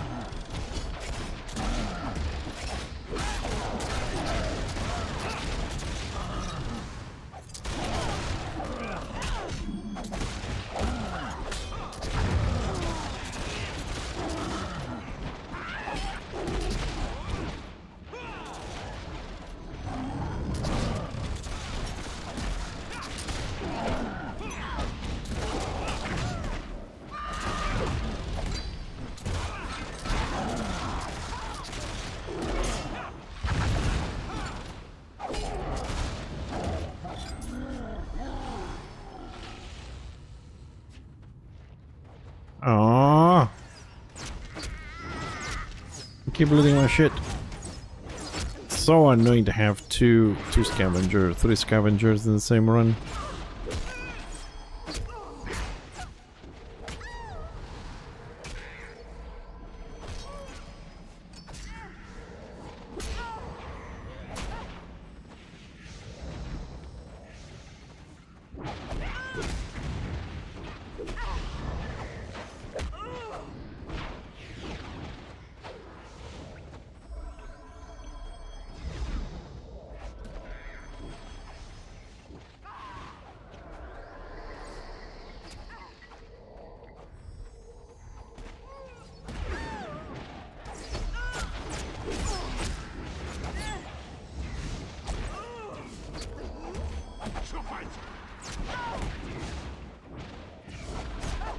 Hell, I'm wondering whether I'm running faster than everybody else. It seems like I always end up in the front.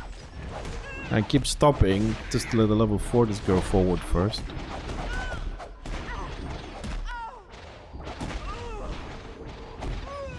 They're getting rooted.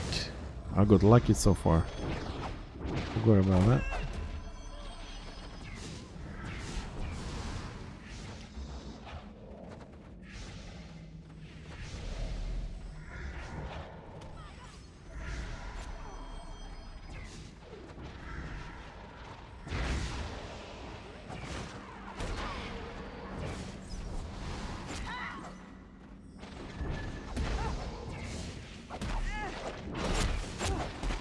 Stupid spider webs.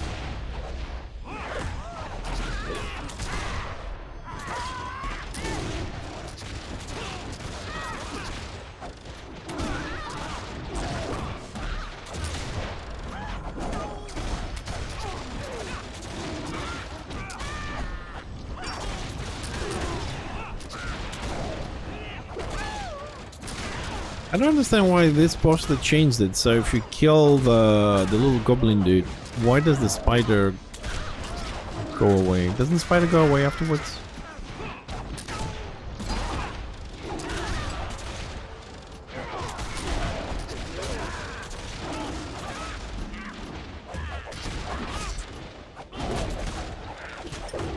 Why I can't... Oh my god, one of the eggs was creating a line of sight. Oh no, I thought the spider goes away afterwards. My bad.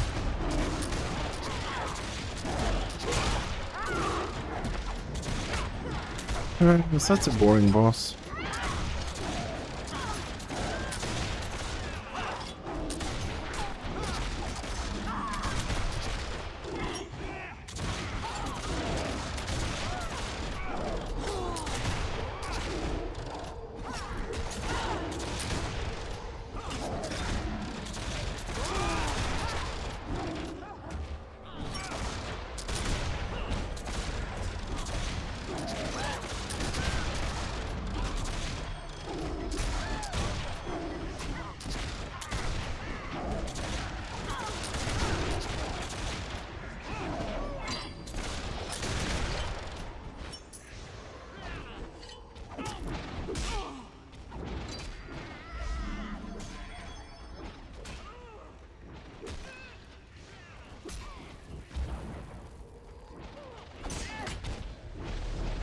Come on, let's keep moving.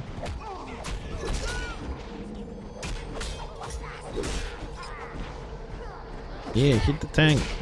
Beat the living shit out of him. That's why we got him.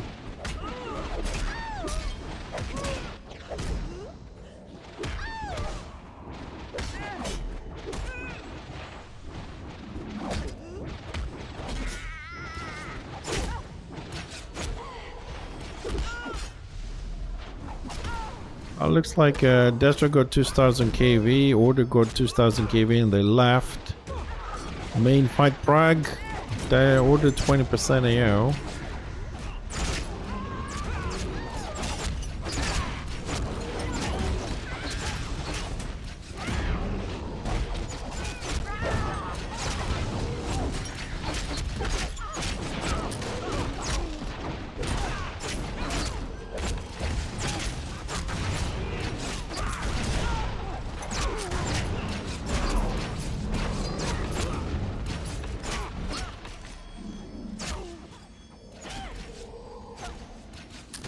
Target the boss already.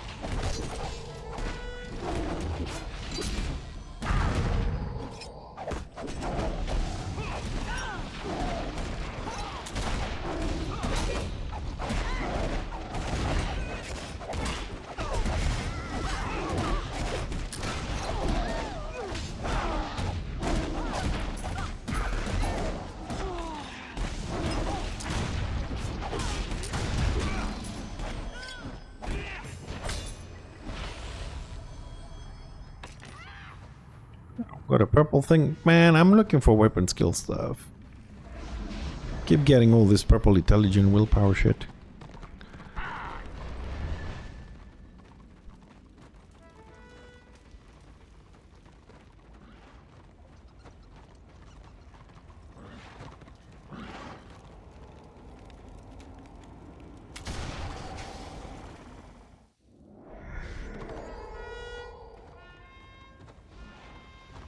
What? Why did I get dismounted?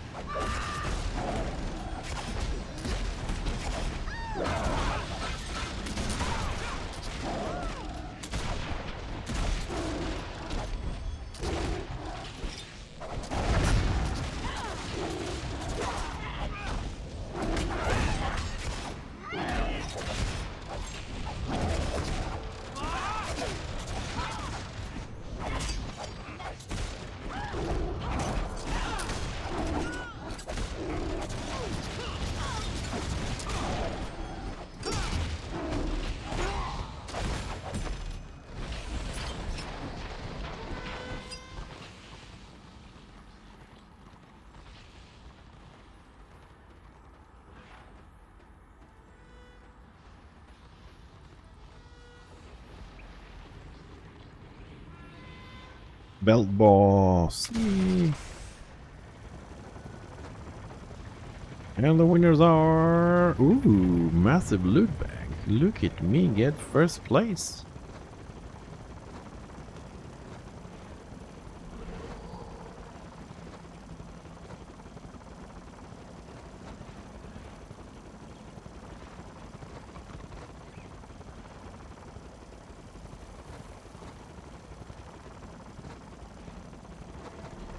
Hey, hell's going on today? Why I can't climb this?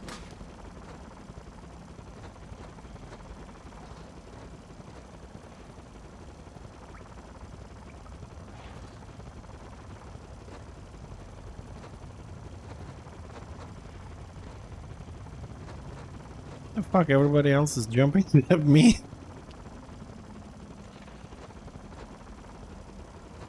There we go.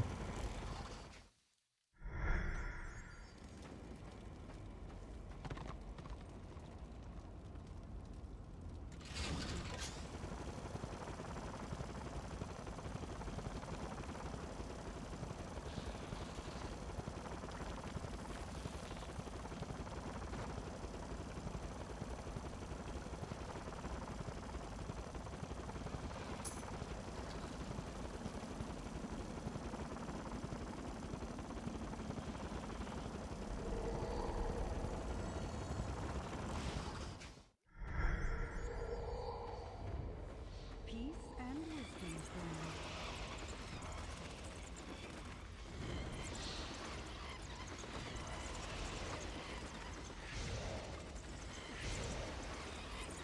Are we gonna fight the boss here, or we're gonna go upstairs? Come on, boys, let's go upstairs.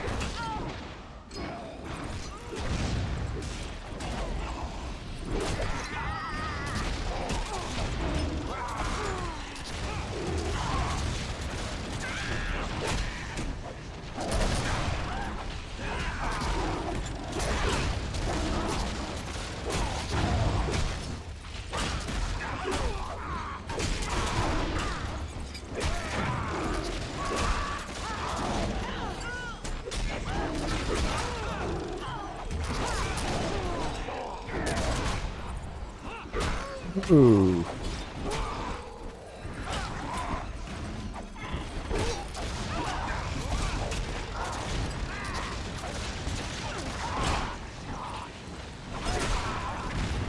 Alright, this is the last boss, so we're done. So we'll go back to PvP. I think people, it's more order left Prague now, 40% AO.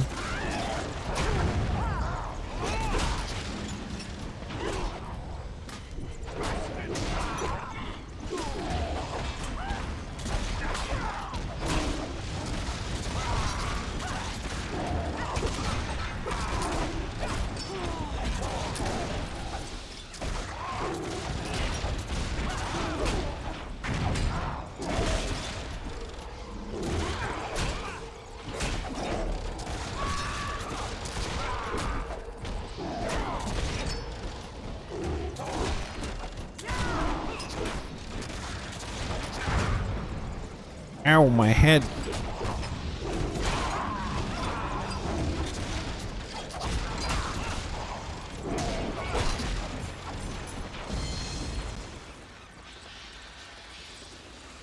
Influence complete.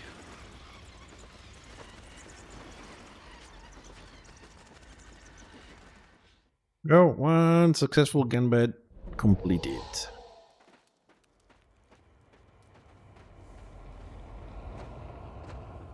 Let's see what we can get from the quests. I think that's my third one. I need one more. Hello? Ooh. Okay, let's see what we have. What is this one?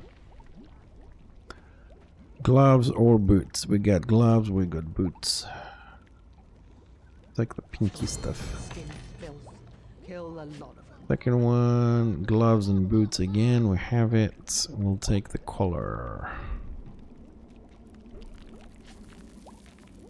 Boots, gloves, yes.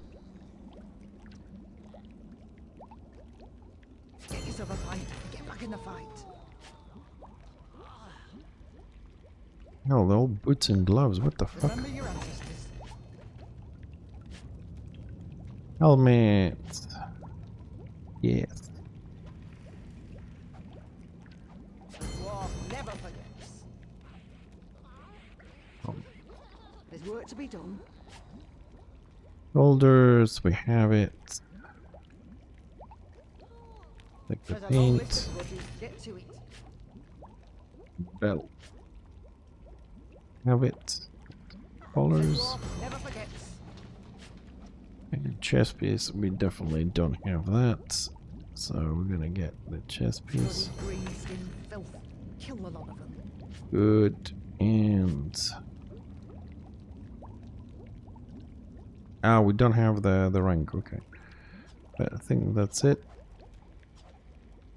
How many? 6, 1, 2, 3, 4, 5, 6. What are we missing? Back.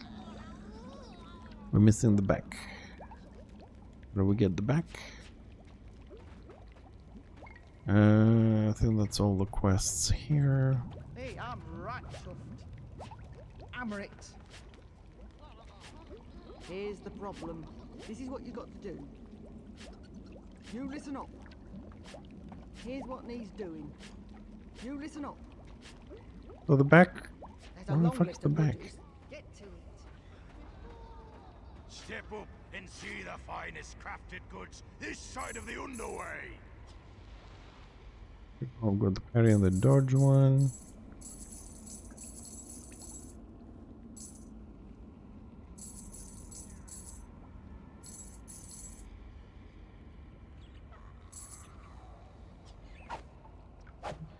Your gold is good with me.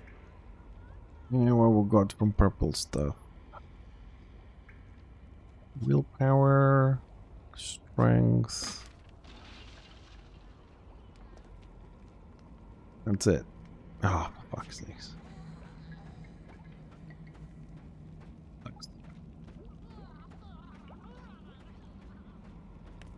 Right.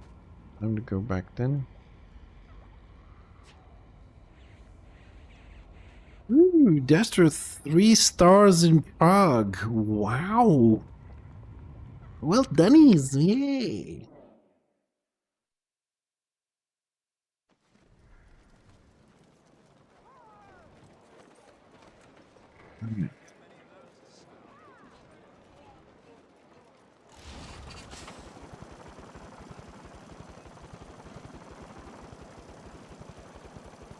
Well, we went in 38 and a half, we came out 39 and a half, so that's not too bad. Let's send the paints over.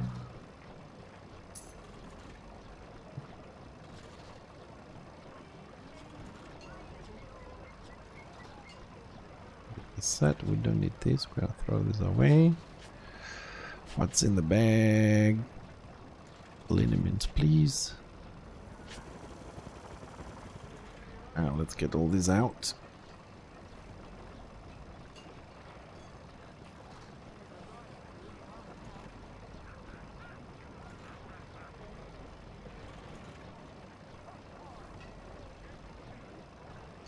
Right.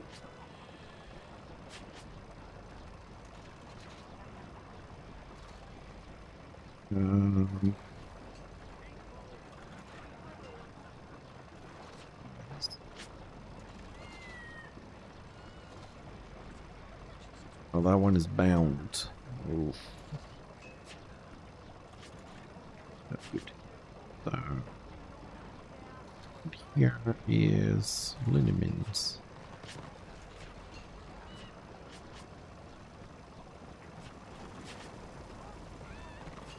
Liniments. Liniments. Loads of liniments.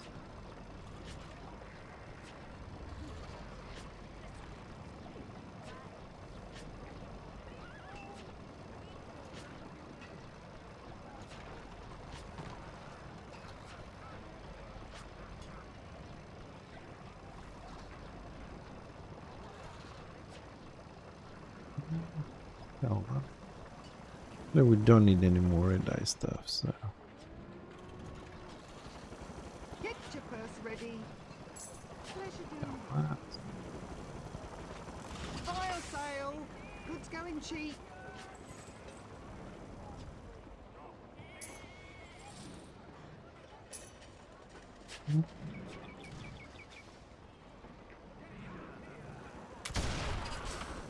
Man, with so many purple weapons, I feel I need to level up the other range. It has magical salvaging. That would be 13, 14 purple salvages there.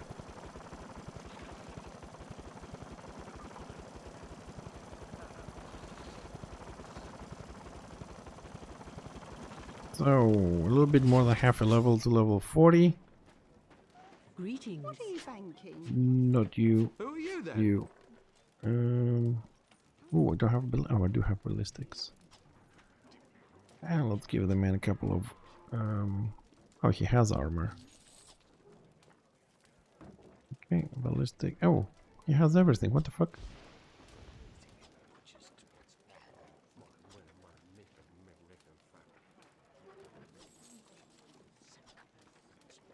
Well, I didn't give him. Anyways, so we're done with him. Unfortunately, we didn't get the stuff that I was looking for. I was looking for a few more purple ones. Oh, we got blue ones, green ones, white ones. Not good stuff. Alright, so we're done with the dude.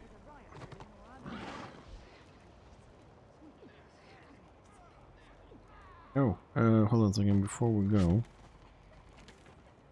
Dungeon week. Okay, I need to go and pick him up the war tokens. Okay, I'll do that tomorrow morning. What time is it? Alright, we've got time to go and do some more RVR. Although RVR doesn't look very fun at the moment. 40% AO on Prague, Destroys on 3 stars and pushing more. And they control all 4 BOs. How's the population? 5149. Ooh, 51% Lions. Yes, we broke the 50%. Wow, 52% Squiggies. Oh. 58% Chosens. Looks like people read the notes and the leveling up Chosens, whatever. Getting there. Alright, we crashed. Very typical.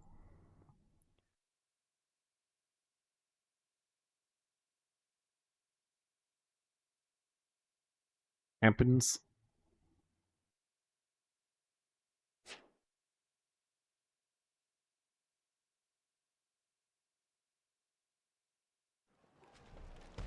Okay, where's Fixer?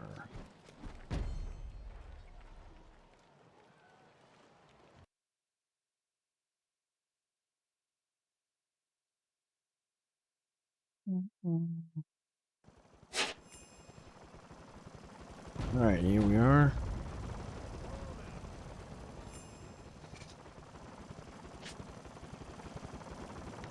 Man, I have to level up on... I mean, I'm gonna level up the other engine anyways, but...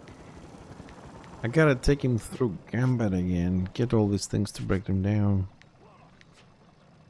Unless... we can find some cheap level 40 purple stuff.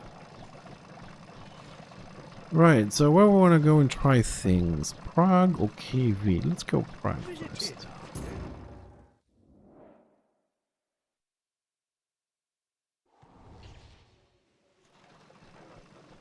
Ooh, what do we have here? Just one warband, okay.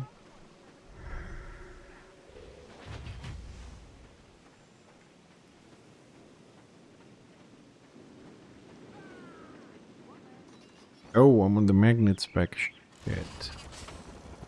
Ah, well, fuck it.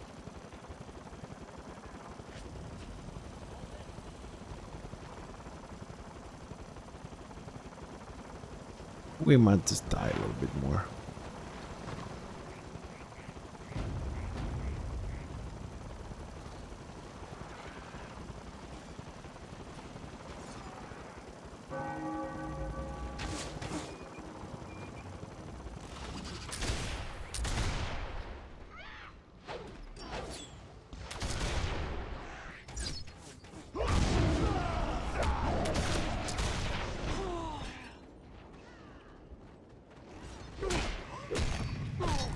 Oh, that was good.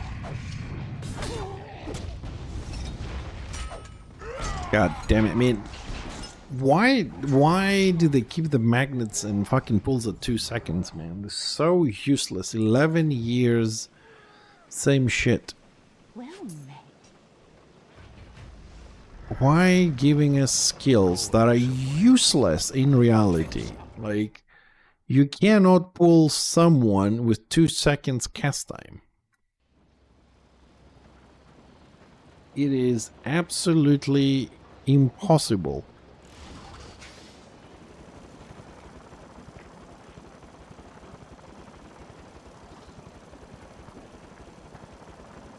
It's like virtually, even if you're at 20 feet, you can pull them. If they're mounted and you dismount to pull, by the time you do 2 seconds activation, they're over the 65 feet to pull. Even if you dismount them and they do charge, they're out of range. If they don't have charge and they do flee, they're out of range. If they're wheat elves, they stealth 50% speed, they're out of range. Like, magnet is the most useless skill in open RVR unless you're fighting a warband and they clash, and then you can do it. Otherwise, you can't. Like, even a warband, you're chasing people, you want to, another warband is retreating, you want to pull them, and you like ahead of the tanks and everything, you can't do anything because they keep running out of range. Listen to a veteran a while. So my question is, why haven't we converted this to like 1 second? Oh, no tactics at all now. What the fuck? I can prepare you for battle.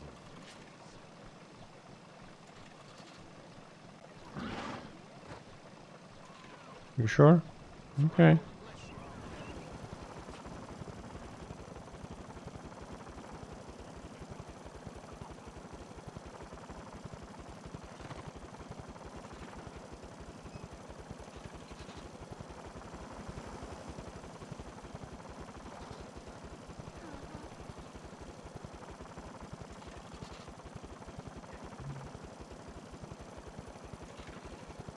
Beast Lord, open RVR, crypts, Ruin Farm.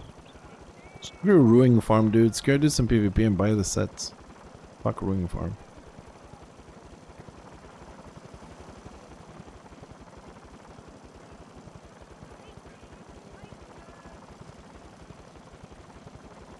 Did I pick up all the rewards in this one? Yeah.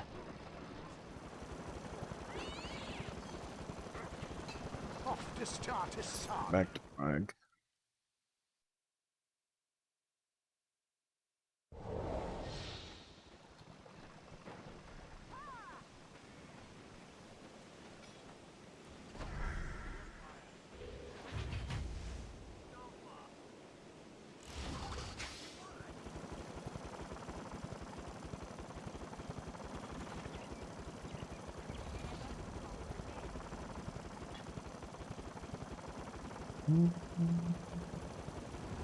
This is gonna hit 4 stars if this keeps up.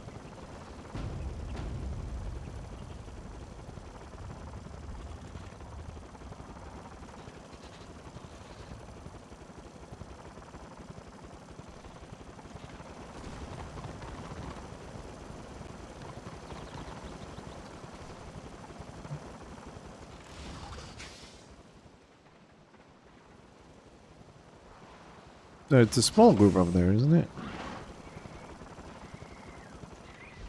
Yes.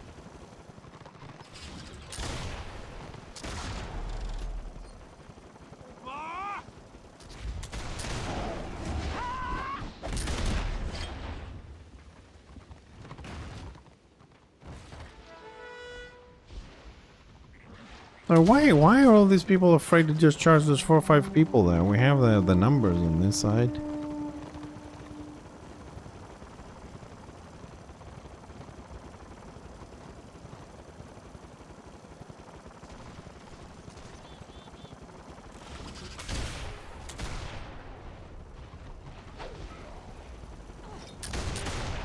Disarm! Save the Witch Hunter!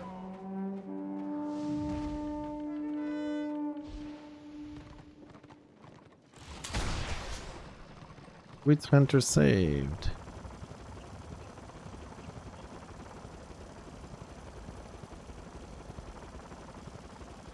Quests acquired. We're all happy. Except the job.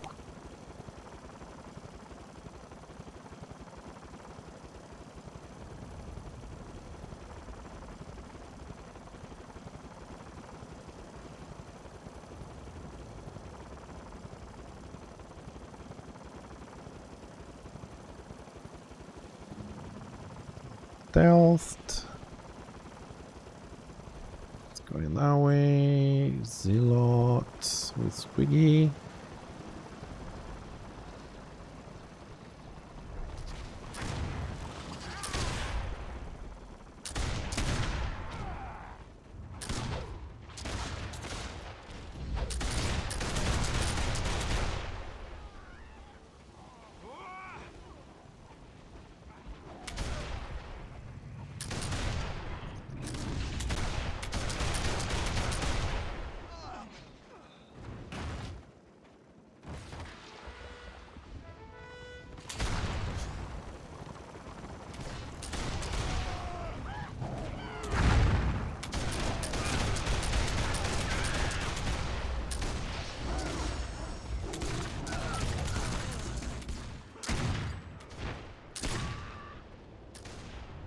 I was gonna say the only one surviving this was the lobby job. Everybody else is level 40. Got screwed.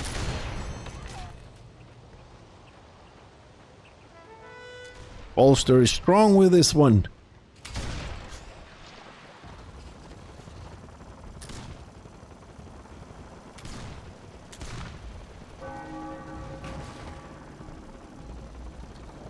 %, speed buff, kicks ass.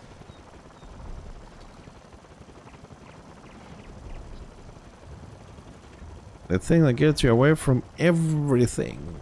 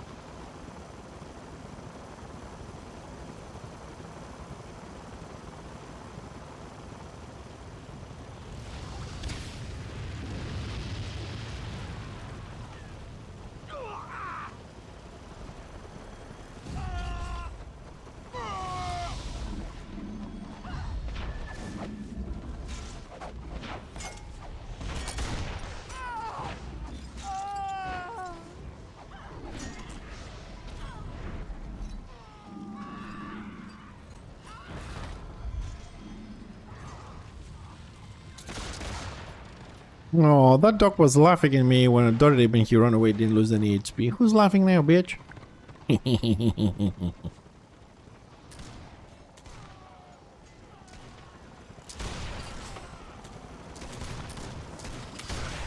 But boss is still standing. Uh-oh. It's not good. Order is backing up. That's not good.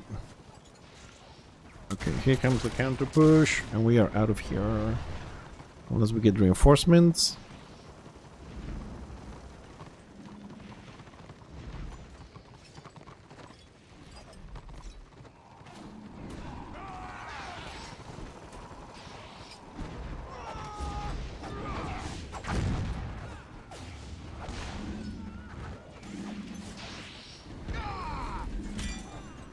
There be boo. Slow him down. Slow. Where are you going? Slow down. Slow down. There you go. Slow. Slow. Spunner. Spunner. Don't need to rush. Where are you gonna go?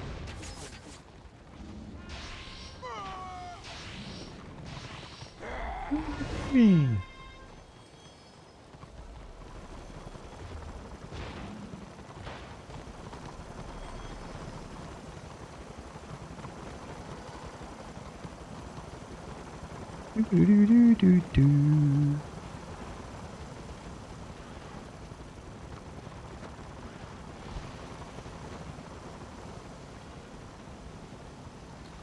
So most warbins are closed or filled up.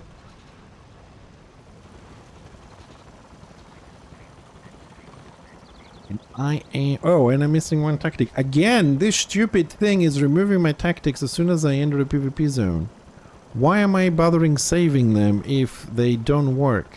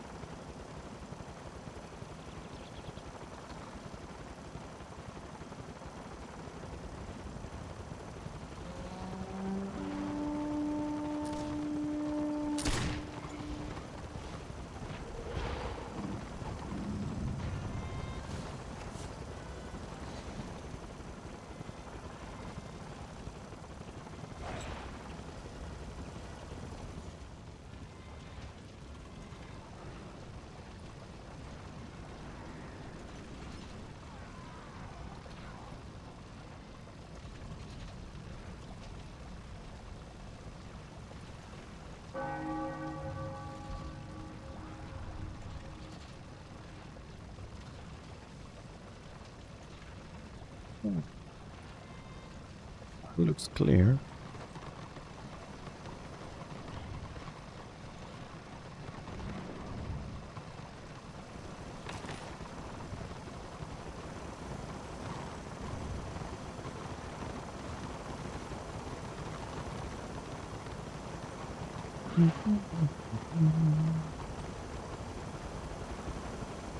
We'll follow these dudes.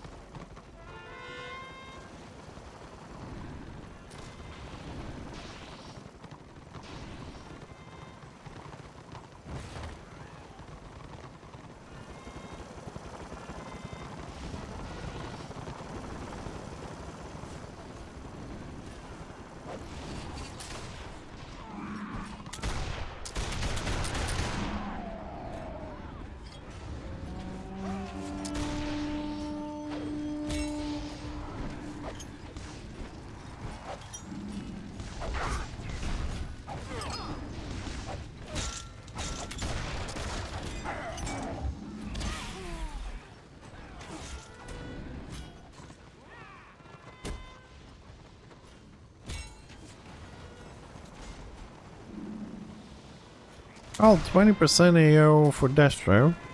Suppose that AO comes up when they actually inside the war camp when they die. But my question is, why are they dying so much? I mean, from the moment we came here, there's 32 Destro kills over 116 Order kills. Why is Destro crumbling so much? What's wrong with them?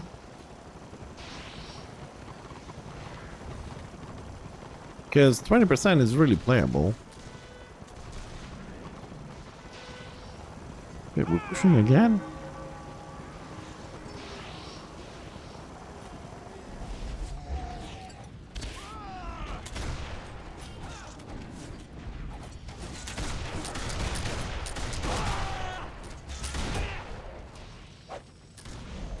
Oh, I'm staggered. Oh, gotta go to the back lines. Gotta go to the back lines. I'm targeted. Slowed. How? Oh my god! How am I snid 40% in that distance? Who has Zealot? Fucking Zealots.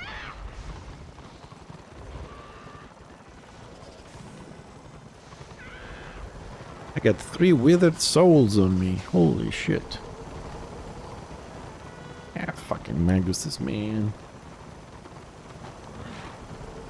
My dot is 40 AP, the equivalent. Theirs is 25.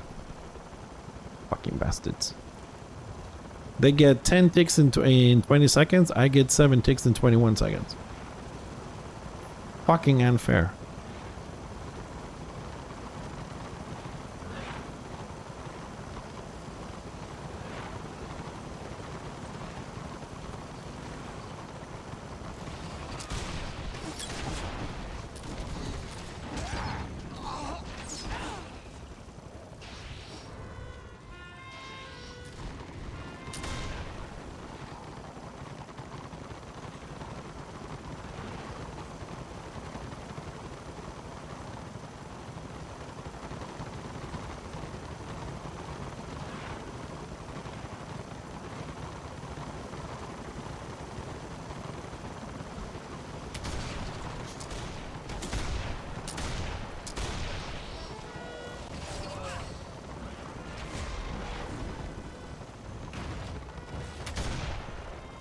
So Desert do have 20% AO. I mean, they're still putting resources into the keep, and they're 3.5 stars. But we are not moving any boxes to the keep. No boxes at all.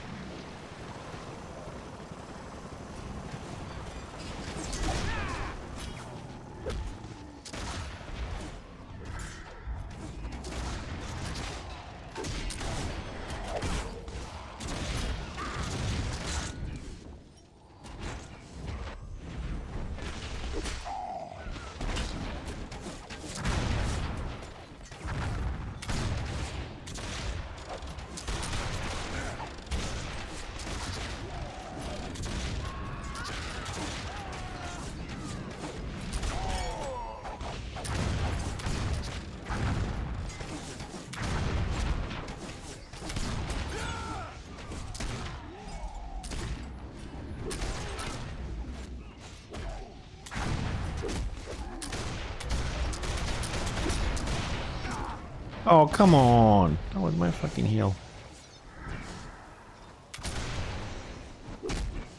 So how does that work? I see the animation of my spanner 5 times in a row, and my slow was never applied on that Zilot. How does that work?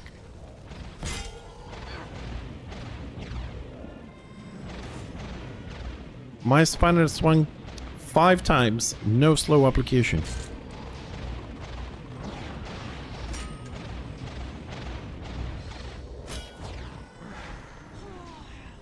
I love those tanks who just have morale 1 from the shamans, like, I don't give a shit, I'm moving.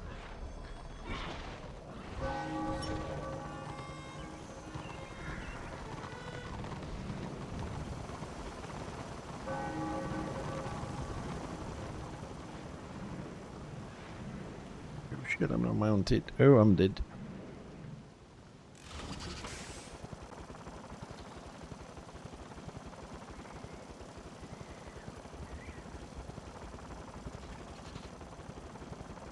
I'm gonna die, I'm gonna die.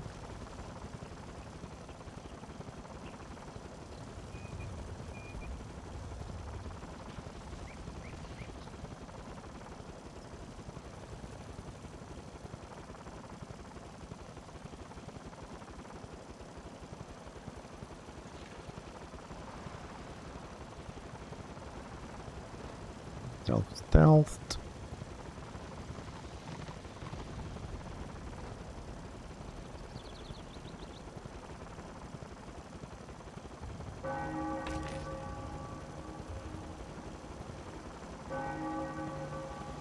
It's captured.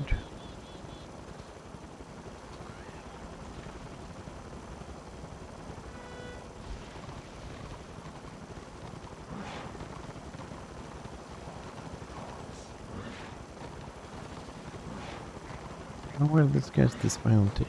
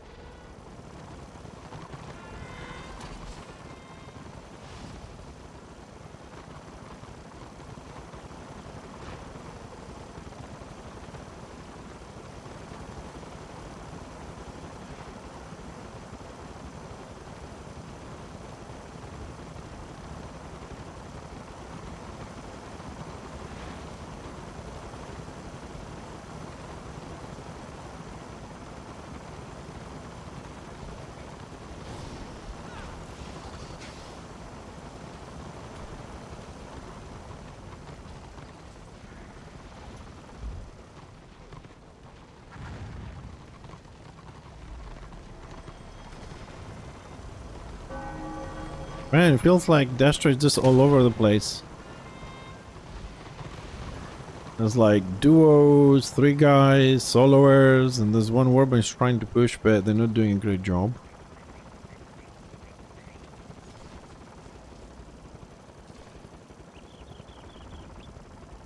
Looks like the shaman's dead.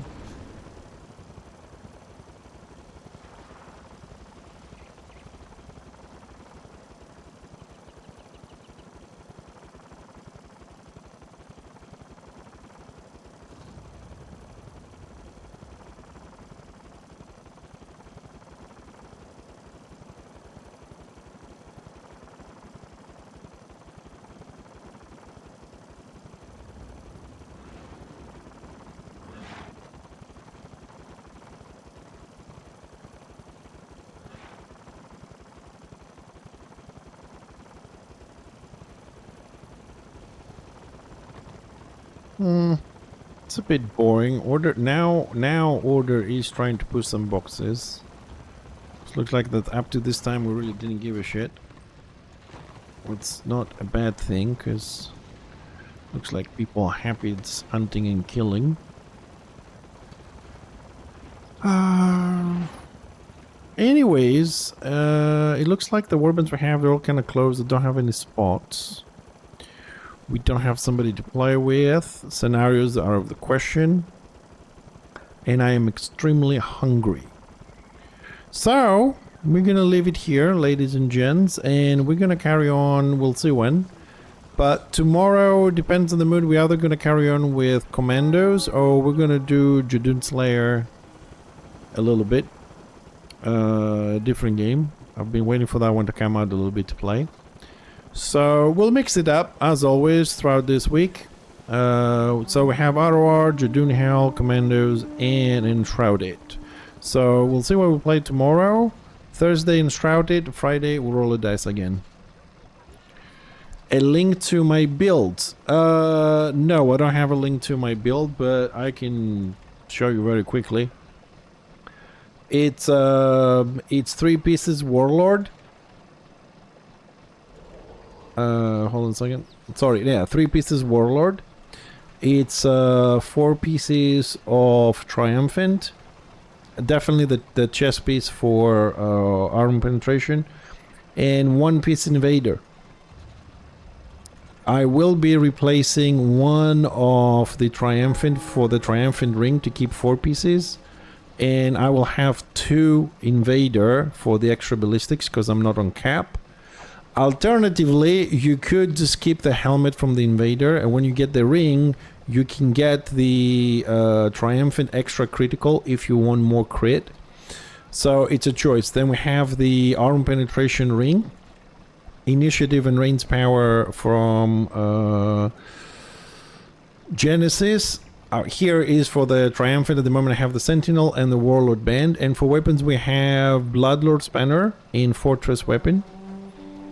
Okay. Tactics is Masterful Aim, Fighting Chance for the weapon skill, the critical, pressure rounds, and Thunderer for auto attack on the move and 10% penetration on weapon skills. And then pretty much all the the renown is 2 on, I think is the defender one. 2 futile strikes, 3 critical, and then it's vigor of 5 because you have a bit of a problem on HP, right? 5 health, 2 critical, and 2 anti-crit, and the rest I just put on like initiative for anti-crit and a little bit of weapon skill because I had spare points, so you had to split them somehow. And then you run armor potion, and then you run fever, which is wounds and critical chance, because you need to keep your crit up. So you'll end up with about 1,000 ballistics and 8,000 and a half HP. And when Triumphant crits, procs, and you get your 130 ballistics, you'll be over the top doing a lot of damage. Point here is all gear tallies are weapon skill. The weapons have ballistics, and of course the 54 on the ring for the weekly. It's a good single target bursty thingy. You can make some changes if you want. You can replace the Thunderer because if you have all weapon skill, you'll be running about 50% armor penetration. The Thunderer makes it 60, which I think is ideal. But you can replace it with coordinated fire if you want to give 15% damage from all sources. If you're playing in a group, I will recommend it. If you're playing solo, I would say skip it, because with high crit and armor penetration, your damage will be a lot higher 1v1. If you're playing in a group and you want to pile up the damage, replace the Thunderer with that. But keep your crit high. Okay? That's it. I'll see you guys tomorrow. Like I said, either Commander's Origin, we continue on Mission 7, or we'll play some Jadoon Slayer. We'll see which one comes on the dice. So, take care. Thanks again. Appreciate. And I'll see you tomorrow.